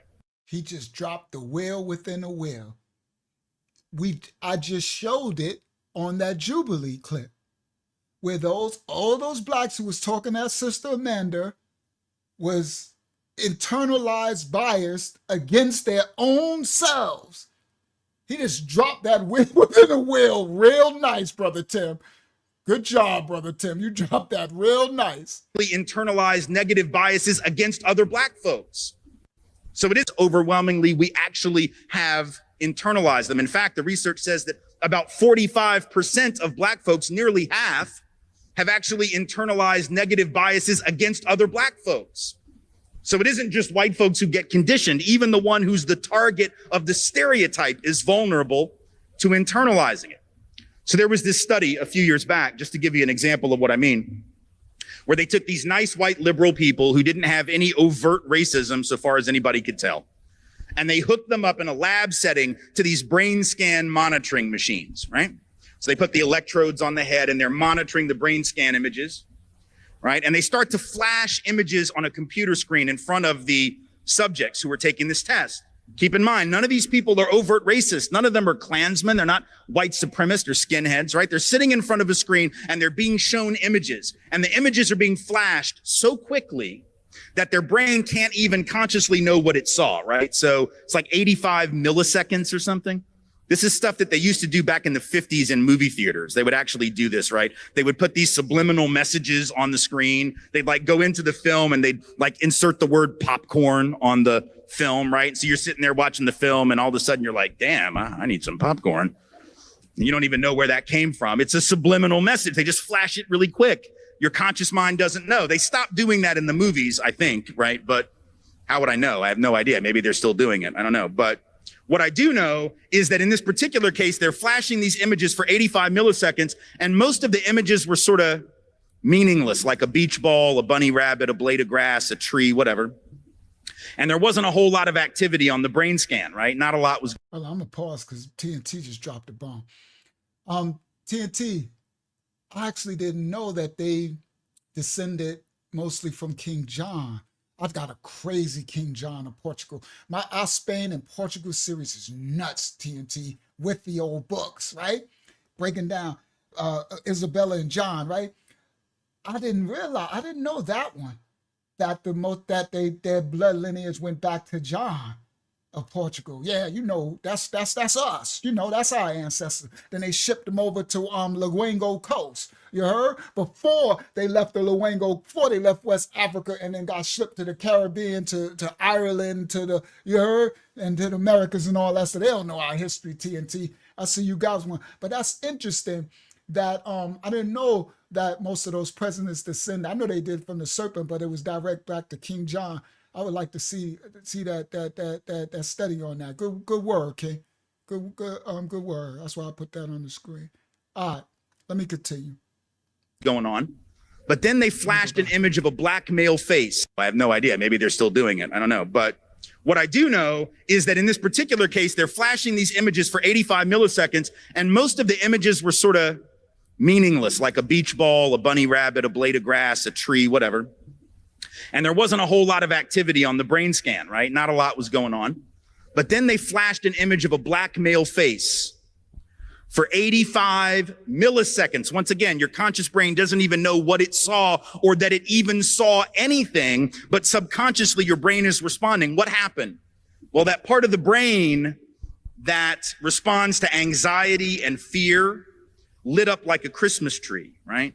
That part that tries to regulate after you're afraid of something. It's called executive function. So when you have an irrational response that you're trying to control, it lights up because you're trying to get a control of your emotions. The point being, you only had to get control of your emotions because there was some kind of a fear response in the first place. And this was among nice white liberal people without any overt racism at all. What does it mean that even people with no overt bias could still have a type of subconscious priming that allows them to respond that way? And that was in a nice, comfortable lab, man. They're sitting there with bottles of water and air conditioning, sitting in a nice, cushy chair. What do you think that might imply for law enforcement on the street when they encounter folks of color in situations that are not nearly that comfortable and that easy? What might it mean for a teacher in a classroom when they're interacting with students in a situation that might be stressful and how they respond to that child? See, what this tells us is that we can be conditioned to have these responses even though we don't even know we have them, right? Because why? Advertising works. I was about to say that. I was about to say it's from the media, Brother Tim. I was about to say that. He's like, they flashed it, and with them not even biased, they had fear receptors from seeing the black man's face. And they won't even know where this conditioning, media, who runs the media? You see? Conditioning. It's a covert, introspective, it's a brainwash, it's a subconscious thing. And he said, he broke this down. He said, and what will play from that police officer walking up to the car and that fear that he doesn't even know where it's the subliminal fear that's been indoctrinated in from the media, that's a great, he broke that down. Who was that? I think that was Rohan. Yeah, they probably, he said, weren't the presidents related to Plantagenet family who apparently related to the serpent in England. They probably are related. Rohan. So when you do the lineage, remember, because they scattered across. So that Plantagenet is probably related to that King John II from the what's name, they're all related. All right. Hakyama put that's my video. Crazy. Y'all gotta watch that. It got the books, because that's what I do. Open the ancient books from the 1400s and 1500s. So that video right there, y'all can go on my playlist and find it. It's something about the Spain, what did it say? I can't see it. They won't let me see the chat, guys. They messing with me again. Something about the slave trade. The slave trade they never told you about. Spain to Africa to America. Thank you. Exposed. Thank you, Hakiyama. They won't let me see the chat, guys. All right. So praise y'all. All right. Hide the comment. All right. So let me go back. Advertising works. Tim said advertising works. Systematic brainwashing and indoctrination. Now, Amanda will now choose a conservative to debate for 10 minutes on a claim of their choosing. So she gets to pick anybody out of all of them who she wants to debate. Who feels passionately about something that they want to talk to me about? I choose John Samuel because I like his facial hair and dashiki pairing. I feel like he's gonna sing a mean R&B. Which one? My claim is that Black people as a community need to walk away from the Democratic Party and progressivism completely. I'm saying this from a very unique perspective. I'm not trying to shout myself or anything. I agree. They need to walk from the Republican Party and conservatism too. And they need to walk to the Most High. Boy, they don't like me. He just, I ain't Christian. I ain't religious either. I'm spiritual. Yeah, they need to walk away from all those parties. You want to party, go party in the kingdom of Yah. Seek ye first the kingdom of the Most High. That's what party you need to belong to. That part. I don't give a crap. Don't even run to the Israelite camp party. Run to the Most High. That part. It's really just my experience.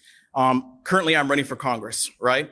And one of the biggest hurdles I have in doing that is the Black community. It's because they expect us to be in this box. What's the box? The box would be, okay, you're Black, so you got to be a Democrat. You got to think this way. You have to have this view on this matter. Tell me, think what way? Like, I really want to understand. So let's take immigration. That's a hot button issue. Welcome, Brother Frederick. Right now, especially in Los Angeles. Yeah. My view is that you should come here the legal way, and that if you don't come here the legal way, you are subject to the laws of the country. But I also feel that if you're... anyone would disagree with that. Yeah. Well, I'm just saying that a lot of people, especially where I'm from San Diego, will like to put Black conservatives in this box. And the reason why I say specifically in my claim that Black people need to walk away from the Democratic Party is because every single election cycle, all they do is use us as their tokens. They use us as their kind of election tools. That's true. But the Republicans are doing the same thing. It's just a different side of the bird, bro. You're not in the cookout. I don't know why. Yes, you need to come out of the Democratic Party. You need to come out of the Republican Party as well. Come out of those parties. You're not part of the party. That's not your people, bro. That's not your system. That's not your lineage. You heard? That's of the serpent, bro. It just is what it is. It's called capitalism. Their money, theirs is about green, is mammon. Mammon is the god of this world, bro. The law on the dollar bill, bro. When they win the Academy Awards, we want to thank God. Everything in God. What God you think they talking about? They ain't talking about the tribe of God. Yeah, ain't no God. It's a Habariya original Hebrew. God. A troop coming. That's money. The troop coming. Y'all gotta understand. I broke that down that's a whole nother lesson. Okay, the tribe of God and their judgment over them. But that God of Mammon, in God we trust. That's the God of Mammon. It's green. They don't give a crap if you Black, blue, white, or the fortune, the troop of fortune. That's the tribe of God. But that's a whole nother lesson now, y'all. You know, we already broke that down. But let me stay on topic. That's correct. You can't be down with that party. You're not of their blood lineage. Obama is. It's a bloodline, and it's a bloodline that is kept pure. It's the serpent seed's blood lineage.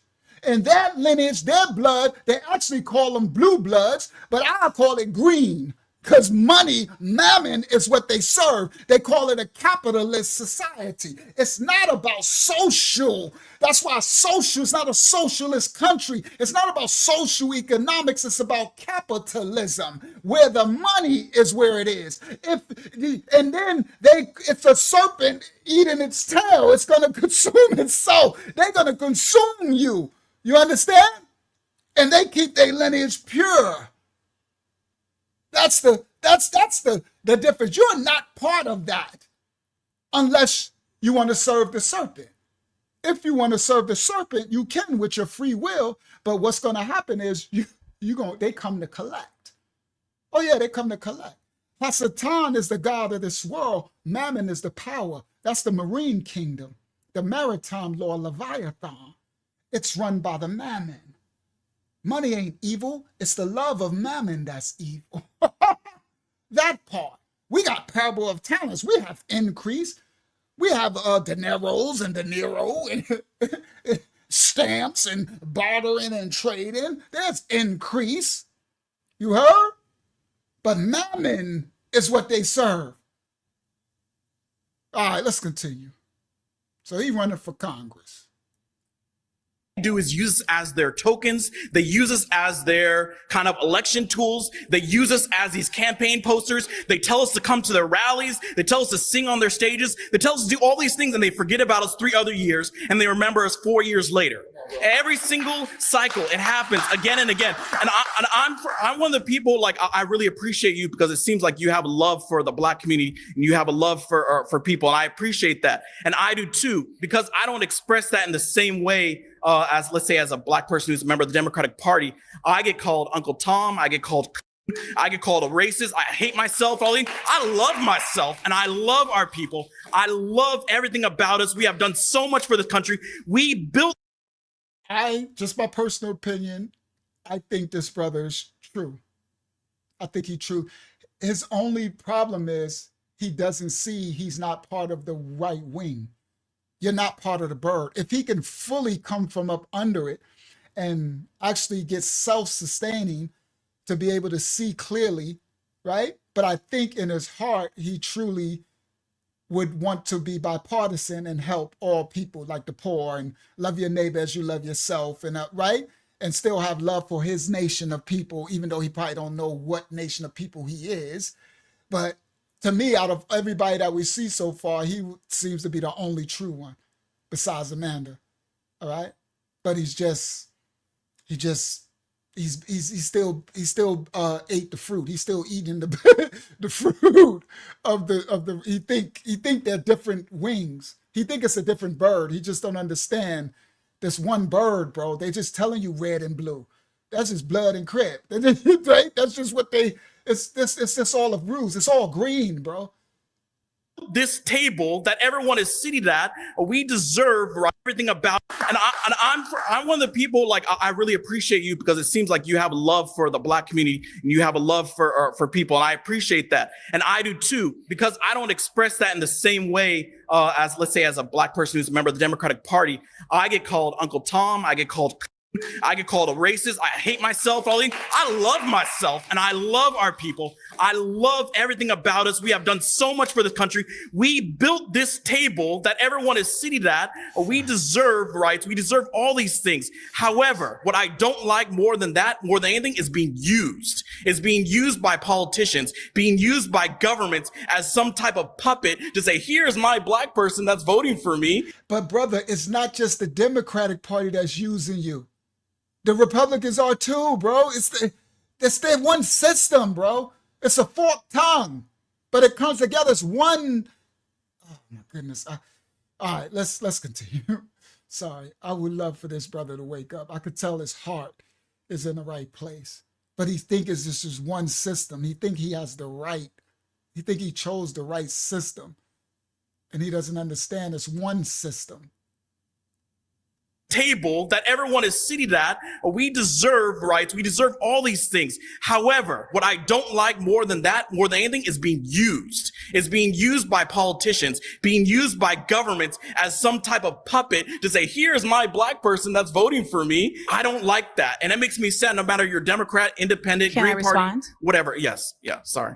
I completely agree. Yeah. I completely agree. I would add to that it's no different with the conservative party, that there is 1000% a use of Black people to weaponize a concerted effort to literally, quote unquote, make America great again. The concept of make America great again did not start with Donald Trump. It started with Ronald Reagan, and it happened right after the civil rights movement. There was a very strong, visceral response by white people after the civil rights movement, after the Voting Rights Act of 1965, the Civil Rights Act of 1964, the Fair Housing Act of 1969, the Economic Opportunity Act of 1965. These were all efforts that were put in place on a federal level to say, okay, fine, here and damn, we're going to give you a little bit of something to get your weight up. After that, there was a active effort made by conservatives, because that's also when we saw the flip between the Democratic and Republican parties. There There was a flip. That's actively what happened. There was a flip. And Since we saw Reconstruction, Democratic Party has been the party of slavery, the party of racism. there was a flip because the Democrats were more aligned with making these civil rights concessions than the Republicans. That's the flip. Ultimately, though, the flip is what people are misappropriating, because the flip isn't a 180. Okay. If the flip is literally just, we was this and now we this. And that is not the same as we are for Black people. The Democratic Party is not for Black people, nor is the Republican Party. Any nation that has a bipartisan system that doesn't even allow for its own people to determine who are going to be the candidates for president isn't for its people in general, beyond Blackness. So it's imperative that we begin to truly understand. Facts. You're not voting no president in, fools.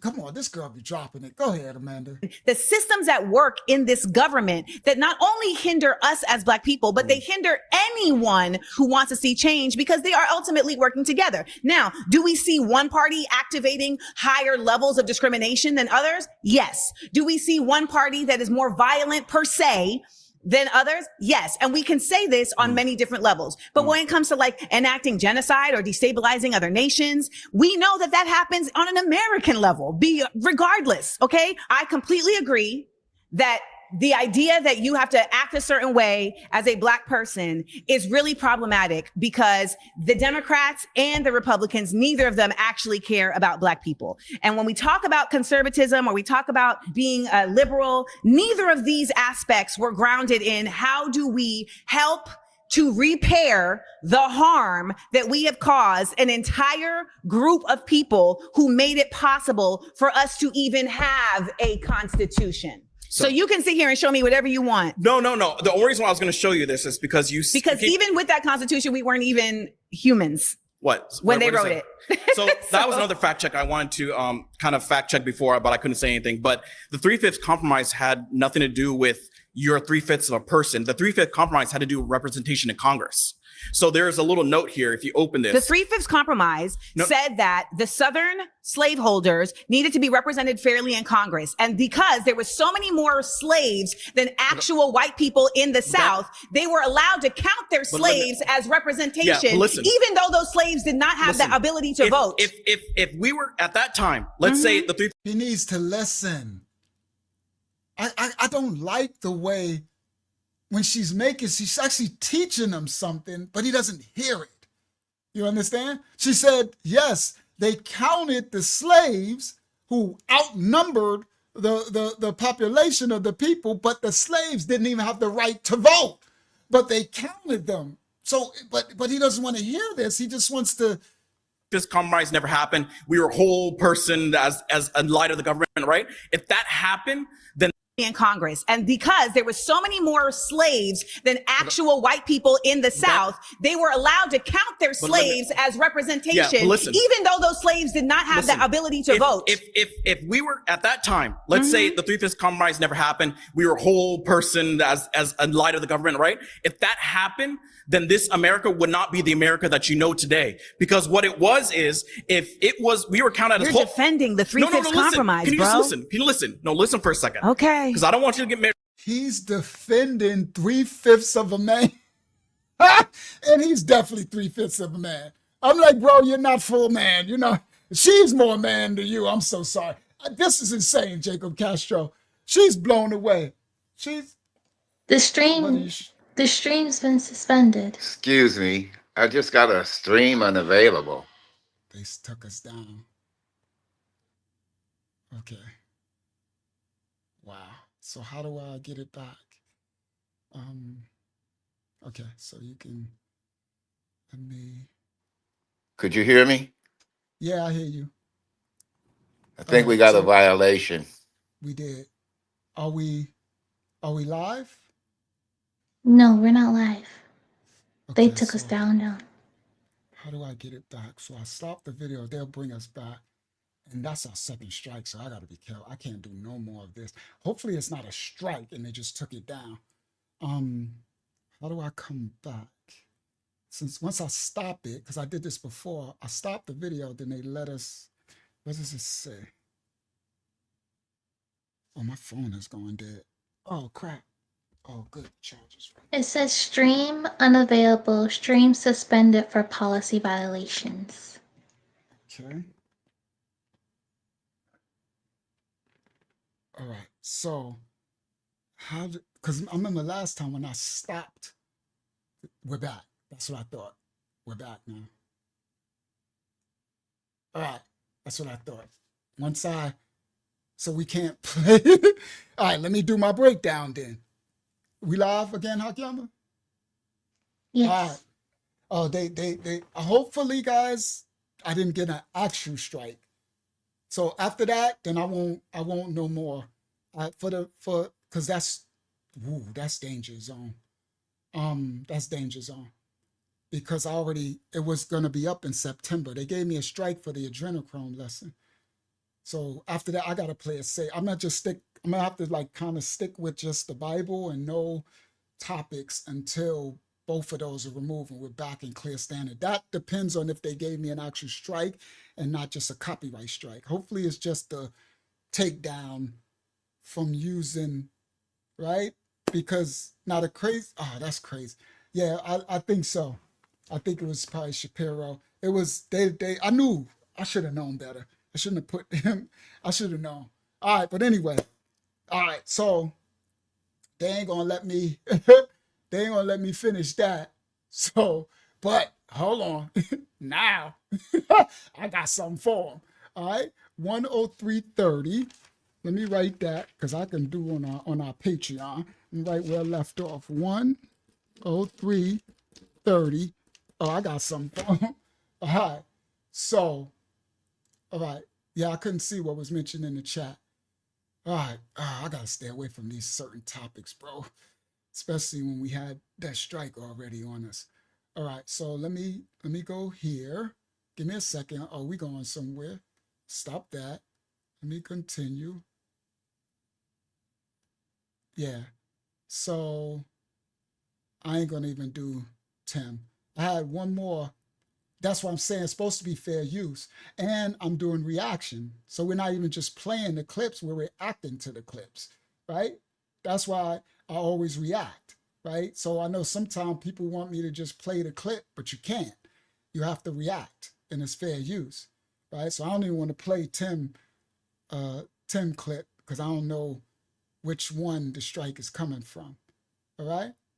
So, and that was dope. The other part that Tim was about to break something down, but it's all right. Let me go in. All right, here we go. Let me set this. Watch this. They can't fair use this because this is me.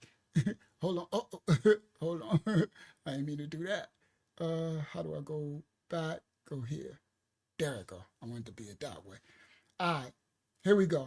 Yeah, they don't like that. That's why I gotta be careful. I gotta play it safe up until we back in the clear for our channel. We can't lose our ministry channel. I'm already shadow banned. All right, tonight, this part. Now I'm about to break down the hidden blueprint, how these policies, systemic policies built the inequality. It wasn't an accident. Nah, it was a design.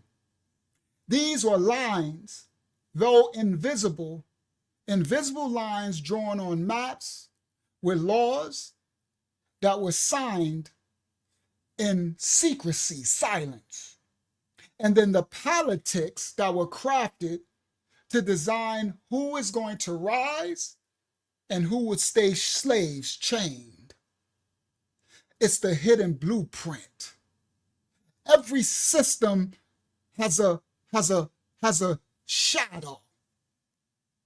Every law that they create has a ghost behind it. The courthouse, the classroom, they all hide the same truth, that some will never win. That there is a class of people who they are designed systemically, that they are designed to lose, to be at the bottom. Tonight, we're about to unmask it.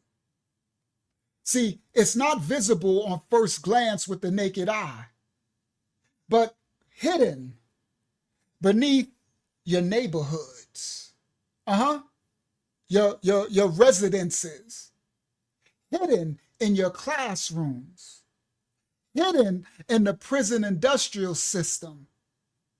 It's an architecture that is built, but it's not built of stone. It's built by prejudice. And it's built by design. See, the blueprints of this architecture are hidden and quiet, but very deadly. See, behind the closed doors, this is where the policies are enacted that shapes the systemic inequality, what they call racism. See, those who benefit from the inequality, they like to cheer. It's America, progress, nothing to see here. We showing it by they just literally gave me a strike when every video that the stuff that I'm playing is on YouTube. Listen, and everybody's making videos about it. You literally seeing it. Everybody's making videos about the clips that I played. And we reacted to it. Hopefully they'll show me which one it was. At the end of this, I don't know. It depends on, I'm hoping it's not a strike. That's what I'm hoping. It's just a takedown of the video and not an actual strike. All right? But I don't know where it come from. Probably come from that ning dude. Right? But listen, it's hidden in the blueprints. Behind the closed doors is where they make the policies. Now, behind closed doors, policies were signed in history and still today, but it started back then from the root. You gotta understand the foundation to get to the current effects. These policies were signed that would have damaging effects for generations and generations. They enacted policies that would tip the scales in a certain class's behavior group even before the game began. These are called shadow laws. The shadow laws. They wrote these laws, and inside of each law have hidden secrets. Some of the laws and bylaws protected some, and the others punished others. But they were all designed for one agenda. This is called America's shadow legal system. See, there are chains that you can't touch because they're not physical. But these chains will still bind you. They're called invisible chains. And these chains in America, they ran from the realtor's desk, realty. I'm talking redlining, I'm going somewhere. All the way to the school systems, all the way to the hospital doors, and they lead to the prison gates. Some of the chains are not visible, but they're everywhere. There's something called blueprints of bias. It's structured. The policies that they enact still haunt us today. Come on, Crafty, cancel TNT. See, one thing about history is history does not ever stay buried, but it'll haunt. History doesn't stay buried, it haunts. Though it'll haunt you. So each policy that was written tens and 20s and hundreds of years ago, it still breathes life into today's inequalities, but it's hidden and people think everybody got the equal opportunity. I got the freedom right to do this. See, these are the ghosts of bias, the ghosts of the inequality, the prejudices, and it still walks among us. And it's shaping our current landscape. Power has a hidden hand. I did the lesson called the manipulation, the puppet master. That's the hidden hand of power. See, when we think of power, we just think physically, right? We immediately think, if I say think power, you might think of a lion in the jungle, right? Rah, rah, lion of Ya'ada, Judah, in the jungle, right? But power doesn't always roar. Power doesn't always scream and roar and announce itself. Sometimes power writes. It doesn't always roar. Sometimes it writes. And when these writings become laws, they become weapons. And they don't just punish, they will erase futures. They will erase past. They will rewrite his story, right? They will rewrite stories and make it his story.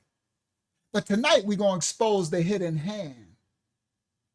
See, they knew, these powers, that all they had to do was draw a line on a map. And decades, hundreds of years later and decades later, well, decades, they knew that all we got to do is draw lines on a map, and later it will become a wall, an invisible wall, an unseen barrier. Oh, I'm going somewhere. I'm talking redlining for a second. Let's go. They knew that they would just draw a line on the map, and later it'll become an invisible wall, an unseen barrier. See, the red lines that they drew on the map became barriers. And later those barriers became cages. Prison cells. See, this is the web of discrimination that they enacted with the pen, not with the raw. And it is tighter than you think. It's a web. You see? It's a systematic dark mirror. Y'all know those dark mirror episodes? Oh yeah, we living in the matrix. We living in the dark mirror. So what you just saw with the Jubilee episode with that sister, all those black people were in a dark mirror. But if you truly look closely into the mirror of the laws and bylaws they write, you'll see a reflection that people don't want to admit. What you'll see in the mirror, you'll see a reflection of utter inequality, written in ink, structured in policy, and reinforced in everyday demographics of certain classes of people's lives. You know what they tell us? They tell us, the past is over. Get over it. The past is dead. They told us the chains were broken, right? Nah. History has a way of hiding its hand. Tonight, I'm going to show you that the lines that were drawn on the map almost 100 years ago, those same lines still decide who thrives today and who struggles today. Oh, I'm talking America and I'm talking redlining. Let's go, Frederick. The path from a childhood home, from your neighborhood to a prison cell was actually drawn out, laid out, not by chance, but by design. This ain't made up. This ain't fiction. This is called the American society's quiet architecture of inequality. This is an invisible web that is spun on us like a black widow spider. That web is spun across housing, across education, across healthcare, and across the justice system. And this invisible spider web, its threads are stronger than the steel bars. See, children of the Most High Yah, this all started with the pen. Mightier is the pen. See, in the Bible, the scribes had a mighty work. See, it started with the pen, and city maps were carved and drawn into zones. Neighborhoods were not graded by the hopes and aspirations and dreams of the people in the neighborhood, but the neighborhoods were graded by the color of the skin. This was a practice called redlining, which looked really innocent on paper, but in reality had the most devastating effects that we are receiving now. Yeah, zip codes. See, from this act of the pen, the banks started to close their doors to our Black ancestors. The investments in our communities left. The schools closed and decayed. The communities were destroyed. They put highways through the neighborhoods. Our families were pushed and boxed in to neighborhoods that had fewer opportunities, fewer jobs, fewer resources, and fewer overall chances. So a child's zip code became their destiny. You were conditioned and destined on a path by your zip code. It became your future. See, the damage did not stop at just the property lines. No. It didn't just stop there.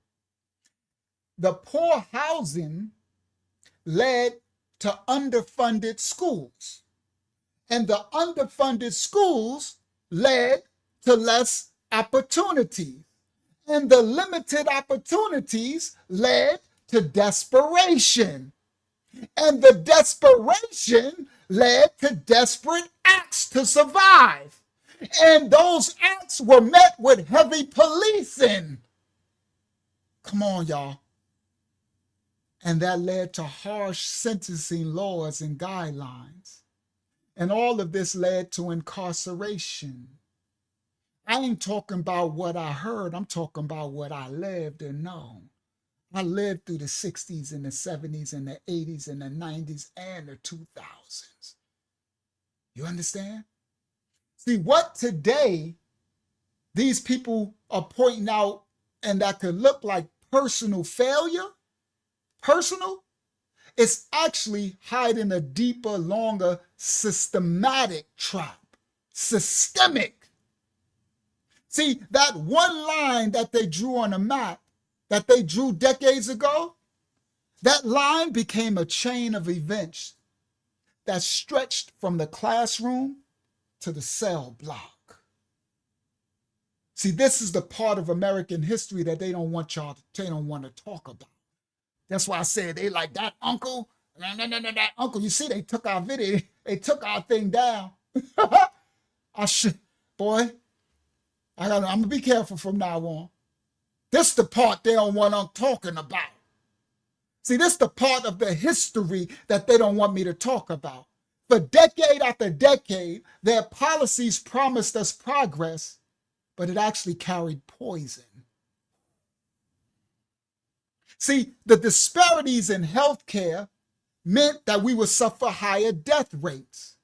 The wage gaps kept our families struggling in poverty. Come on, Pharaoh, let my people go. The zoning laws from that redlining and urban renewal projects actually pushed our communities further into the outskirts of progress.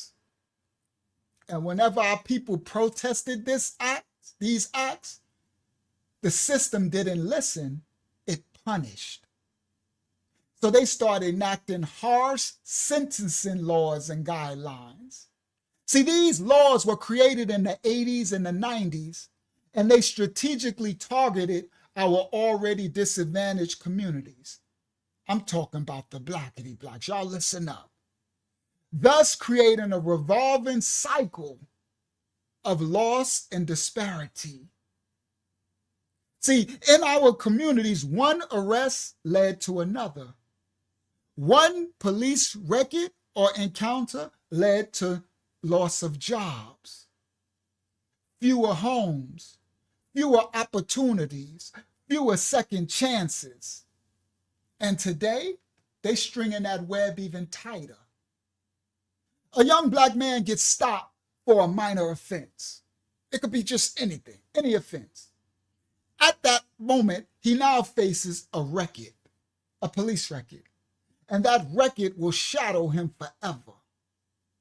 A mother, black, gets denied a loan because of an outdated credit map. All these scores, systematic. And she watches her children attend undervalued, underfunded, overcrowded schools. See, these are the Black Widow web, the threads. See, these threads connects the stories, but there's like invisible threads, so the masses don't see it. So they say, why don't you just pull yourself up by the bootstraps? And my people did this, and my people did that, and we did this. See, behind these numbers, behind the policies, behind all those numbers they're writing, those scores and all that are real lives. Millions and millions of us suffer and live with the weight of decisions that were made in silence and secrecy long before we were born. This I'm breaking down tonight is not history that's taught in textbooks. This is a covenant of inequality. Remember, covenant. And this covenant is bound by policy. It's enforced in the court systems. And the revelation is revealed in our streets. But tonight, I'm going to pull the layer back. I'm unmasking it. They might have stopped our stream, but this part is They can't copyright this part. This is my election from the Father. You heard? Yeah. This ain't history taught in textbooks. This is the covenant of inequality. It all began with a pen that was dipped in prejudice. Government-drawn maps. Now, these maps were graded neighborhoods, and they graded the neighborhoods from A to D. They graded them from green to red. The map with the red line meant hazardous. The families that were in those zones were what we call black. I'm going somewhere. I'm breaking down. Y'all know what I do. I'm gonna let them do their thing. Now let me bring true history. These HOLC maps graded neighborhoods from A to D, from green to red. Wherever the red line, that meant hazardous, danger. And the family in those zones were the black family. These families were denied loans.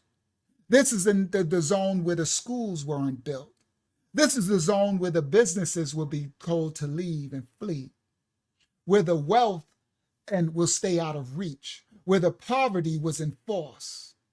And the result of this was white home ownership soared to 71.9%, while the black home ownership kept dropping and lingering to 30 to 40%.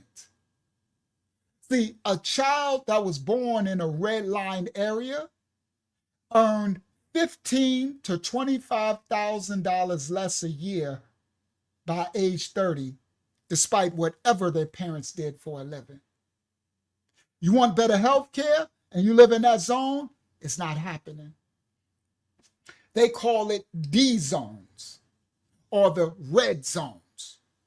The residents of the D zone, red line neighborhoods, experienced 50% more air pollution.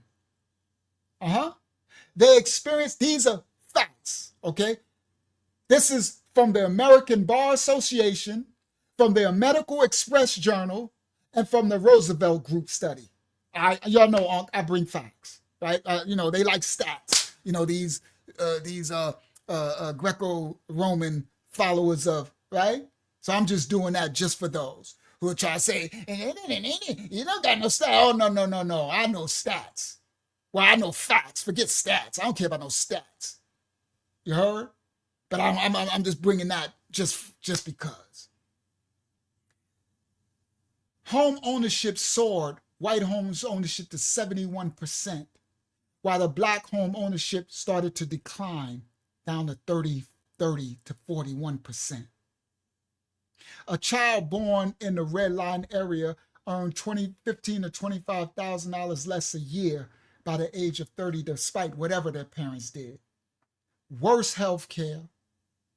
Those in the red line D neighborhoods experience 50% more air pollution, thus having higher rates of stroke, diabetes, and asthma in the children. This is systemic. These disparities were etched into the very air that we would breathe in the red zone areas. See, because our schools were actually funded by the property taxes, these redlining systems, the systemic racism, made sure that the red line D zone areas would be forced. It forced us into low property values. So the property values would get lowered, right? And the schools are funded by property taxes, thus systemically undervaluing the funding of the schools. You see? They made sure that the neighborhood had low property values, and this automatically starved the school budgets. According to the Freedom School Academy report, in Chicago, D-zoned or red zone neighborhoods spent $5,000 to $7,000 less per student than in green line neighborhood, A neighborhoods. We're talking white and black neighborhood. This is the systemic redlining that went forth, that have these foolish people that we showed on the panels, little kids coming there talking about, we all got equal opportunity. We need to just pull ourselves by the bootstraps. Everything is equal. It ain't never been equal. It's design and inequality. You got to go back and show why these are the results of the acts and the enactments. It says, according to the Freedom School Academy, D-zone neighborhoods in Chicago spend $5,000 less per student than the A green line neighborhoods. So education became the great divider. See, in the book of Hosea, let's do Bible. Hosea 46, 4 and 6 says, my people are destroyed for a lack of knowledge. So when education is denied, a lack of knowledge will imply, and a soul will be lost. That's why the Most High Yah always tells me every time, teach my children. Every time I do a lesson, everyone, I put hours and hours and hours of work to put these clips together for them to just stop it. We still had another half an hour of video. The Brother Tim was about to drop a bomb, and they stopped my live, right? So education became the great divider. That's why y'all always tell me, teach my children, and I get to teaching. See, in our red-lined living quarters, where they ushered us to live, basic health was harder to access. And the lack of basic primary care plagued the Black majority zip codes. The prenatal care was diminished, thus leading to malnourished children, the lower brain development. See, they ushered in Planned Parenthood facilities, liquor stores. You see? Religion, churches on every corner. You heard? Drugs. See, with these conditions, the life expectancy plunges, and it leads to maternal mortality. See, in red line neighborhoods, the hospitals were few and far between. The clinics, the clinician systems were underfunded. But don't forget, the Most High's laws are loud and clear. The Bible says, whoever oppresses the poor insults their maker, but whoever is kind to the needy honors the Father. That's my translation of Proverbs 14. See, the injustice is real outside. See, they chained us, they took the chains off us physically, and they chained us up with their new laws. Because when the opportunities of work and advancement dries up, the arrest rates rise. The over-policing took force in the black red line neighborhoods. They sent the overseer, officers in, all etched with the pen. And then they came out with mandatory sentencing. See, this is the modern broken justice system, and it was all of our reality. This is the modern red line, the effects, Yariq. We went from red zones to prison zones. See, like in the Bible, Achan, he stole the forbidden goods. And when Achan did this act, he doomed the children of Yasharal, Israel, book of Joshua, right? And our communities are being punished for stealing Yah's honor. Oh, listen up, black people. Y'all know I'm going to do Bible. Y'all heard? You know, I'm going to do relevance. See, when Achan, who stole the forbidden goods, and the children of Israel had to pay, we're paying for our ancestors. We're paying for stealing Yah's honor. See, Yah's judgment against covenant breaking is his law. See, Achan's sin cost lives, and our ancestors' sin cost us in this mess. The sin that the powers that be, the serpents, induce on us today is structural, it's systemic, it's not individual, but in its systemic structural nature, it's equally destructive as if it was in an individual basis. See, in the book of Amos 5:24, it says, let justice roll out like a river and righteousness like a never-failing stream. See, the American policies are rolled out to flood some of us, but to also starve others. You see? Amos, let judgment run down as waters and righteousness as a mighty stream. So the serpent, enact policies that'll flood some of us out, but starve others. But understand, there'll be a price to pay for all this at the judgment. See, the blood lineage of the child born in the red line neighborhoods, the bloodline with no equity, with failing schools and poor health care, that lineage carries the weight of the Most High's laws being broken by our ancestors. The Most High warned us of this. He said, if you do not obey the voice of the Most High, your Aliyah, all of these curses will come upon you. Oh, y'all know that script? If you do not obey, obedience, the voice of the Most High, Yah, your Aliyah, all of these curses will come upon you. What script is that, everybody? The old Deuteronomy 28. Oh, yeah. And this is the curse of systemic laws. But all hope ain't lost. Nah. See, repentance. Repentance. See, if the Most High wanted to, the same hands that were used to sign those red lines, the Most High can erase every line off that map.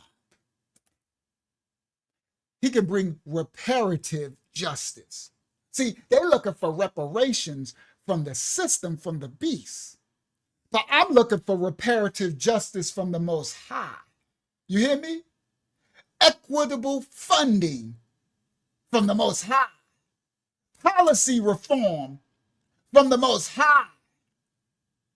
Oh, if the Most High wanted, these pens of redemption will be signed in. See, but they happen with your repentance, children. Come on, Brother Frederick. See, this past, this cup of iniquity wasn't meant for us. Our ancestors put this on our heads. Remember when they said, let the blood of him be on us and our children.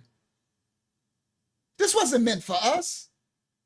Our ancestors said, put it on our children's head. So this is our reality now. Our schools, our homes, our neighborhoods, and the court systems all carry ghosts. Real talk. Ghosts of our ancestors disobeying the Most High covenant they made. See, the Bible says, learn to do right. Seek justice and defend the oppressed. Hakama, that should be Isaiah 1:17, if I got that correct. Sometime I'll write the script and I have so many that it'll get out of order. So if I ever say the script and it's the wrong chapter verse, I apologize. Y'all see, I do a lot of editing. I'll be hours and I'm doing the best I can. When the Most High say teach his children, I do what I can to teach his children. And I labor for hours and hours. Not just the hours I spend here teaching, the hours I put together the work. Thank you. Isaiah 1:17. Learn to do well, seek judgment, relieve the oppressed, judge the fatherless, plead for the widow. You see, the Bible. So the righteous must expose the wicked serpent's web, this policy of laws. We must reform the housing. We must teach y'all's children. We must heal the broken. We have to live the law of care, concern, and compassion. That's called the law of Yara, the law of Ahabaya. Yara means the reverence, respect, and authority of the Most High. Ahabaya means the love of the Father. That's what they transliterate to love. Yara and Ahabaya have the same attributal descriptors. Not the love of the world, the love of the Most High. Love your neighbor as you love yourself. It's Yara. From the red lines to the prison lines,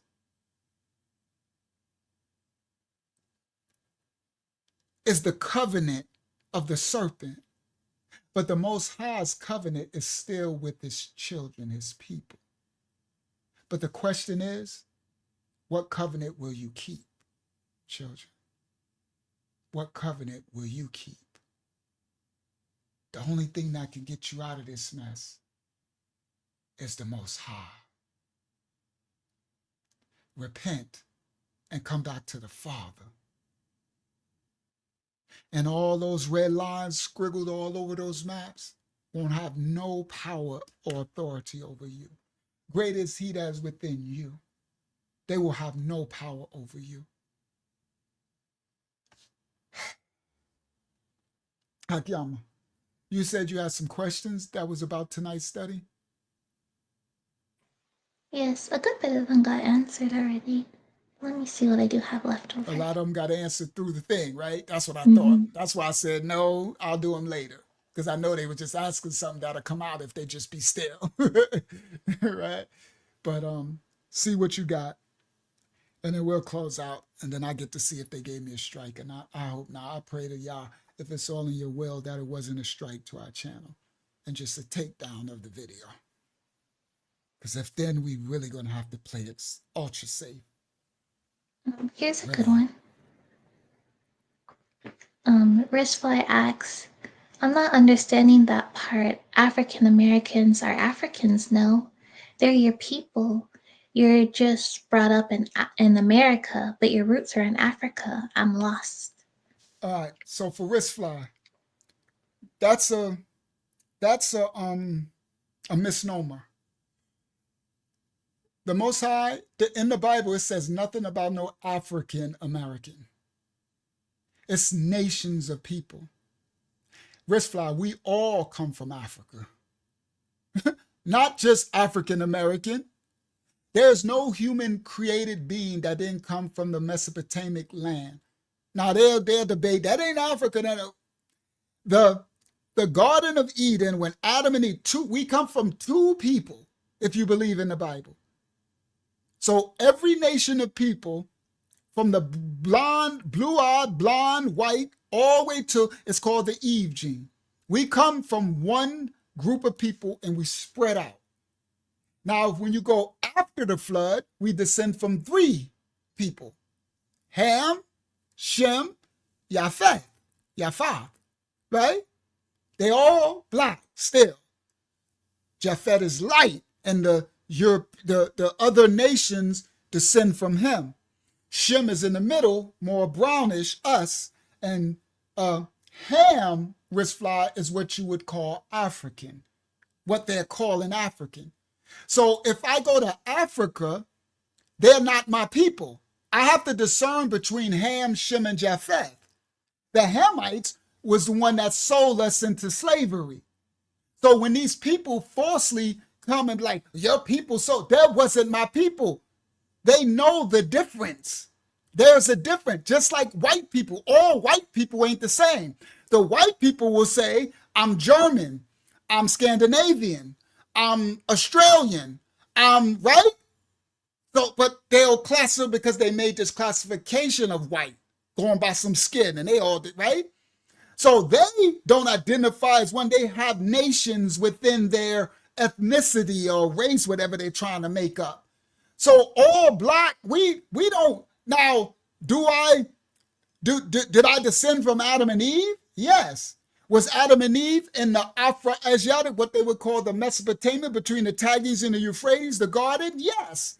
That's West Asia, Northeast Africa, using current terms of these land masses, what they named them. But in original times, they wasn't called that. All people come from there. But they just try to make black, they want us to say we descend from there. The devil's a lie. Do you understand? I can't trace back my lineage to exact there. Now, for us that came over on slave ships, because you got all type of different blacks. Then some came over from the Europe, the slavery from the Jacobite era, right? Some came over from the tribe of Dan, came over the original natives. They came over long ago. That's actually their land, right? Now, some of us that came over on the transatlantic slave ships, we can trace our lineage back to Spain and Portugal, back to the Luengo coast, back to, and those us in the Caribbean too. So those us, you got to watch my lessons, brother brother Wristfly. You got to go back to the studies when we broke down the Ashan people, right? The Ashanti people, the tribe of what they call Negro land. Okay, right there you go. That's one. How I'ma put it? You got to watch those videos, young king. And I showed the ancient books. Even ain't Benjamin Franklin. They all say that in the ancient books. They tell you these people ain't the same people. Right? They know who they went and got on those slave ships when they went to the west coast of Africa to get those slaves. They came to get the tribe of Judah. They knew, and they went to the Hamites, who are Africans and said, round to help us round. They knew, Hamites knew who we was because we was wearing the white linen and keeping the laws of the Most High as best we could. So that's where they created the kingdoms of Dahomey, Negro land, and all that. They got exiled from Spain and Portugal with the Spanish Inquisition and stuff, where we were victorious. So this is the Jacobites, right? This before the Jacobites. This is the Moors and the Hebrews. You got to watch my lessons, right? And then some of them went into Europe and they became the Jacobites. That's your Charolites. That's King James in them, and the Stuarts and the Scots. They all over England and Scotland. They call it the Dark Ages. So no, everyone comes from what they would call now Africa, every human being. But they just try to put it on us. Ain't that? No, they're not our people. If we went over there, we would have to try to find some people who would be lineage. Now the real only way to find that is to know them by their fruit. Because you can't even trust DNA tests, right? It's really almost impossible. The DNA companies are a lie. That's all a lie. They tell you made up. That's a lie. What the Bible says, he who keeps my father's commandments. So if I went into the land, what they call in Africa, right? Nobody will be my brother and sister unless I find somebody that's keeping Yah's commandments like me. Now we're equally yoked. That he who keeps my father's commandments is my brother or sister or mother or father or such and such. Mashiach, the reason why that's written in the Bible of Rishfly is because Yah knew that all the genealogy would be confounded through the captivities and the slaveries. You see? But the blood lineage is passed down from father to son. You understand? But we would know he would leave markers for the lost sheep to find themselves, right? He says, in their captivity, they shall remember themselves, and they shall call on my name, and they shall come in my name. So we were singing Kumbaya, my Lord, Kumbaya, come by here saying hallelujah. And now we've been calling on Yah this whole time in our DNA. And a remnant would start to wake up and remember themselves. And that's how we would only know the tribe of Judah, the end time kingdom of priests. You'll know them by their fruit, okay? So yet everything leads back to the Bible.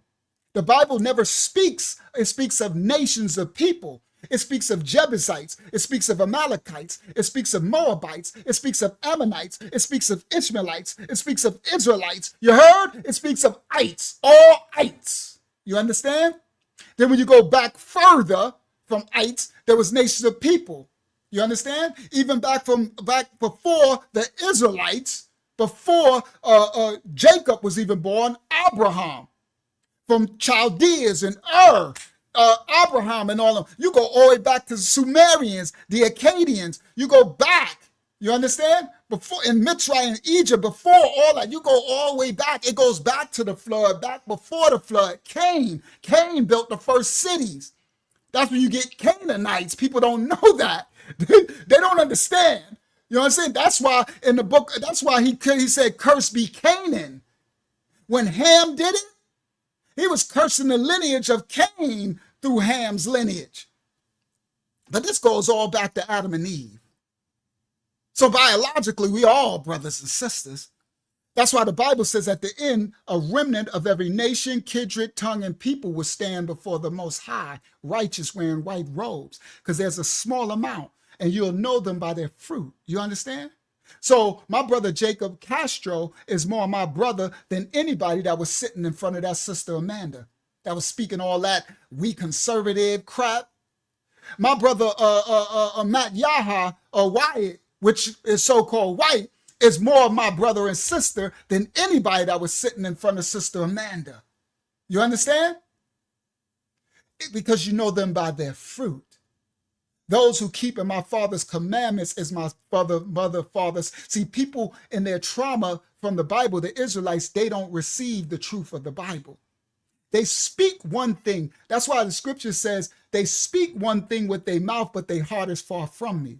So the Israelites in their trauma will be like, ain't no white man could be my brother. Ain't no white man. But the Bible says he who keeps my father's commandments. So if you find a white person is keeping Yah's commandments, how is that not? Oh, so that means you picking the truth. I mean, you don't actually believe what the Bible says. And the Bible says a remnant of every nation, kindred, tongue, and people will stand before him. So you trying to exclude it, that's your trauma. You're actually judging yourself. You showing what you really are made of. You're still in trauma. So you can't teach the word to nobody because you are still a victim. You're still traumatized. You need to be healed and whole before you could take your rightful position as the kingdom of priests, because a remnant of every nation, kindred, tongue is going to cleave to you. You understand? And it says you are to treat them as if they were blood-born, Yasharal. You heard? It did not distinctify. And let me explain something to you about those 7 nations he said don't mix our seed with. They were all blacker than black. That part. But you're so traumatized. The serpent seed, yeah, got white skin, got black skin, got whatever. Esau is every nation. But you got these wicked, foolish Israelites running out talking, Esau is the white man, hate the white man, hate. They're a tribe of hate. They're traumatized. So they are the serpent seed too. They're doing the doctrine of devil. It's just with a suit or with a costume of Israelite religion. They made that a religion. You understand? So within the land, what they call in Africa, there's a remnant there, which are the actual Israelites. Then the others are Hamites, and you probably got a little Japheth there as well, because Japheth goes everywhere, right? Now, the actual true descendants of the promise from Abraham's lineage of the children of Yasharal, they have a work to do. And their work is to receive, listen, the remnant of Ham, which would come Hamites, what they call Africans, who don't identify with us, they don't really like us, right? They never did, right? Shout out to the remnant of Ham that do like us. We receive you too. It's always a remnant, right? The original children of Yashal, they would cleave to us. So we're supposed to lead those Africans to the truth, the Father. Guess what? Those original Shemites that are there who might have lost their way, think they might be Ham and everything. We are to lead them to the Father and Japheth. Whatever nationality you want to call Japheth, we are to lead them to the Father. All right? Now, yeah, they won't, later when we're going to get out there. Later, I'll be having more conversations, but none of them will really want to discuss nothing with me because they can't stand on truth. They stand in doctrine of men. All right. So yes, no, Wristfly. They are not our people. They are some of my lineage. It's some people that maybe descend from my bloodline over there? Yes. Could I find them? Probably absolutely not, unless the Most High wanted me to. But the majority is not. That's Ham's land. Shem, Brother Wristfly, my ancestor, Shemitic, we were given what you call Western Asia and Northeast Africa. That's out, they call it the Middle East now. That's why those people over there are attacking the original people over there. The people who stole the identity, right? That's probably why they took our video down, right? I should have never put that dude in there. I don't know why I didn't know better. Hakiyama, you should pop me. I should have never put that little I knew it when I was doing it too, but it was just too good. I wish I had the freedom of speech, right? Why we can't just be free? He free to sit up there and do his little right? I should have knew it. I knew it too, and I put him in the thumbnail and everything. That's where I really messed up. I should have put Tim Wise in the thumbnail and just hid him in the. I put him in the thumbnail and everything. Oh man. Oh my God. You know, they got bots, computers. They got bots that scroll the teaching. So anyway, no, brother Wristfly, they ain't my people. They're not my people. He who keeps my Father's commandments is my people. My people is he who is trying to seek the Father in truth and righteousness, loving their neighbor as they self, trying to live morally righteous to the Father, that I can lead and guide and pour into and trust in them because I see my Father in them. and they see my father, their father in me. And the Father is who we hold our allegiance to, and that holds us accountable to one another safe. I'm only safe with he who keeps my Father's commandment. Everybody else is just an associate, even those of my own bloodline. That's why the Messiah said, who is my mother, who is my brother's sister? When they say your mom and your brothers is here, Mashiach was making a point. He was teaching us something. Just because they look like me, because they my bloodline, they ain't my, right? My children are not in this ministry. They not keeping y'all's commandments. So they are not. Are they physically my child? Yes. Spiritually, they're not. I am a man of spirit. The physical is temporal. My eternal life is in my rayat, my spirit. Do you understand? So physically, they are my, what they call it, relatives. They're related to me, but they're not mishpayah. They're not my family. Okay? All right. So, yeah, that was a great question, because a lot of people have that confused. All right. And now they were given, it has anything to do with the Bible. Is their study if the fate and what? Yeah, everything that's going down is the Bible. It will be trodden down by the Gentiles, and it will be burnt down to the ground. That's why we ain't supposed to be there, Wristfly. So those little foolish Ethiopian blacks who went over there, and the foolish Americans who went over there in the 80s, who live over there in those shanty towns over there in Israel now, they ain't supposed to be there. The Bible says don't go there. It says it will be trodden down by the Gentiles. That's who's over there trodden it down. And the Most High said he will gather his people from where he scattered us when it's over and bring us to the new promised land. You understand? So they they over there battling the Philistines. That's what boy, this is all Bible, Wristfly. You guys, those are the children of the Philistines and stuff that's over there. The original one. Now you got some original Habariyah. Let me explain this, Wristfly. You got some original tribe of Judah, right? They everywhere. We were scattered to the four corners of the planet Earth.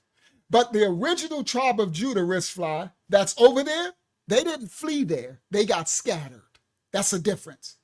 And they will be protected from when it burned down and all that, because they didn't go there. It's not unlawful. They were scattered there. But they're at the bottom. They're not there. It's like going to India and going to the untouchables. That's the tribe of Judah. Just so y'all know. You go to India and go to the poorest untouchables where they won't even touch them, right? They living in huts in the dirt. They ain't got no shoes. That's the tribe of Yaada. And they're everywhere. You could go to the Antarctica and there's some tribe of Judah freezing right now, freezing to death and all ice, and they pours out all outdoors. They're scattered to the four corners of the planet Earth. So yes, Judah is everywhere. That's the only tribe that's everywhere. Dan tried to go everywhere because Dan is a mess. But Yaada is everywhere lawfully, meaning by scattered captivity. So you're talking about the real black Hebrew. Yes, the real tribe of Judah, the real Yaada, they're still there, but you won't know them. They're not. Well, you got some of the real tribe that's went there. That's the ones from America and the ones from Africa, Ethiopia. Some of them are the real, but they're not supposed to be. They're unlawful.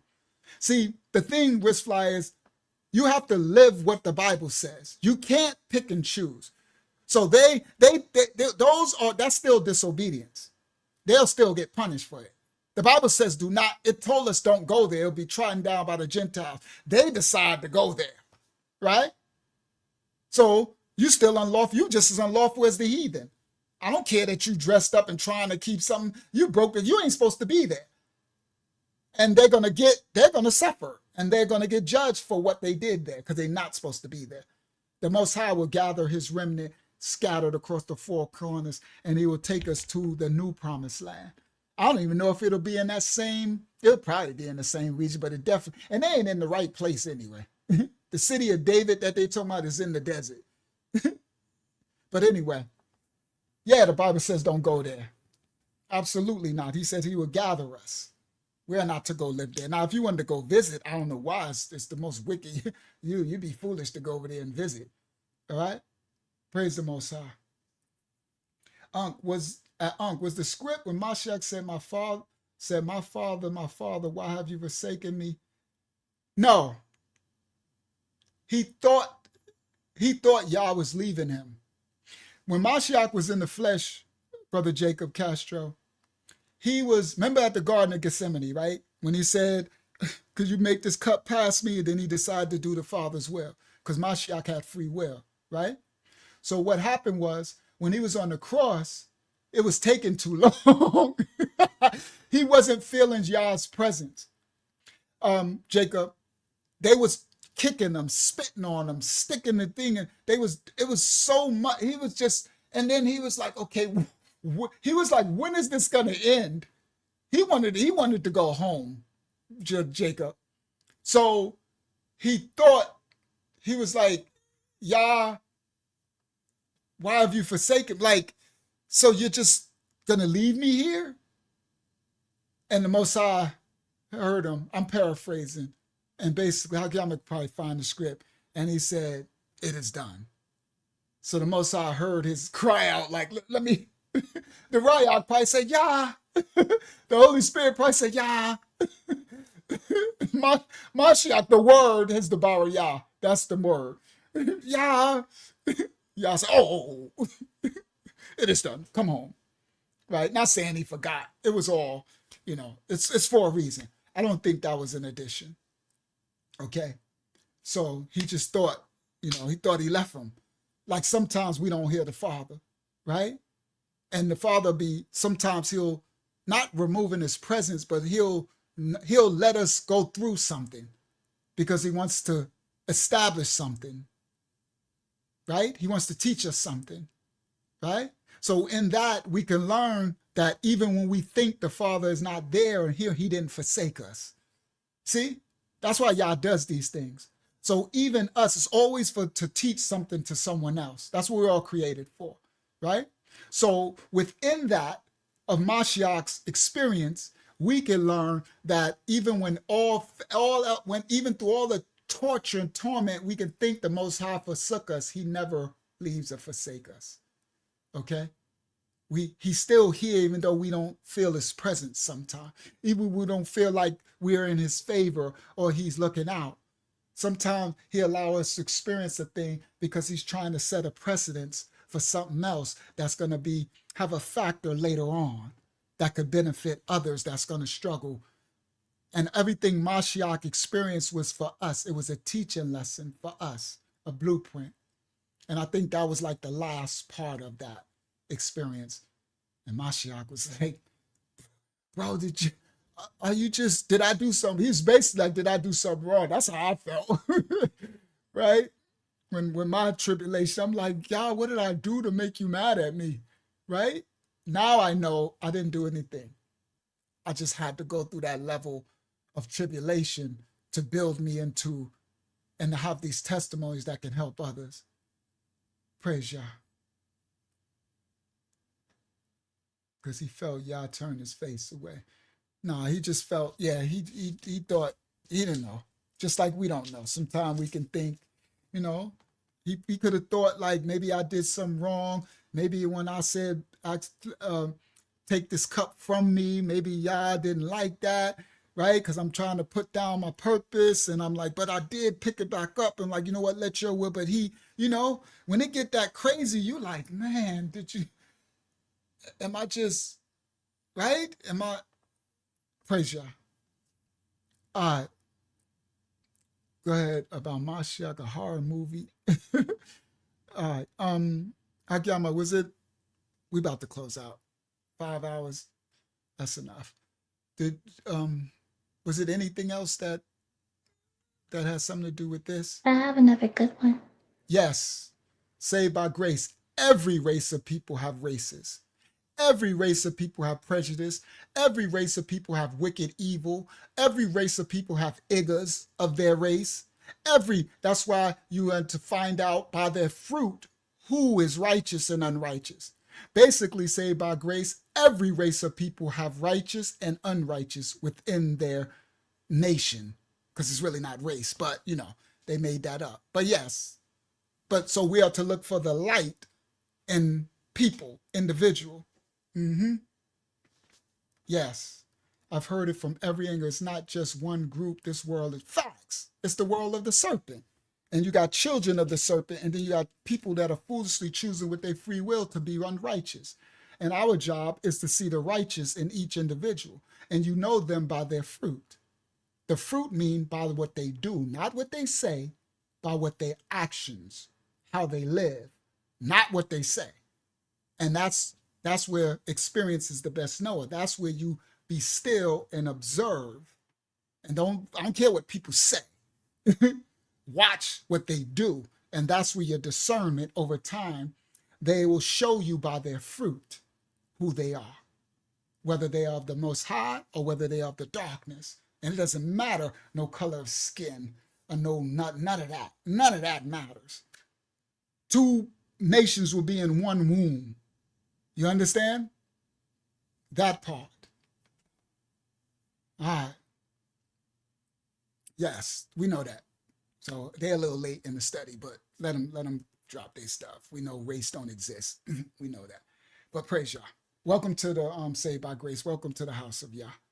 All right. So there's nations of people. There are nations. Okay. So one thing you got to do, Saved by Grace, don't eliminate that. There's no races, but there are nations of people. The Bible is a book of nations. Okay? And each nation has a role and purposes. There are certain nations we are to stay away from. There are groups, nations of people that are not Yah's children. Then within Yah's children, the enemy will come from your own household. So within your womb will be two nations of people. See, these are all instructions in the Bible, not to be overlooked. Okay? So that, not that we are all his children, because we're not all his children. That's a wrong statement. Those who keep his commandments, those who show by their fruit that they serve the Father are his children. Everyone on earth is not his child. That's not true. So again, we have to understand that you're doing another religious concoction. So in one avenue, you bring in a truth, but then you're bringing a misnomer on the whole other aspect. All right? Right. So they made because we all come. No, we don't. So the Nephilim come from God, unless you don't believe in Nephilim. Maybe you only believe half the Bible. I don't know. Some people are different, right? Because I don't know what he is. He could be Christian, whatever, Israelite. I don't know what you are, right? But I understand the whole Bible. So with that statement, there's no serpent seed. The seed of the serpent and the seed of man will war. All right. So you got to be careful what you're saying, because you're making the same way you're trying to make general statements, right, about the other side. You're making false statements on one side, and thus you will still confuse the children who needs to understand the difference between the serpent, those who are righteous and unrighteous, light and darkness. There's spiritual warfare. Okay? So no, we're not all Yah's children. Sorry, not true. And Yah don't love the whole world. All that, All right. Yeah, he was created. Yeah, he was created, but he chose with his free will. All right, do you not know they have spiritual children? Spiritual seed? Do you not know you can get yourself divorced from the Father? I know you disagree. That's fine. You probably you got the right to disagree, right? And you probably think you saved by grace with no work either. Okay? Exactly. So you probably a whole Christian. So you can go find another Christian channel. I'm not about to do this lower level Christian thing with you, right? Because you're still on God and Jesus and Lord. I bet you still calling on Baal, right? That's okay. I can meet you where you at, but you can't come here with half truth, right? So that's a problem. You still teaching a doctrine, another religious Roman Catholic doctrine, right? But you're trying to act like you know some of the truth over here. Okay, right? And you still pray to a wall. See, there you go. So get them out of here. All right. I'm not no original Jew. I'm not a Jew at all. What Jew? What is that? You? I don't know what that is. Well, they got them. Those are people. The Jews got they're the Jewish people. I'm not Jewish. I'm sorry. I'm sorry. You think? I guess you are Christos too, right? You Roman Catholic. You get him out of here. You come over here at the end. Get your Christianity butt out of here. Sorry, wrong house. And wrong house. We're not Israelites. So unfortunately, not saved by grace.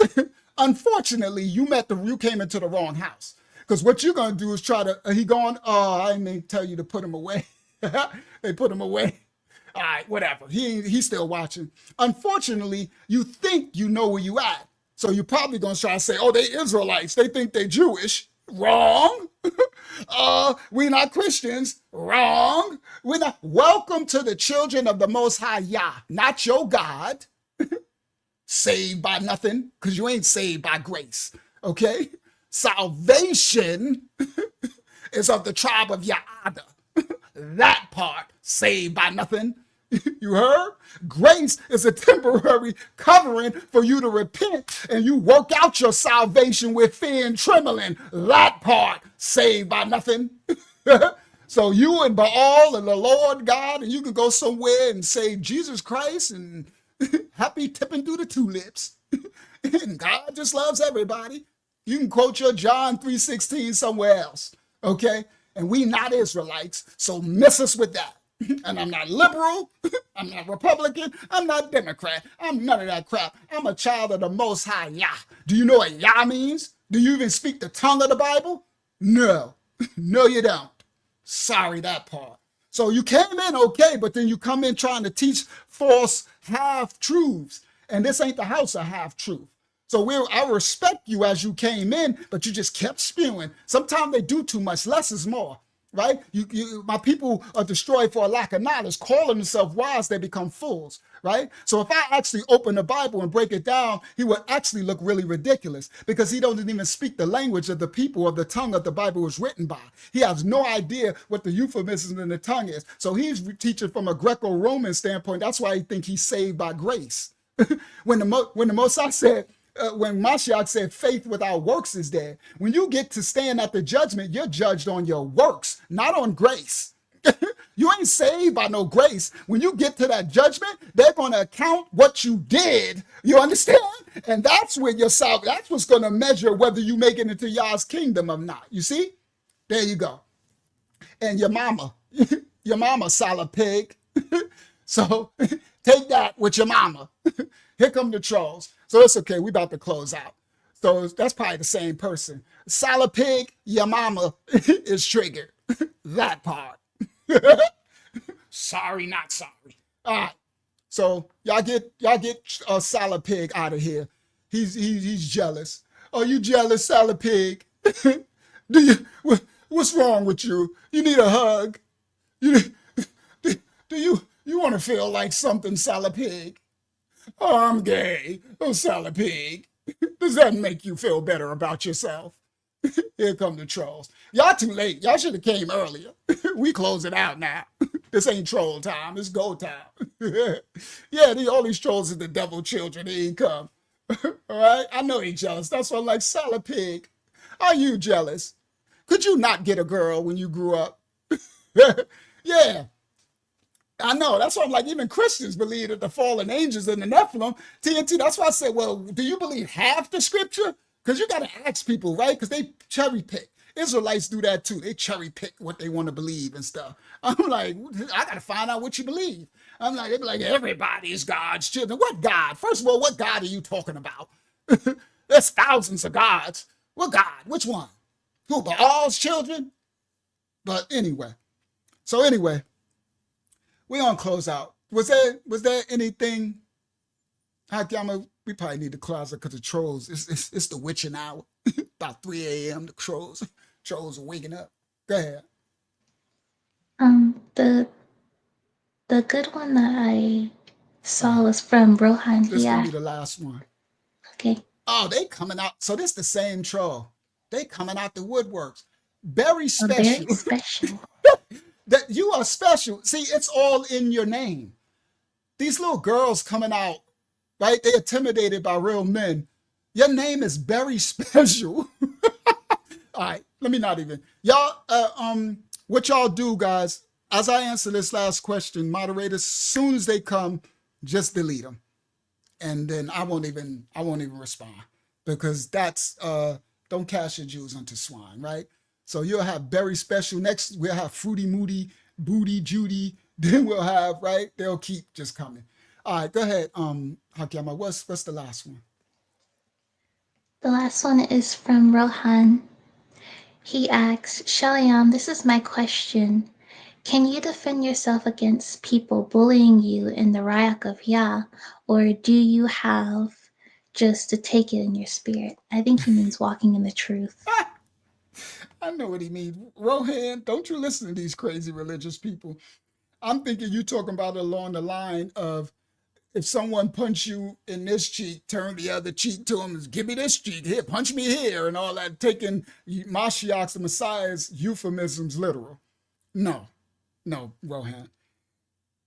You have the right to defend yourself. You have to defend yourself, because if you don't, someone unalive you, and how can you help someone else? Do you understand? So we are, yes, for bully, you can defend, we are called to defend ourselves. Remember, Mashiach said, what did he say? Sell your coat and get a knife, or a sword? He said, get 2 swords, right? Because there's a time for war. There's a time, physical too. Now, we don't believe in harming people. We're not promoting any wars, right? There's going to be spiritual warfare, but there's a time that's coming to collapse, right? That's why America has the right to bear arms, right? You have a right to defend your property, your liberty, right? So you have to defend the women and the children, especially as men, right? So you have to, there's a time for everything. So if you have to defend yourself, you have to stand your ground as a man or daughter of Yah and get yourself out of harm's way, so you can continue fulfilling your purpose on earth. You won't allow no one to harm me. I'm not going to instigate none of it, right? But I'm not going to allow anyone to harm me. You know what I'm saying? So with that, I'm going to defend myself. You understand? My temple is the temple of the Most High. You heard? So I take care of my temple, as well as the inner sanctum, the holy place of the Father, right? So that's why my diet, everything I treat my temple as a righteous vessel of the Most High. So I'm not just going to allow someone to come and desecrate. That's like allow somebody to come and just poop on your house. We just did that earlier, right? Just spray feces all over your outside of your house or spray paint. You're going to stop them. Bro, you can't come desecrate in my house. So this is my temple, is my house. You're not going to come and desecrate nothing here. I don't care, very special, the other saved by something.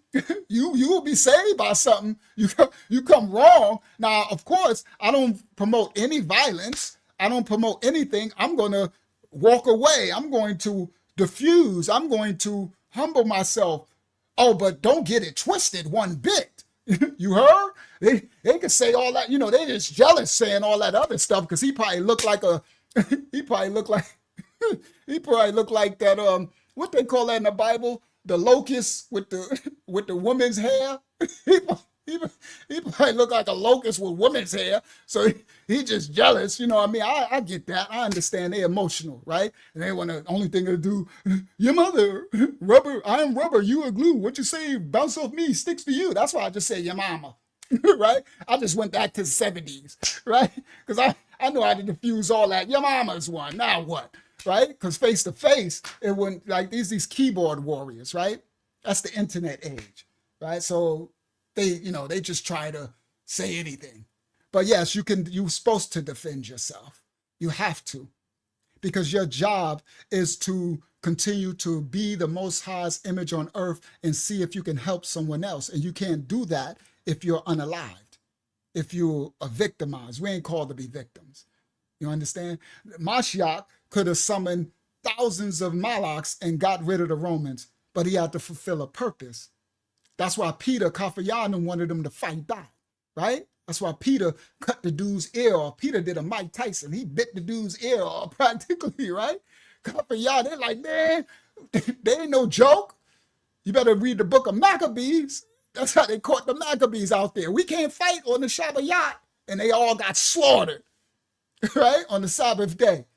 No. The Shabbat was made for you, not you for the Shabbat. So it's the Sabbath day. You think if someone break in here right now and try to unalive me and the roommates, I gotta cover my roommates. I'm the man of this. I'm the Most High, right? I cover y'all. It's a war. I don't care. It's the Shabbat. You heard? That's the Shabbat made for me. That's why they try to unalive Mashiach on the Shabbat. Talk about Mashiach, man. Stop with you hypocrites. You heard? Oh yeah, I'm gonna defend this. And then I'll get right when it's done, Shabbat Shalom. I can get back, if I can get back to my Shalom, my peace. Shabbat Shalom. It's okay, it'll come in 7 more days. You know that part. Praise the Most High. Now we ain't to start no mess though. We don't start nothing. We're not starters of trouble. We're supposed to be men of peace, Shalom. Right? I come to teach. I come to love, teach, peaceful. Now, I wasn't even disrespecting the saved by grace. I was just trying to slow them down because they came into our house and started spewing scriptures and they start spewing things out of order in some of the children, right? So I was trying to get them to slow down, but they just kept spewing. And I knew that was going to lead somewhere wrong because they come with a doctrine of men, okay? Yeah, I ain't bending the knee to not one bully. The devil's a lie. You boy, TNT, the Most High ain't made me no punk. No, he made me accountable and to master my emotions, where before I used to be, I had a trigger temper. You know what I mean? Like, and that's not healthy, right? But now I can control my emotions to a stronger degree. But don't get it twisted. Ain't nothing changed. I got to provide for the children, women and children. How are we going to protect the women and children at the end when the judgment, all hell break loose, when the ground open up and the Nephilim come from above and below and all type of craziness, when the collapse happen and they come in to try to take your food and all that, how you going to protect you? I must not tell a lie. You George Washington, I can't tell a lie. I can't do nothing. Here's the other cheek, right?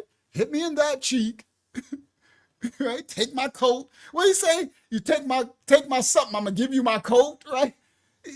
That's not what Mashiach was talking about. I'm not about to go into that. He was talking about our nation of people, what they were doing to one another inside of the tribe, and the things that they were doing to one another inside of the tribe, having more resilience and understanding of not making it, right? I'm not just I got to learn to have more patience inside of my, when we come amongst one another, have more patience with your brother. But you have to be proven that you are my brother, right? He who keeps my father's commandments, right? Now, some outsider, some enslaver, some devil that come to harm us, the devil's a lie. Y'all done tripping. Somebody told y'all wrong. Y'all better not come up against the house of y'all thinking we just some, I don't know, religious railroad you can just roll over. Nah. All right, so now we closing out. All right.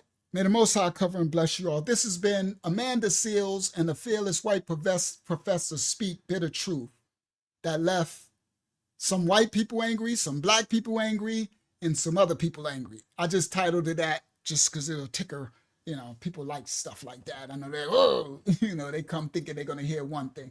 And I had the video, Professor Tim Wise, a white man, was about to break it down. I was saving that clip for last. Tim Wise gonna break. I'll figure out what I'll do. I'll try it on another one of our channels to put the clip up and see if they take it down. If they don't, I'll show you Tim Wise clip on another live stream we do because I still want to show it. Go ahead, Akiyama. Well, I was gonna ask if we don't watch it on the live, if we could watch it on a Tuesday. Oh yeah, we gonna see it. The house will see it no matter what. That's why I put the timestamp where I stop. We gonna get the rest of the lesson. But what I'm gonna do is I'm gonna put Tim. I got these dummy channels. and I'll put his video up on the live stream and see if they take it down. If not, then I know it wasn't his video, unless they tell me which video they took down for, right? Go ahead, Hakim. Let me mark that timestamp just in case. Where did you stop? It's one, I'm glad you did it, 'cause I'm gonna lose this paper. 1:03:30. 3. All right, I got it. Thank you. All right. He said, Peter, all right, Peter and the Sons of Thunder. Kafaya. All right, may the Most High cover and bless you all. Hopefully y'all got fruit from this lesson. It is not about skin color. It's about the fruit. So the point of the lesson, I showed that all of those black people that was going against Amanda Seals hated one another, hated their own kind, right? They wanted to say systematic racism don't exist. The other dude who lost his job, he said, there is no white supremacy. Even the white supremacists are probably mad at that. Can you imagine an actual white supremacist? They would whip his butt. What do you mean ain't no white supremacy? It's a whole, they're proud of their white supremacy. Who's sitting up, the white supremacists themselves that call themselves white supremacists are like, what do you mean it don't exist? We right here. And we in the woods doing mad target practice. Oh, they is on their deem too, right? But let them do, right? I'm covered by the Most High, right? I'm not a supremacist or nothing. I'm a Yah supremacist, okay? The Most High is supreme. So I don't got to be flesh, no flesh. I don't receive no flesh as being supreme nowhere. Is your spirit supreme, right? I'm a spirit animating this fleshly body, right? My flesh is my flesh was no joke in this time on this earth, in the fleshly realm. You know what I mean? 6'1", 220, 230, you heard? Right? I could fight, I lived the fleshly life, but spirit, flesh is weak. Right? What your rayach? You heard? So, yes. So the point of the lesson was all Israel ain't even Israel for those who are Israelites. All skin folk ain't kinfolk for those who identify as black or whatever, white, whatever. All two nations of people will be in one womb. That's letting you know right there.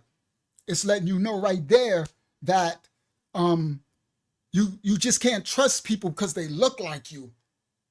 You have to know them by their fruit. And that is what they are living. And you can't look for black, white, brown, yellow, all that. You're going to miss your brother and sister because you're looking for a skin color. You heard? That part. I'll go back to back with another person of skin color who's keeping my father's commandments, who's one with the Father, than I will for somebody that got my skin color that's serving the serpent, Hasatan, and the devils. Nah, you're not my brother. He who keeps my father's commandments. I don't give a crap what color your skin is. The devils are like, they all come from us anyway. They all come from the original seed. That part. Sorry to those who don't like that, then you don't like the truth. You all come from the original germ. You heard? The original seed. They all, you heard? It's all from the germ. Adam and Hayavah. Now we descend from Mashiach, the new Adam. Spiritual now. All right. Praise the Most High. Shout out to the righteous remnant of the white people, the righteous remnant of the black people, the righteous remnant of the brown people, the righteous remnant of the yellow people, the righteous remnant of the red people, which they made all that crap up. So with that, shout out to the righteous remnant. You see? Of every nation, kindred, tongue, and people that will stand before in the kingdom before the Messiah in white robes. Bible, Revelation, that part. Get out of your trauma. Stand as children of the Most High. Heal, children. May the Most High cover and bless you all. This has been a public service announcement from the house of Yah to everyone worldwide. Love your neighbor as you love yourself, but don't let nobody harm you. Be wise as the serpent but harmless as a dove. When it means harmless, it means you won't go out to intentionally harm nobody, but you ain't gonna let no harm happen to you and yours. That's the wise as a serpent. The wise as a serpent is be discern wisely when to defend yourself and enact harm. You heard? Restrain, sustain, your protection. That part. Praise the Most High's holy name, his rightful order. We love you all. Thank you, Hakyama, for your assistance. Thank you, Elder Yahya Zahn, for your presence. Thank you, Yashia, for your presence. Thank you, Dava Ya'ada, for your presence. Thank you, Mashiach Assembly Ministries, for welcoming all the new people and, moderators and just loving on people. And then thank you to the trolls for being a troll. No, thank you. No, thanks. But may the Most High cover and bless you all. We live again Wednesday, Eastern Standard Time, probably 9 p.m. I probably start on time. The Most High changed my schedule around. May the Most High cover and bless you all. Go forth and be the light. Be the light in this darkness. Hopefully you got a lot of fruit from this lesson. All right. Shalom, everybody. Shalom, House of Yah. I love you all from the House of Yah. Shabbat. Shabbayat. Sabbath day. Shalom. Peace and blessings of Most High to you on this holy set-apart day. Fourth commandment of the 10. We out. He at secures and hooks us tight. A gift from Yah, eternal life. He sent his son a sacrifice to show how much he loves us. You are loved, you are loved. You are loved, you are loved. You are loved, oh, you are loved. You are loved by Yahuwah. Praise Yah. Praise Yah. Praise Yah. Hallelujah. Bible study every Tuesday, 8 p.m. We having a Zoom Bible study. I'm gonna put email me for the link. I'm a lion of the tribe of Judah.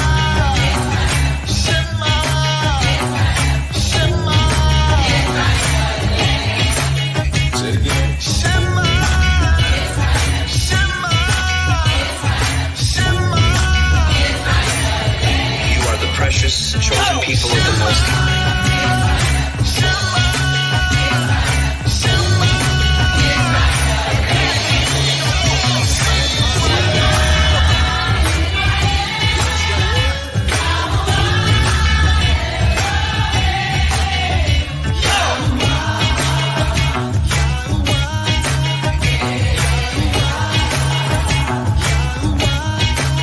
You got that right. We hope you have a good time watching our video, and we'll see you in the next video. And we'll see you in the next video. So like and subscribe.